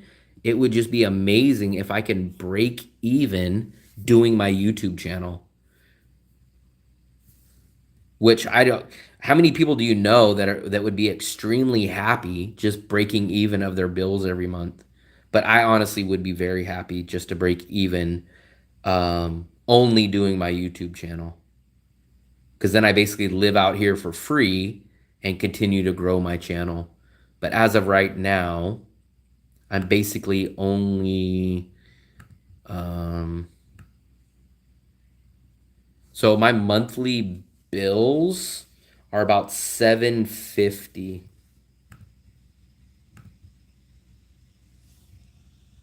Yeah, so I'm only paying 15, 22.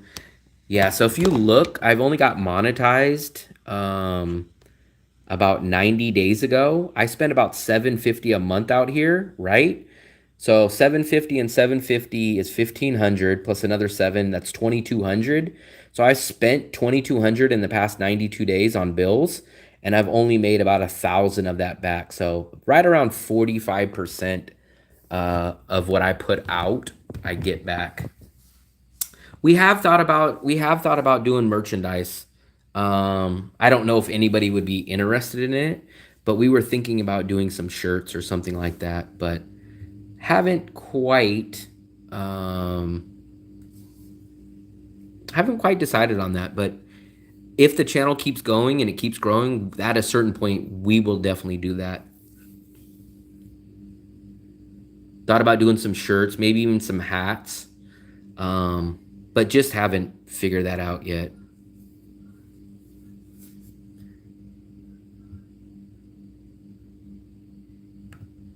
So in the past 90 days, though, guys, look. So we've gained 2.6 thousand subscribers in the past 90 days. It took my channel about 11 months to go from 0 to about 600 followers. So about 11 months to go from 0 to 600 followers. And then in 90 days, I've got 2.6 thousand. We are going to go to Hoi An. So we're going to go to Hoi An very, very soon.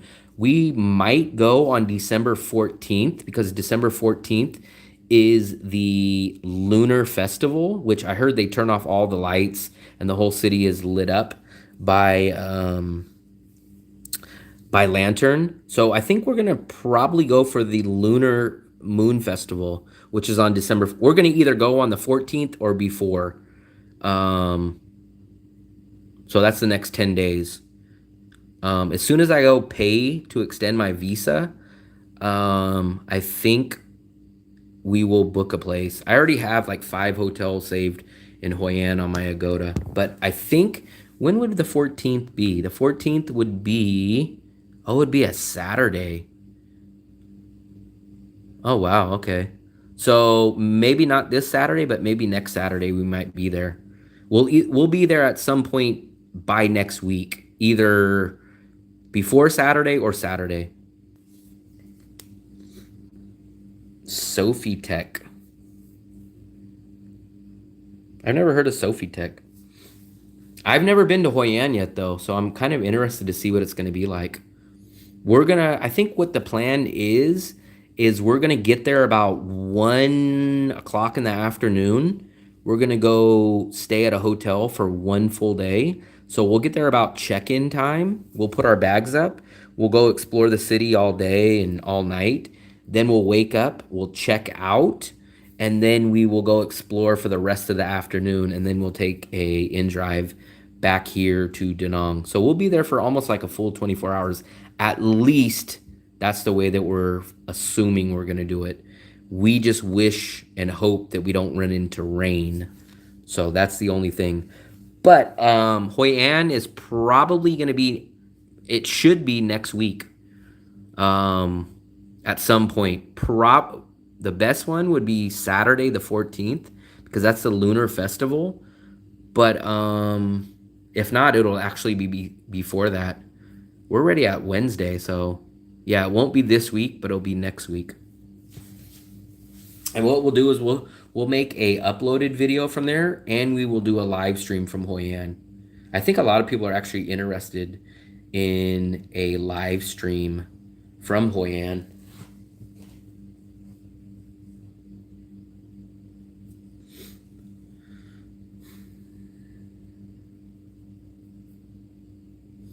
Let me just check one more thing before I log out. We're gonna get off here in about 2 minutes.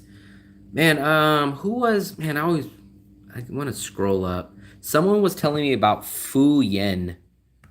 I want to look at the Numbio. I was supposed to do that earlier, but let me look up Fu Yen compared to Da Nang.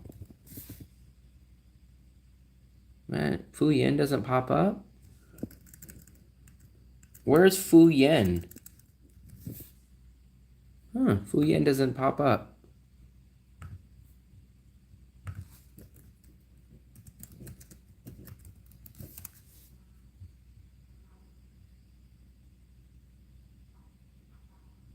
Oh, our landlord never comes in here.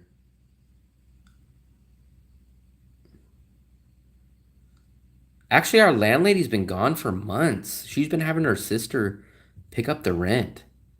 Very weird. She's been gone for months. I don't know why or where. Well, I do know where, but I don't know why she's been gone for so long. Fu Yen. I want to see what people are saying about Fu Yen.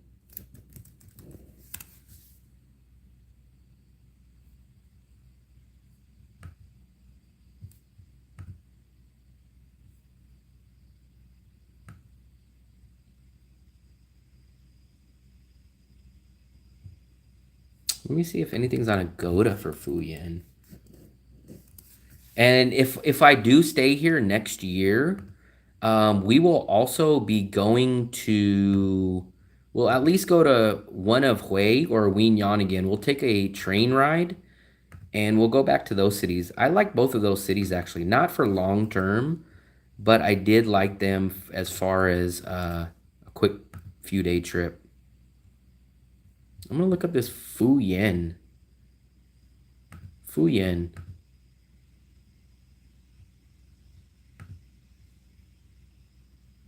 Hotels. Fu Yen. I feel like Fu Yen is not a real city or something. Nothing keeps popping up. Man, I wish I knew who was the guy that mentioned Fu Yen.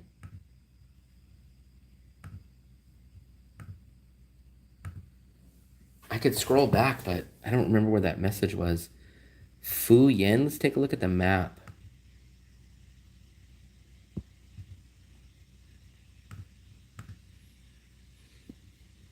It does look like it's near a body of water. Let's take a look.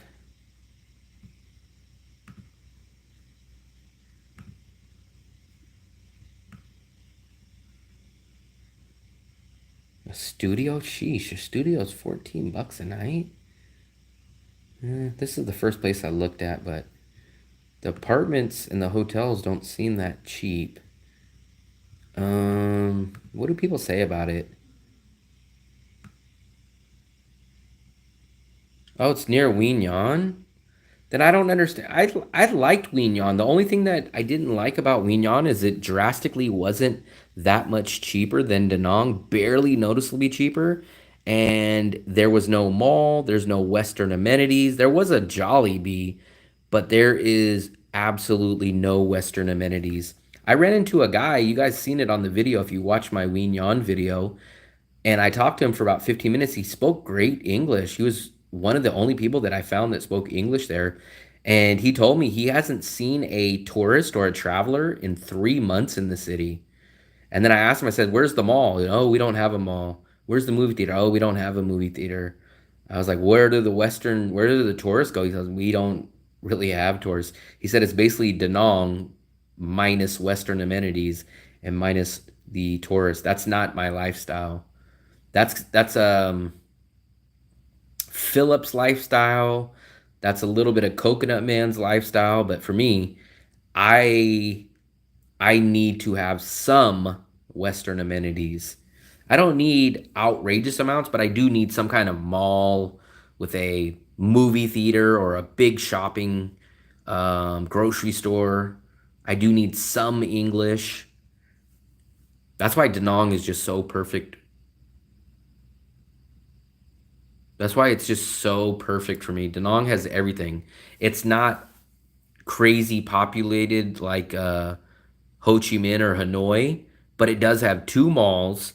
It has the in drive, it has the beach, it has the international airport, it has the western section, it has everything, and it's extremely cheap. Now you go to these other places, these provinces, yes, dollar for dollar, they're cheaper technically, but you lose so many amenities and so much value and live in a extremely foreign, un-English, un-Western slash amenity type of place that it's not worth it for me.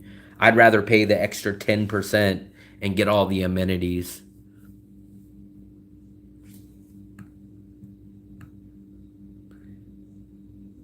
Trying to read about this city. People said don't seem to recall there being a beach. It looks like it's right on the water, but maybe it's not a beach. I think the guy that was recommending Phu Yen disappeared out of here. So, DC, when you understand my requirements and my likes, is there a better option than Danong at the price? I've been searching for well over a year to find an equivalent to Danong as far as the quality, the value, and the price. I don't think it's possible. People will offer me cheaper cities, yes, but when I say, do they have a mall? Do they have an international airport? Do they have a beach? Well, they don't have a beach. Well, they don't have an international airport. No, they don't have a... Then it throws everything off. I'm going to check it. That's crazy. You're the second person. I think Earl said that too. What's going on in South Korea? I forgot to check that earlier, but something about South Korea you guys been mentioning. Yep, South Korea lawmakers defy president and block martial law. What is going on in South Korea?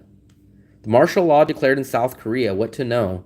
South Korean parliament votes to defy the president, lifting his declaration on martial law.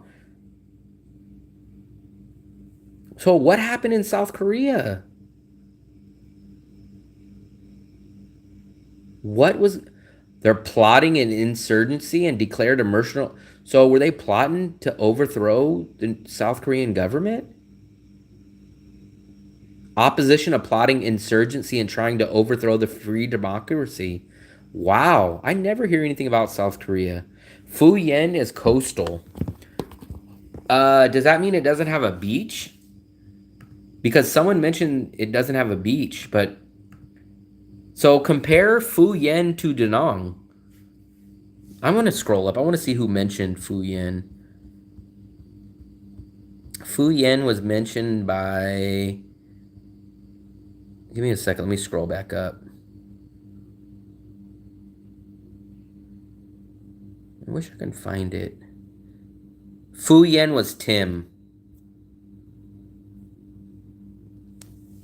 He told me I'll get everything in Phu Yen that I'll get in Danong.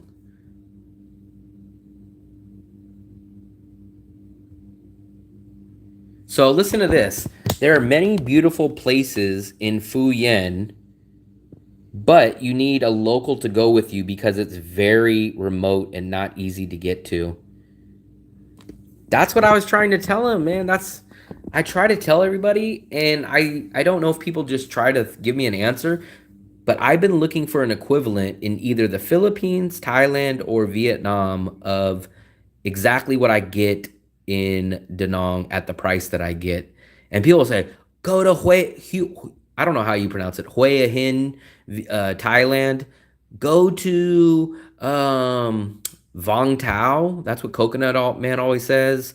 Go to Phu Yen. And it's like, when I ask them, when I break it down, do they have a beach? Do they have an international airport? Do they have the Western amenities? Well, they don't have this. Then I go, it's not the same. Well, it's more quiet. And it's like, I don't care about the quiet. Martial law. Wow, that's very interesting about South Korea.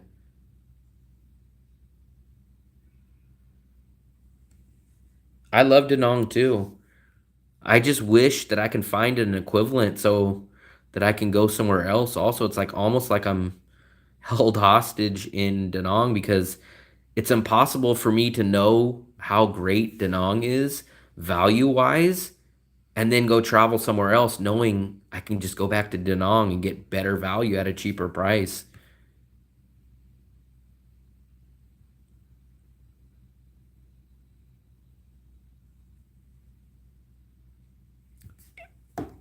It's it's impossible to beat, Kim. It's impossible to beat. I would love to find another alternative city, but when I look, I can't find it. Yeah, South Korea. Well, they just so I think Earl was the first one that told us when we were walking back from dinner that South Korea declared martial law, but now it looks like they undid the martial law. We stayed in Hanoi for 6 months and loved it. Well, Hanoi doesn't have the beach. Hanoi is definitely more expensive. So, I mean, it just doesn't even win just on those two simple facts. I mean, Hanoi is at least double the price and it doesn't have the beach. So, you're already missing two of the top features. But here's my point. My point is if Da Nang has it, there has to be another place in Thailand, Philippines, or Vietnam that's at least exactly the same as Da Nang. How is Da Nang how is Da Nang able to do this? If Da Nang can do it, why can't another city? So this is what I don't understand. If Da Nang can do it at this price and give you all these amenities, why can't another city? Isan, Thailand. So Isan already knows the problem is going to be that it doesn't. So here's the problem with Thailand. Thailand only gives you a 60-day visa, 90 days in Vietnam. So that's already the first problem. The second problem is Isan is not going to have an international airport, correct? Nha Trang.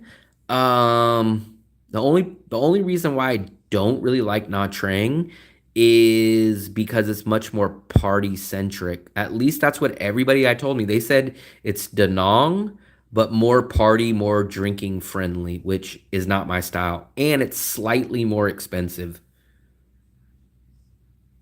Bangladesh is going to definitely be cheaper, but you're not going to get the Western amenities. So you're not going to get an American style um, restaurant area. You're not going to get the malls.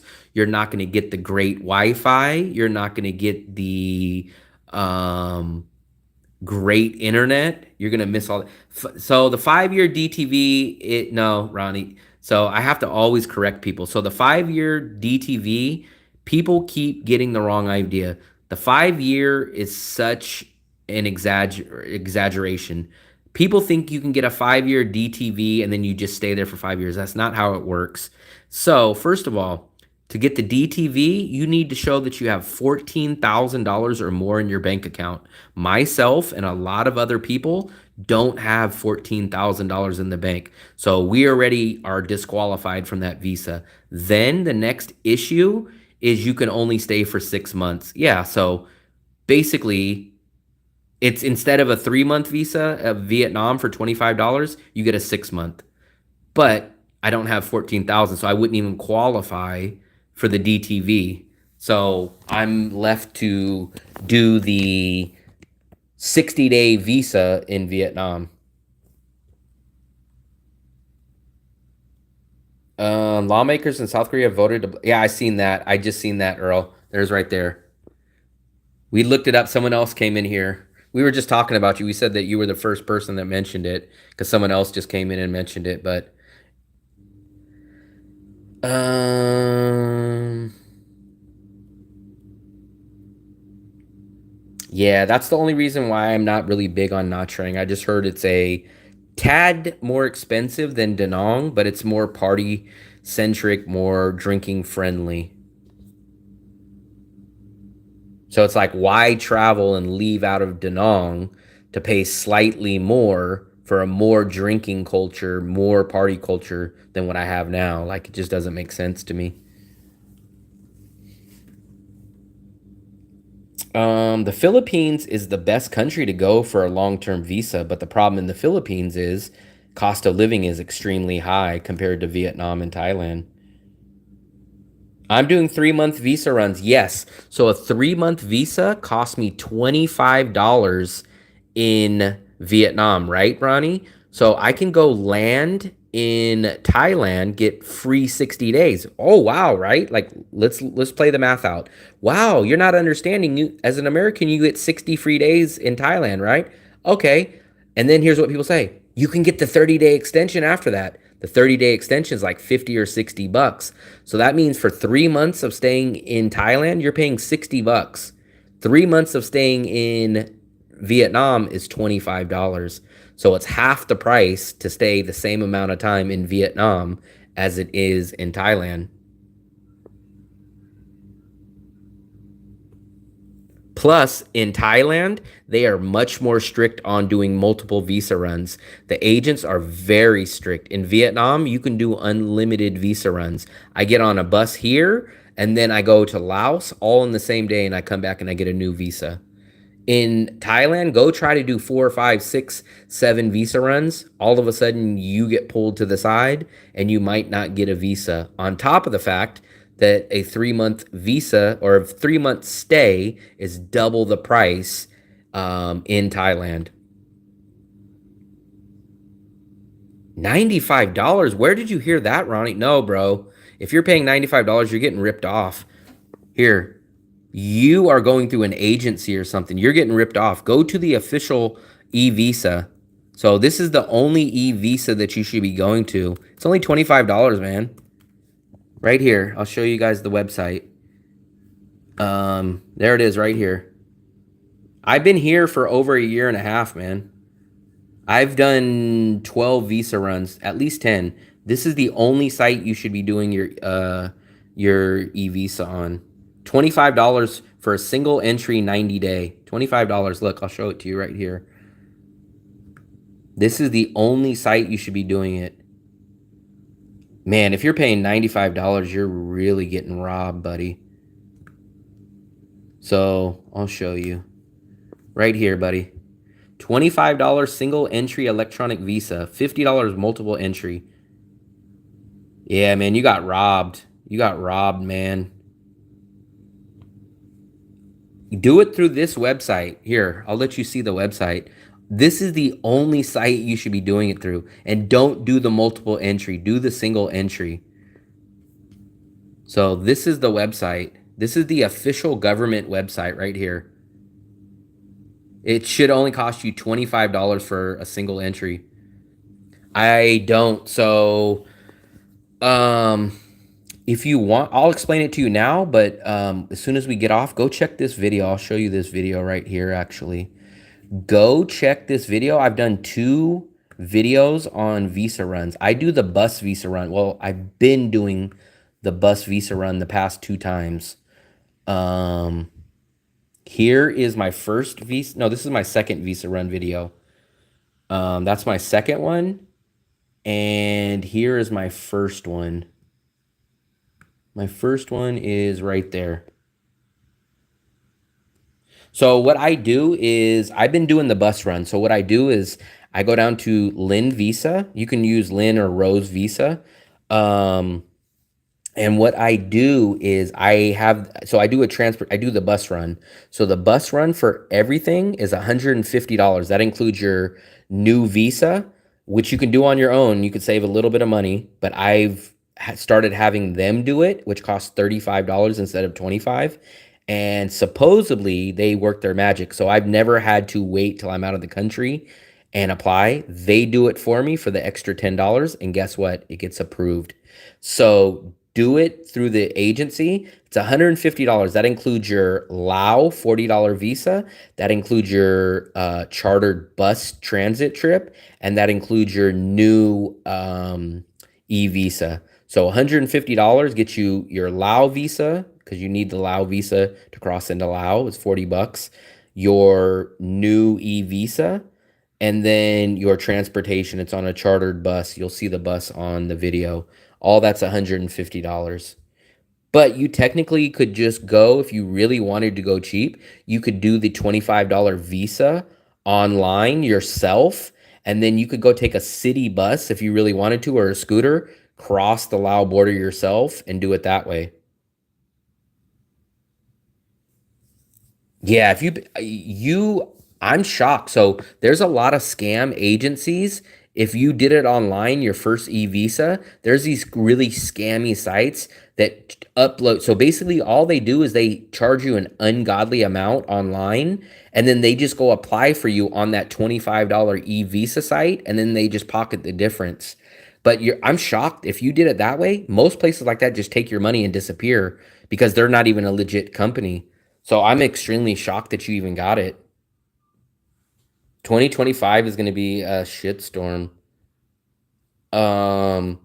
So I have the links in there, Ronnie. If you want to go take a look at that, you can go down there. I'm actually going to go to that agency probably this week.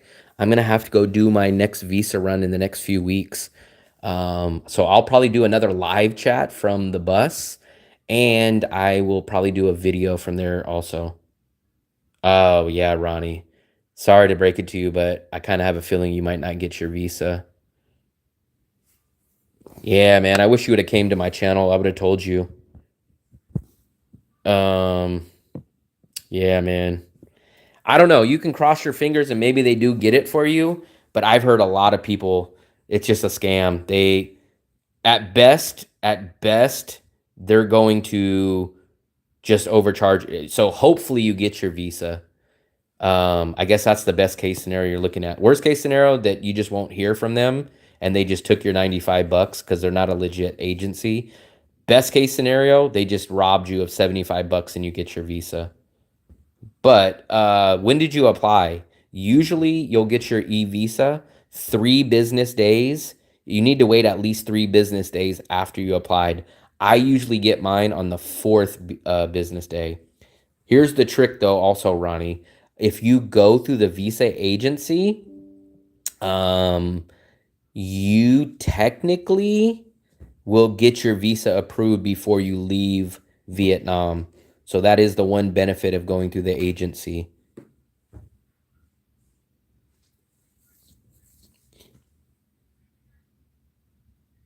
Two business days. Okay, today is what? Where are you at right now? Are you in US? So did you apply on Sunday or did you apply on Monday? If you applied on Monday, I would expect you to get your visa Tuesday, Wednesday, no earlier than Thursday, most likely Friday. Your visa should come in Friday, no later than Monday. Sunday, yeah. So you might, the very, very earliest I would expect for you is Thursday. Most likely, I would normally get mine on Friday because that would be the 4th day. If you don't get it by Monday, I would start worrying. When is your plane flight? Or have you booked a plane flight?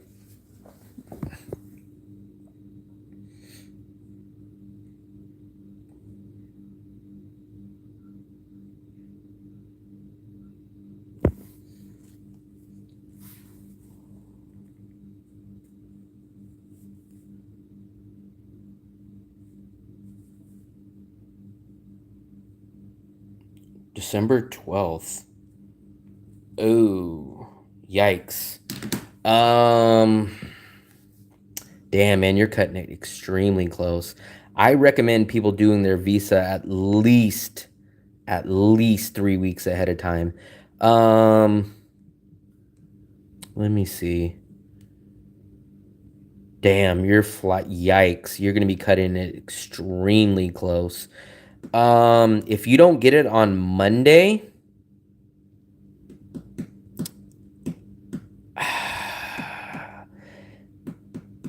I hate to tell people to waste money, but I kind of, if I were you, I might I kind of might recommend you doing the $25 e-visa through the site that I just showed you, the official site, and and spending the extra 25 bucks but feeling much more secure. Because if not, what you're going to have to do is you're going to have to be scrambling like on the 9th or the 10th to go to a visa agency and probably pay them over $100 for a rush visa. So if you kind of don't mind spending the extra $25, I would kind of recommend going and doing your visa on the website I just gave you. This is the website right there. Let me see if I can pop it into the chat. I don't know if you'll be able to click it though. That's the thing. When I do the live streams this way, people tell me they can't click it. But let me give you guys the official link. I would kind of, if I were you, I would kind of spend the extra 25 bucks and do it. Worst case scenario, you lose 25 bucks. He went through a scam agency. That's why I'm worried about it for him, because he might have to wait all the way up till Monday just to see if the place is a scam. By that time, he's only going to have 3 days to get a visa. So that's why I'm worried about it for him. Here, I'll send it right here. I'm not sure if you can click on that, but that is the actual website. Try to take a screenshot of that too. Also make sure that you put, a lot of people get their visas amended, not rejected, but amended. Make sure you put every detail about the place that you stay at. If it's a hotel, put the hotel name, put the exact correct full address. Make sure you put exactly your name, as it is exactly on your passport. I know a lot of people that they won't get rejected, but it'll come back and it'll say, your name is, you don't have your middle name, or you didn't put the correct address. And then what you have to do is you have to fix your information, and then it takes another 3 days. Is it not better to just go to the border? So here's the thing, Murhad. So it's better to get the 90-day visa than the free 45-day visa. This is why.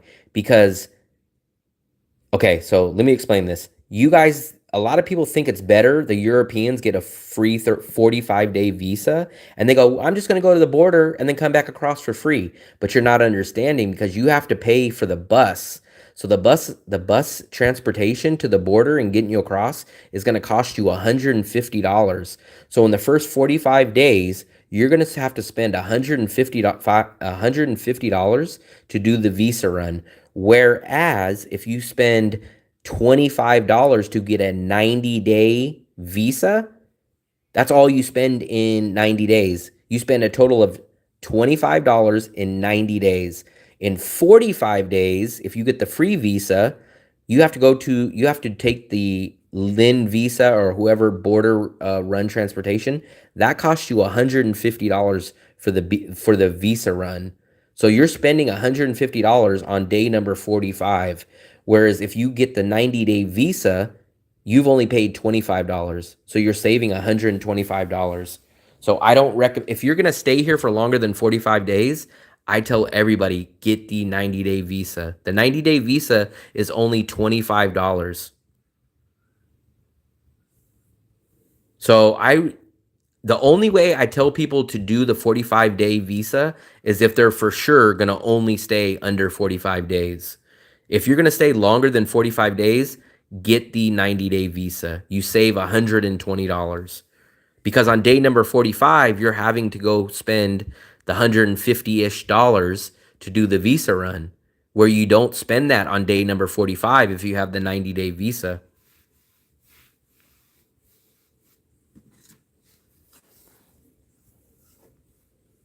Yeah, check that out, Ronnie. Are you coming to Da Nang, or where are you landing?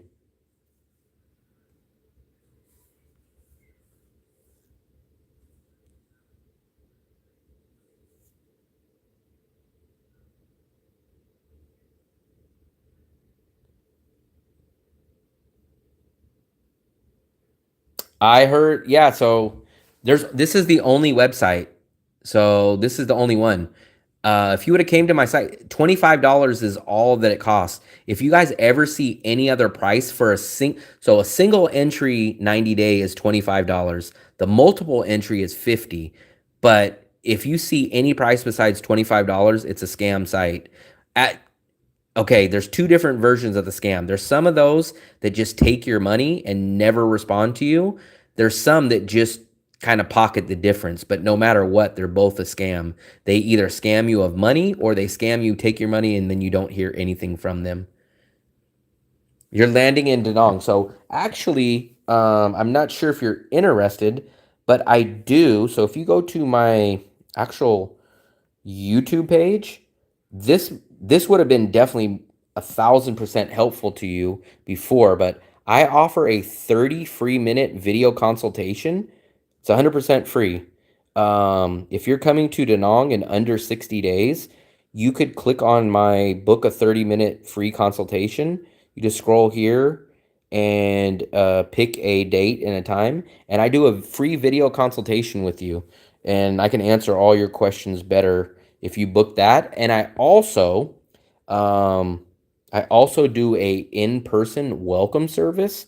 This one is a paid service. This is a free consultation, but this is an in-person welcome service. I just did it for 2 people earlier this month. Basically, what I do is I pick you up at the airport.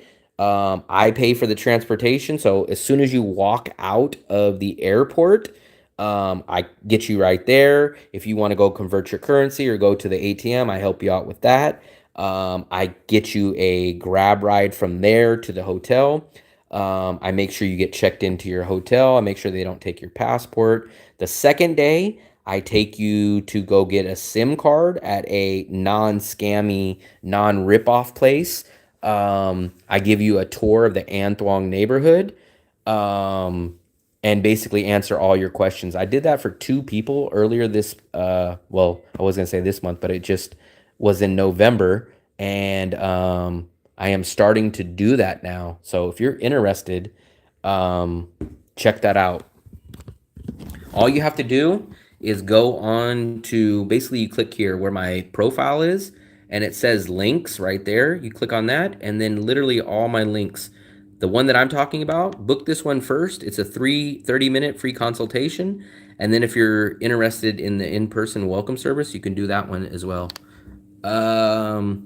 My visa is for 90 days. That's the longest you can get a tourist visa day. That's the longest you can get a tourist visa for as an American is 90 days. So you have to do 4, if you stay here for 1 year, you do it. Maybe you did. Now I'm not guaranteeing you that you're not going to get a visa, but 100% you overpaid. I have heard that those places sometimes do get you a visa and they just pocket the difference, which, like I'm saying, that's the best case scenario, but I heard a lot of those places just pocket your money and just disappear. But I cannot say that, but you should never be paying more than $25. Now, did you apply for the multiple entry or did you apply for the single entry? I'm feeling like you applied for the multiple entry, but I recommend don't getting the multiple entry. I always recommend, only like 1% of people really need the multiple entry. 99% of people only should get. I don't recommend anybody getting the multiple entry. The only time anyone should get a multiple entry is when they do, when they plan on leaving Danong at least 2 different times during the 90 days. That would be like a businessman. Like if you're gonna like leave from Vietnam and go to Thailand and then come back and then leave from Vietnam again and go to the Philippines and come back, that's the only time. But multiple entry is only $50 from the original official site. But multiple entry, no one needs, if you're a businessman like bouncing from Vietnam to country 3, 4, 5 times in 90 days, that's the only people that should be getting the multiple entry. If you guys plan on staying in Da Nang for 90 days straight, you just need the single entry. There's no reason. I have not met anybody that's came here that's needed to use the multiple entry yet. It's good for people that I know that have a business like in China and they come here, they buy imports, and then they go back to China, they return them, they come back within 2 weeks, and then they buy stuff and then they go back to Hong Kong. But if you guys are just planning on staying in Da Nang for 90 days, then there's absolutely no reason to get the multiple entry. And even if you guys think you're only going to be here for 20 or 30 or 40 days, I still recommend getting the single entry 90-day visa. Don't ever apply for 90 days, even if you're only going to be here for a week, because there's been two people that thought that they were only going to be here for a week. They're like, oh, I'm only going to be there for a week, and then I'm going to Laos or I'm going to the Philippines. So I'm only going to be there for 7 days. I only applied for 7 days. And then they get here and either their plans change or they like Da Nang and they go, damn, is there a way that I can make an extension and stay? I want to stay. And I say, no, you got to leave the country. Yeah, multiple entry is it's only for like 1%. It's really only for like business people that keep coming in.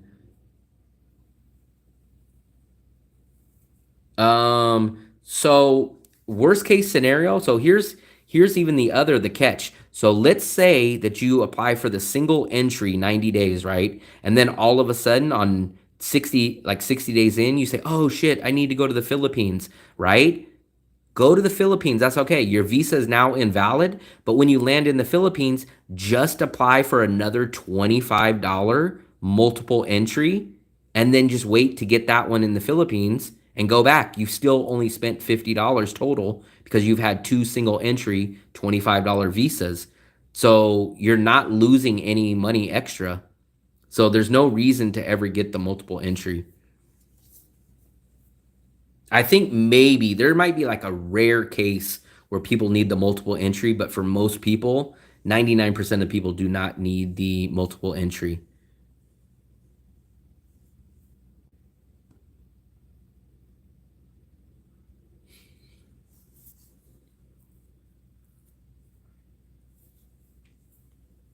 Yeah, man, a lot of people run into my website or my live chat like a week too late. There's been like three people that have done the wrong visa site. There's been people that have uh, done a lot of mistakes. And they always come in, they're like, man, I just applied for this. I can't believe it.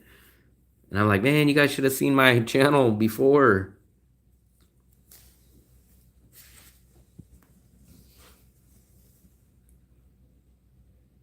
Article 21. But there's no extensions in Vietnam. Yeah, Ronnie, I always appreciate any kind of input. My biggest thing is I'm on a race against time, man. So I need to start making money extremely fast, or else I need to go to China and teach English to make money. I'm on a race against time. If I had a year to just constantly build this channel, it would be a much different situation. I'm just on a extremely small time crunch. I've done a lot actually in the 3 months that I've been monetized, but it's kind of like that saying, a little too late. Danong, February to May is best. It does get a lot hotter. I love this weather right now. This weather is the coolest and the least humid time that I've ever been here. In February and March, if I'm still here, I'm gonna say, damn man, I'm freaking sweating. I wish it was back in winter. And the rainy season hasn't been bad at all. It's actually been kind of shocking from what I heard it was supposed to be like. This is my first time staying during the rainy season. April. So April they have two holidays. I think they have something called like the King's holiday, and I think they have like reunification day. And then I notice at that point everything starts getting pretty busy.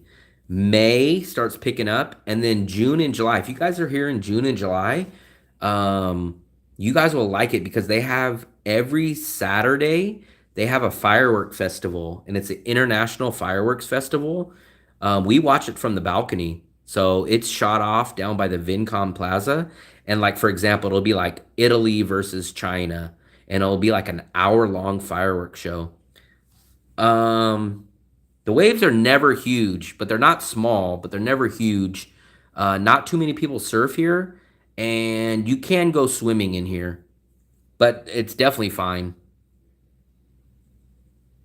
Actually, today was very sunny. It's supposed to have been raining lately, but it's not really been raining at all. You're gonna hit the tail end of the rainy season, but like I said, it's been shockingly very light on rain. Hey, what's up, Trapper? Almost about to wrap up this live stream. We've been doing it for a long time. Um, I still got to go take a shower too.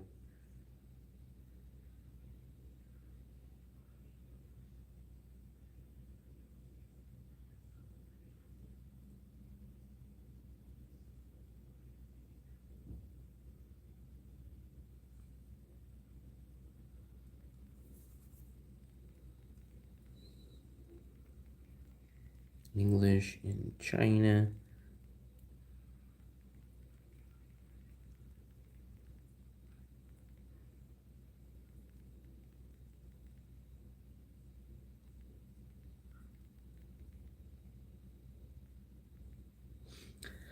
Just checking in. Yeah, I'm just about to get off in a minute, man. I've been on for a long time. We started off at dinner. We had a nice local dinner. Both of our dinners cost us a total of $2.50 for two people. My hotel is $8 a night. What place are you staying at? I've never seen, well, I take that back. When we lived last year on the other side, when we faced the beach, we did see an occasional surfboard, but it's definitely not that popular. At least I hardly ever see it. I just told them I'm going to bed. Actually, I got to take a shower first. $8 a night. So I've definitely seen 8, 7, and $9 hotels here. Very curious. I hope you're staying in An Thuong. I think a lot of people end up booking in so let me put it this way. My personal experience is everyone books in Sun Tra, and once they book in Sun Tra, they come down to An Thuong and they go like, "Damn, this is the spot. I'd rather be here." Grand Seaview and Flower. I think Grand Seaview. Okay, so Flower is right down the street from us if it's the same place, which I'm pretty sure it is. Um, Grand Seaview. I've heard that name, Grand Sea, which is Grand Seaview. I'm trying to.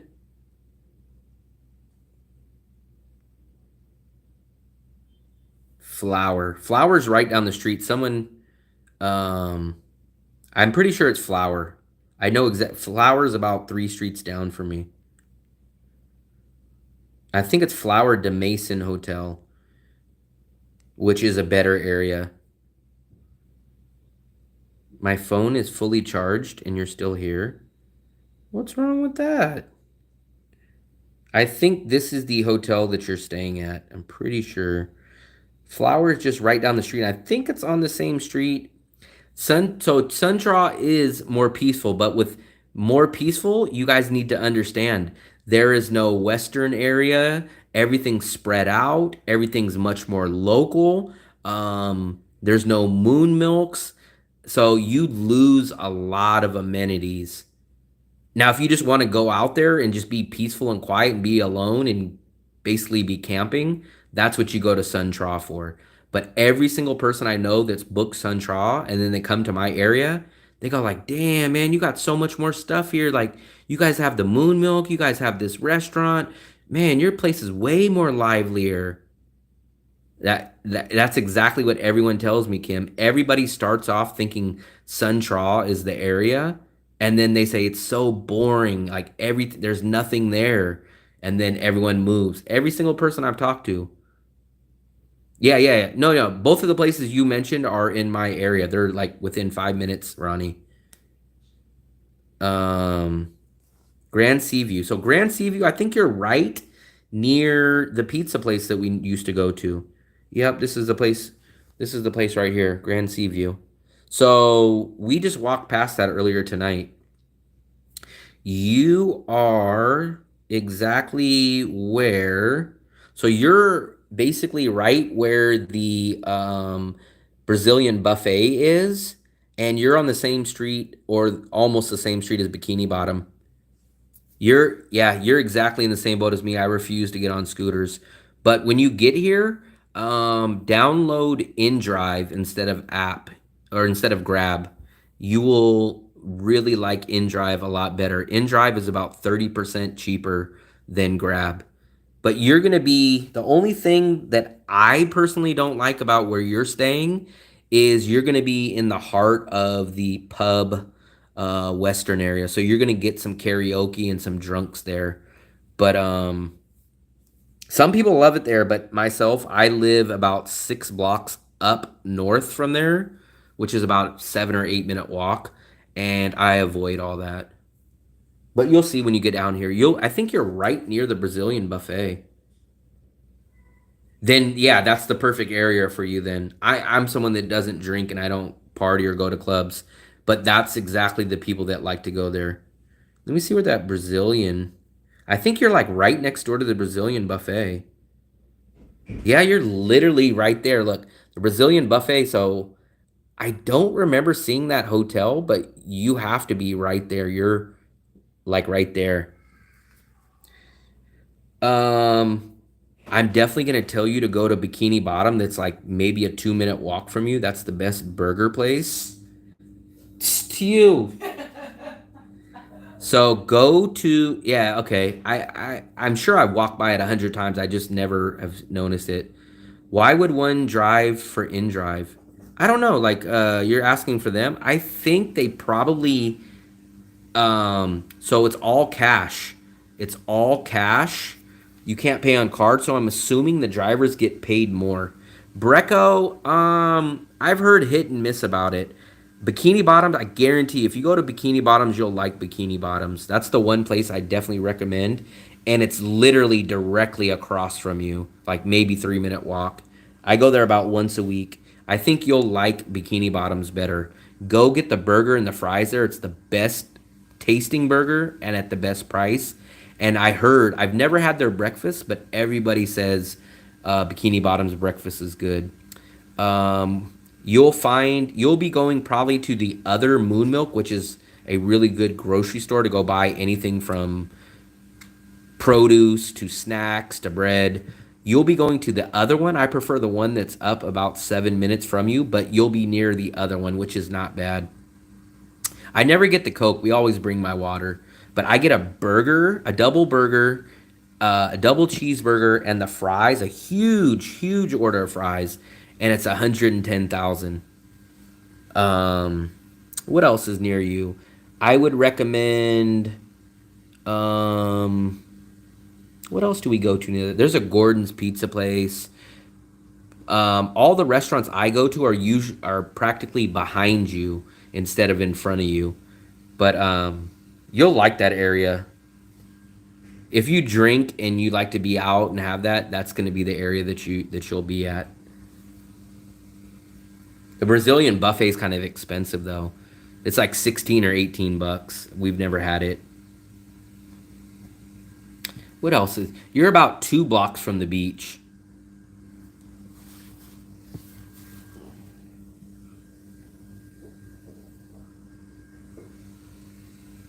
I'm trying to think what else is in that area. I know people will tell you to go to Roadhouse, which is another burger place, but I still like Bikini Bottoms better. Um, no, I never hear about crime. Now, I can't guarantee it, but I never hear about crime. Uh, I have no problem walking around with money here. I have no problem going to an ATM. I'll go to an ATM at 1 o'clock, 2 o'clock. It doesn't matter. I don't worry about my safety at all here.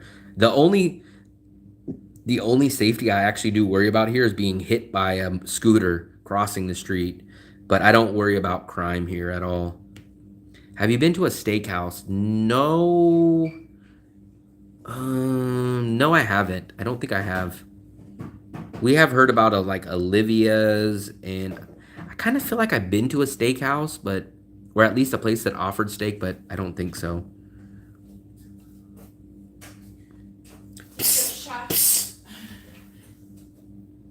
Take a shower, brush your teeth, it's past your bedtime. Who are you, my mom?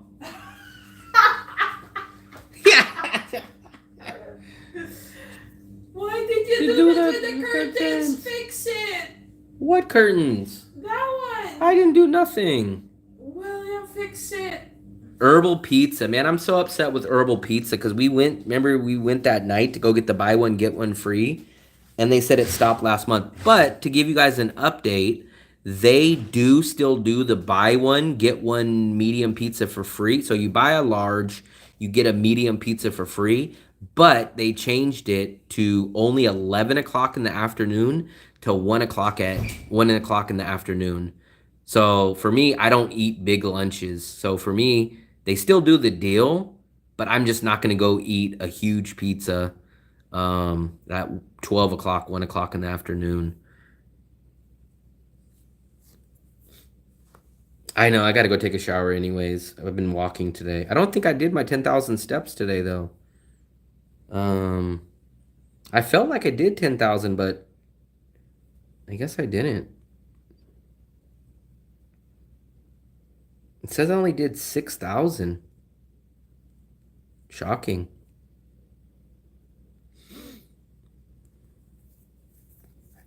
Yeah, but herbal pizza, we were gonna go there. We were gonna get the Monday night pizza. I'm trying to see if I can give you guys any other tips about being out here.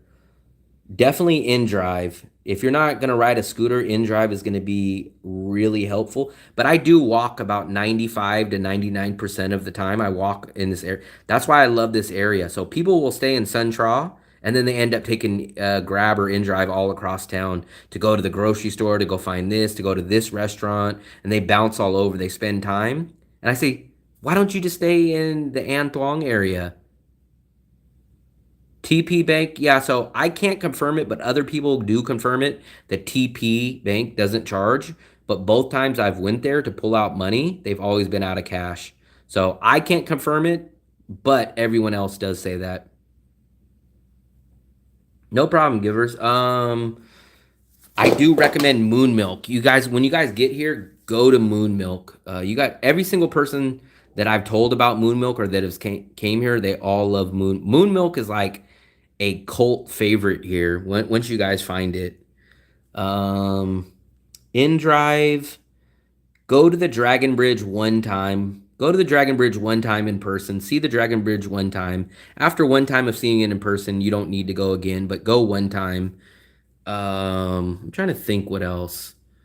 Always negotiate on everything besides food. So if you're looking at an apartment or a hotel, always negotiate. Always negotiate on your security deposit. Always negotiate on your length of lease. Yeah, there's a night market right next to the Dragon Bridge. It is overpriced and it's okay. But I would make a whole night, get there about 8 o'clock or so, about an hour before the Dragon Bridge goes off and spits the fire. And then after the Dragon Bridge, go check out the night market. Everything's way overpriced there, but go there even if you don't buy anything, just go check it out and get all that done in one night.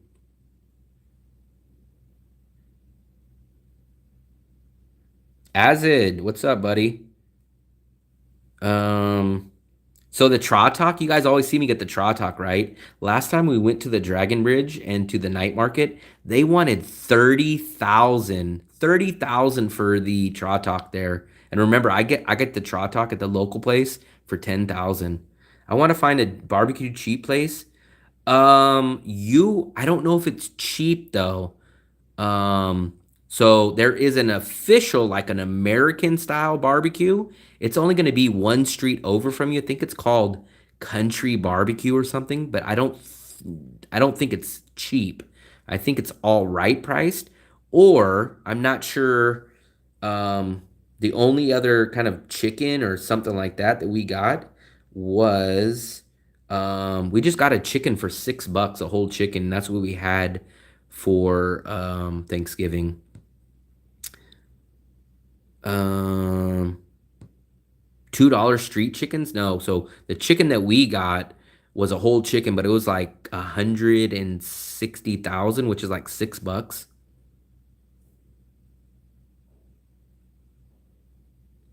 Scared of the no, the crowd's not that bad actually. There's a lot of people, but everybody just kind of stands around. It's really cool. You see the fire. I recommend you can either stand on the bridge directly in front of it, which you'll feel the heat, and you will be hit by the water when it spits out the water. But I've always stood down at the bottom on the side of it, and I watch it from the side view.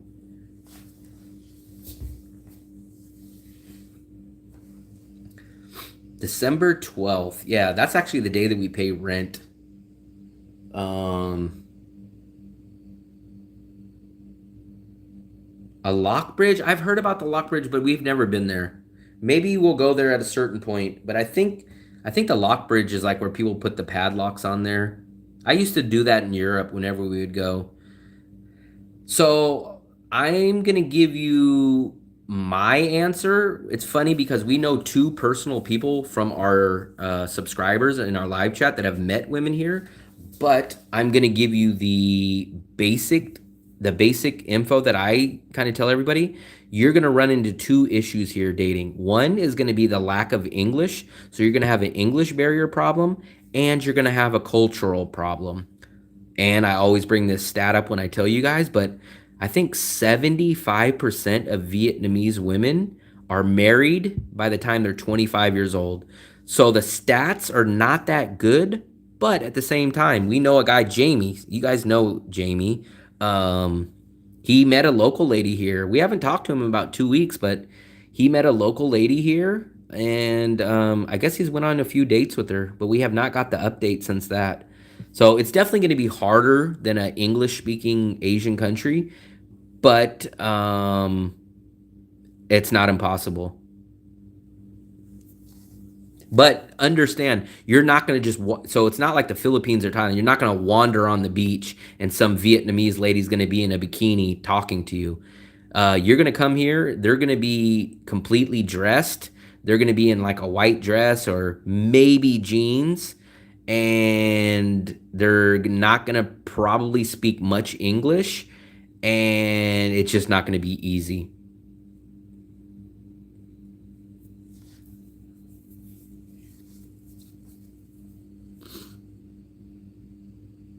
I got to take a shower first anyways. I'm going to do the 2-minute warning. I know I said 2-minute warning earlier, but I'm just trying to give you guys the last minute tips. Trying to think. I think that's about it for tonight.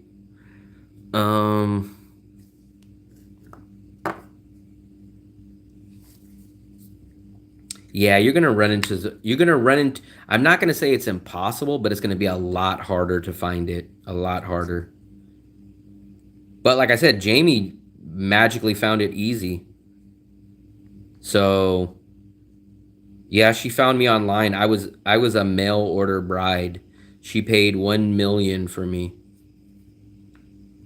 $1 million.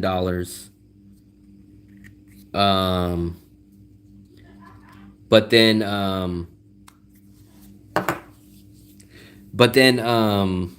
Jamie had good luck. And remember, Jamie doesn't even have a phone. So Jamie broke his first phone and then he lost his second phone. And he was only keeping in contact through email. And then he said he met the girl and they went on 3 dates. And he told me he was having a good time. But I haven't seen him since then.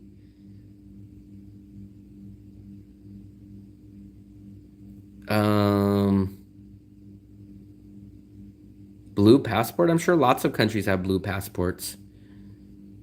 1 million VND? Come on, I'm not that cheap. 1 million VND only gets me 2 nights at my place.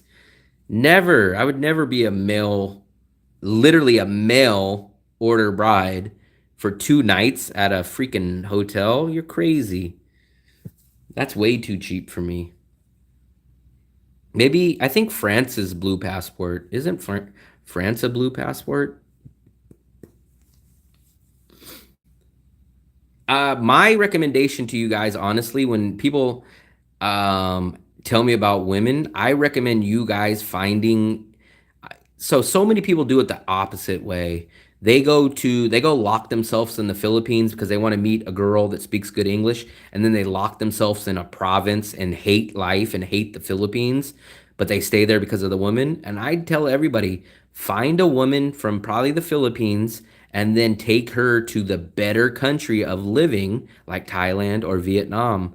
But a lot of people don't listen. They lock themselves and they're in a miserable city or a province and then they hate life. Vietnamese local, I do not know on that. I do not know on that. All right, guys, we're going to do 30-second wrap up. I appreciate all you guys that watch the channel. We've been doing it all the way since dinner time. So these live streams always go long. Let me recap. We did eat at, I still don't even know the name of the restaurant. We call it the George Costanza place. We had beef, a good amount of beef, a fried egg, and a huge portion of rice. That was only $1.30, guys. She got like almost the same thing. It was like a beef stew, and they gave her the baguette, and hers was $1.30. So for dinner, we spent $2.60 at a sit-down, nice restaurant. And then you guys seen us. We went down to the convenience store area on the main little local road, and I had a flan dessert, and she had some other kind of dessert. And those desserts cost us a total of $1.50. So I think our dinner and dessert for both of us total was like right under $5. So we spent under $5 for two people to eat dinner and dessert, and then we walked back and I showed you that area of the apartment that I really liked, but I didn't care for the neighborhood. And then we walked back here and we wrapped it up. So we will probably tipping is not frowned upon, but it's definitely not expected, or you don't have to do it. So I personally only do it when people really go out of their way. So when you come here and you go to restaurants, the waiter is literally a waiter. They will take your order and bring your food, and that's it. They're never going to come talk to you. They're never going to refill your drink. They just literally order your food, bring your food, that's it. If that's all they do, I don't give a tip. Now, if they give you like a free dessert, or they come over and talk to you and explain, wow, this hotel's been here, like if they give you stuff and they go out of their way, then sometimes I will leave the change. I don't leave a big tip. Let's say it's $1.75. I would leave them a $2, even though that's not their currency. But for example, like if say the bill was $1.75, I would just leave the 25 cents. But besides that, if they just bring you your food and take your order, I do not tip. Tipping, I would probably do if I was at a hotel and they brought your bags up. I'd probably leave them 20 to 50,000, which is like $1 or $2. But I don't tip at restaurant. 90% of the time at restaurants, I don't. They just literally bring my food and take my order, and that's it. And that's very normal. But basically, if they go out of their way and it's like obvious and they really do extra, then I just kind of leave the change. But if you just go into a restaurant, they take your order and do that, no, I do not leave a tip. Grab drivers, sometimes a personal driver, like if a driver is going to take you around for hours and like do a little tour with you, then I probably would leave a tip with them. But 90% of the time at restaurants, I do not leave a tip. But that's where we're going to wrap it up. No tipping. If they hear this back in the USA, they'll strangle me, they'll kill me, and they'll want to hang me for not leaving tips. But like I said, it's not a thing here. But I'm going to try to edit that apartment video. So look for a new uploaded apartment budget video tomorrow. I really, really hope to have that up. And then we will probably go out to dinner again tomorrow night. So tomorrow night, maybe in about 20 hours from now, we'll probably do another live stream at a new restaurant. Maybe the Bonet place, maybe our chicken place. I'm not sure. But we will do another live stream most likely tomorrow. So I will see you guys then. have a good night, a good day, wherever the hell you guys are, and have a good night and get the hell out of here.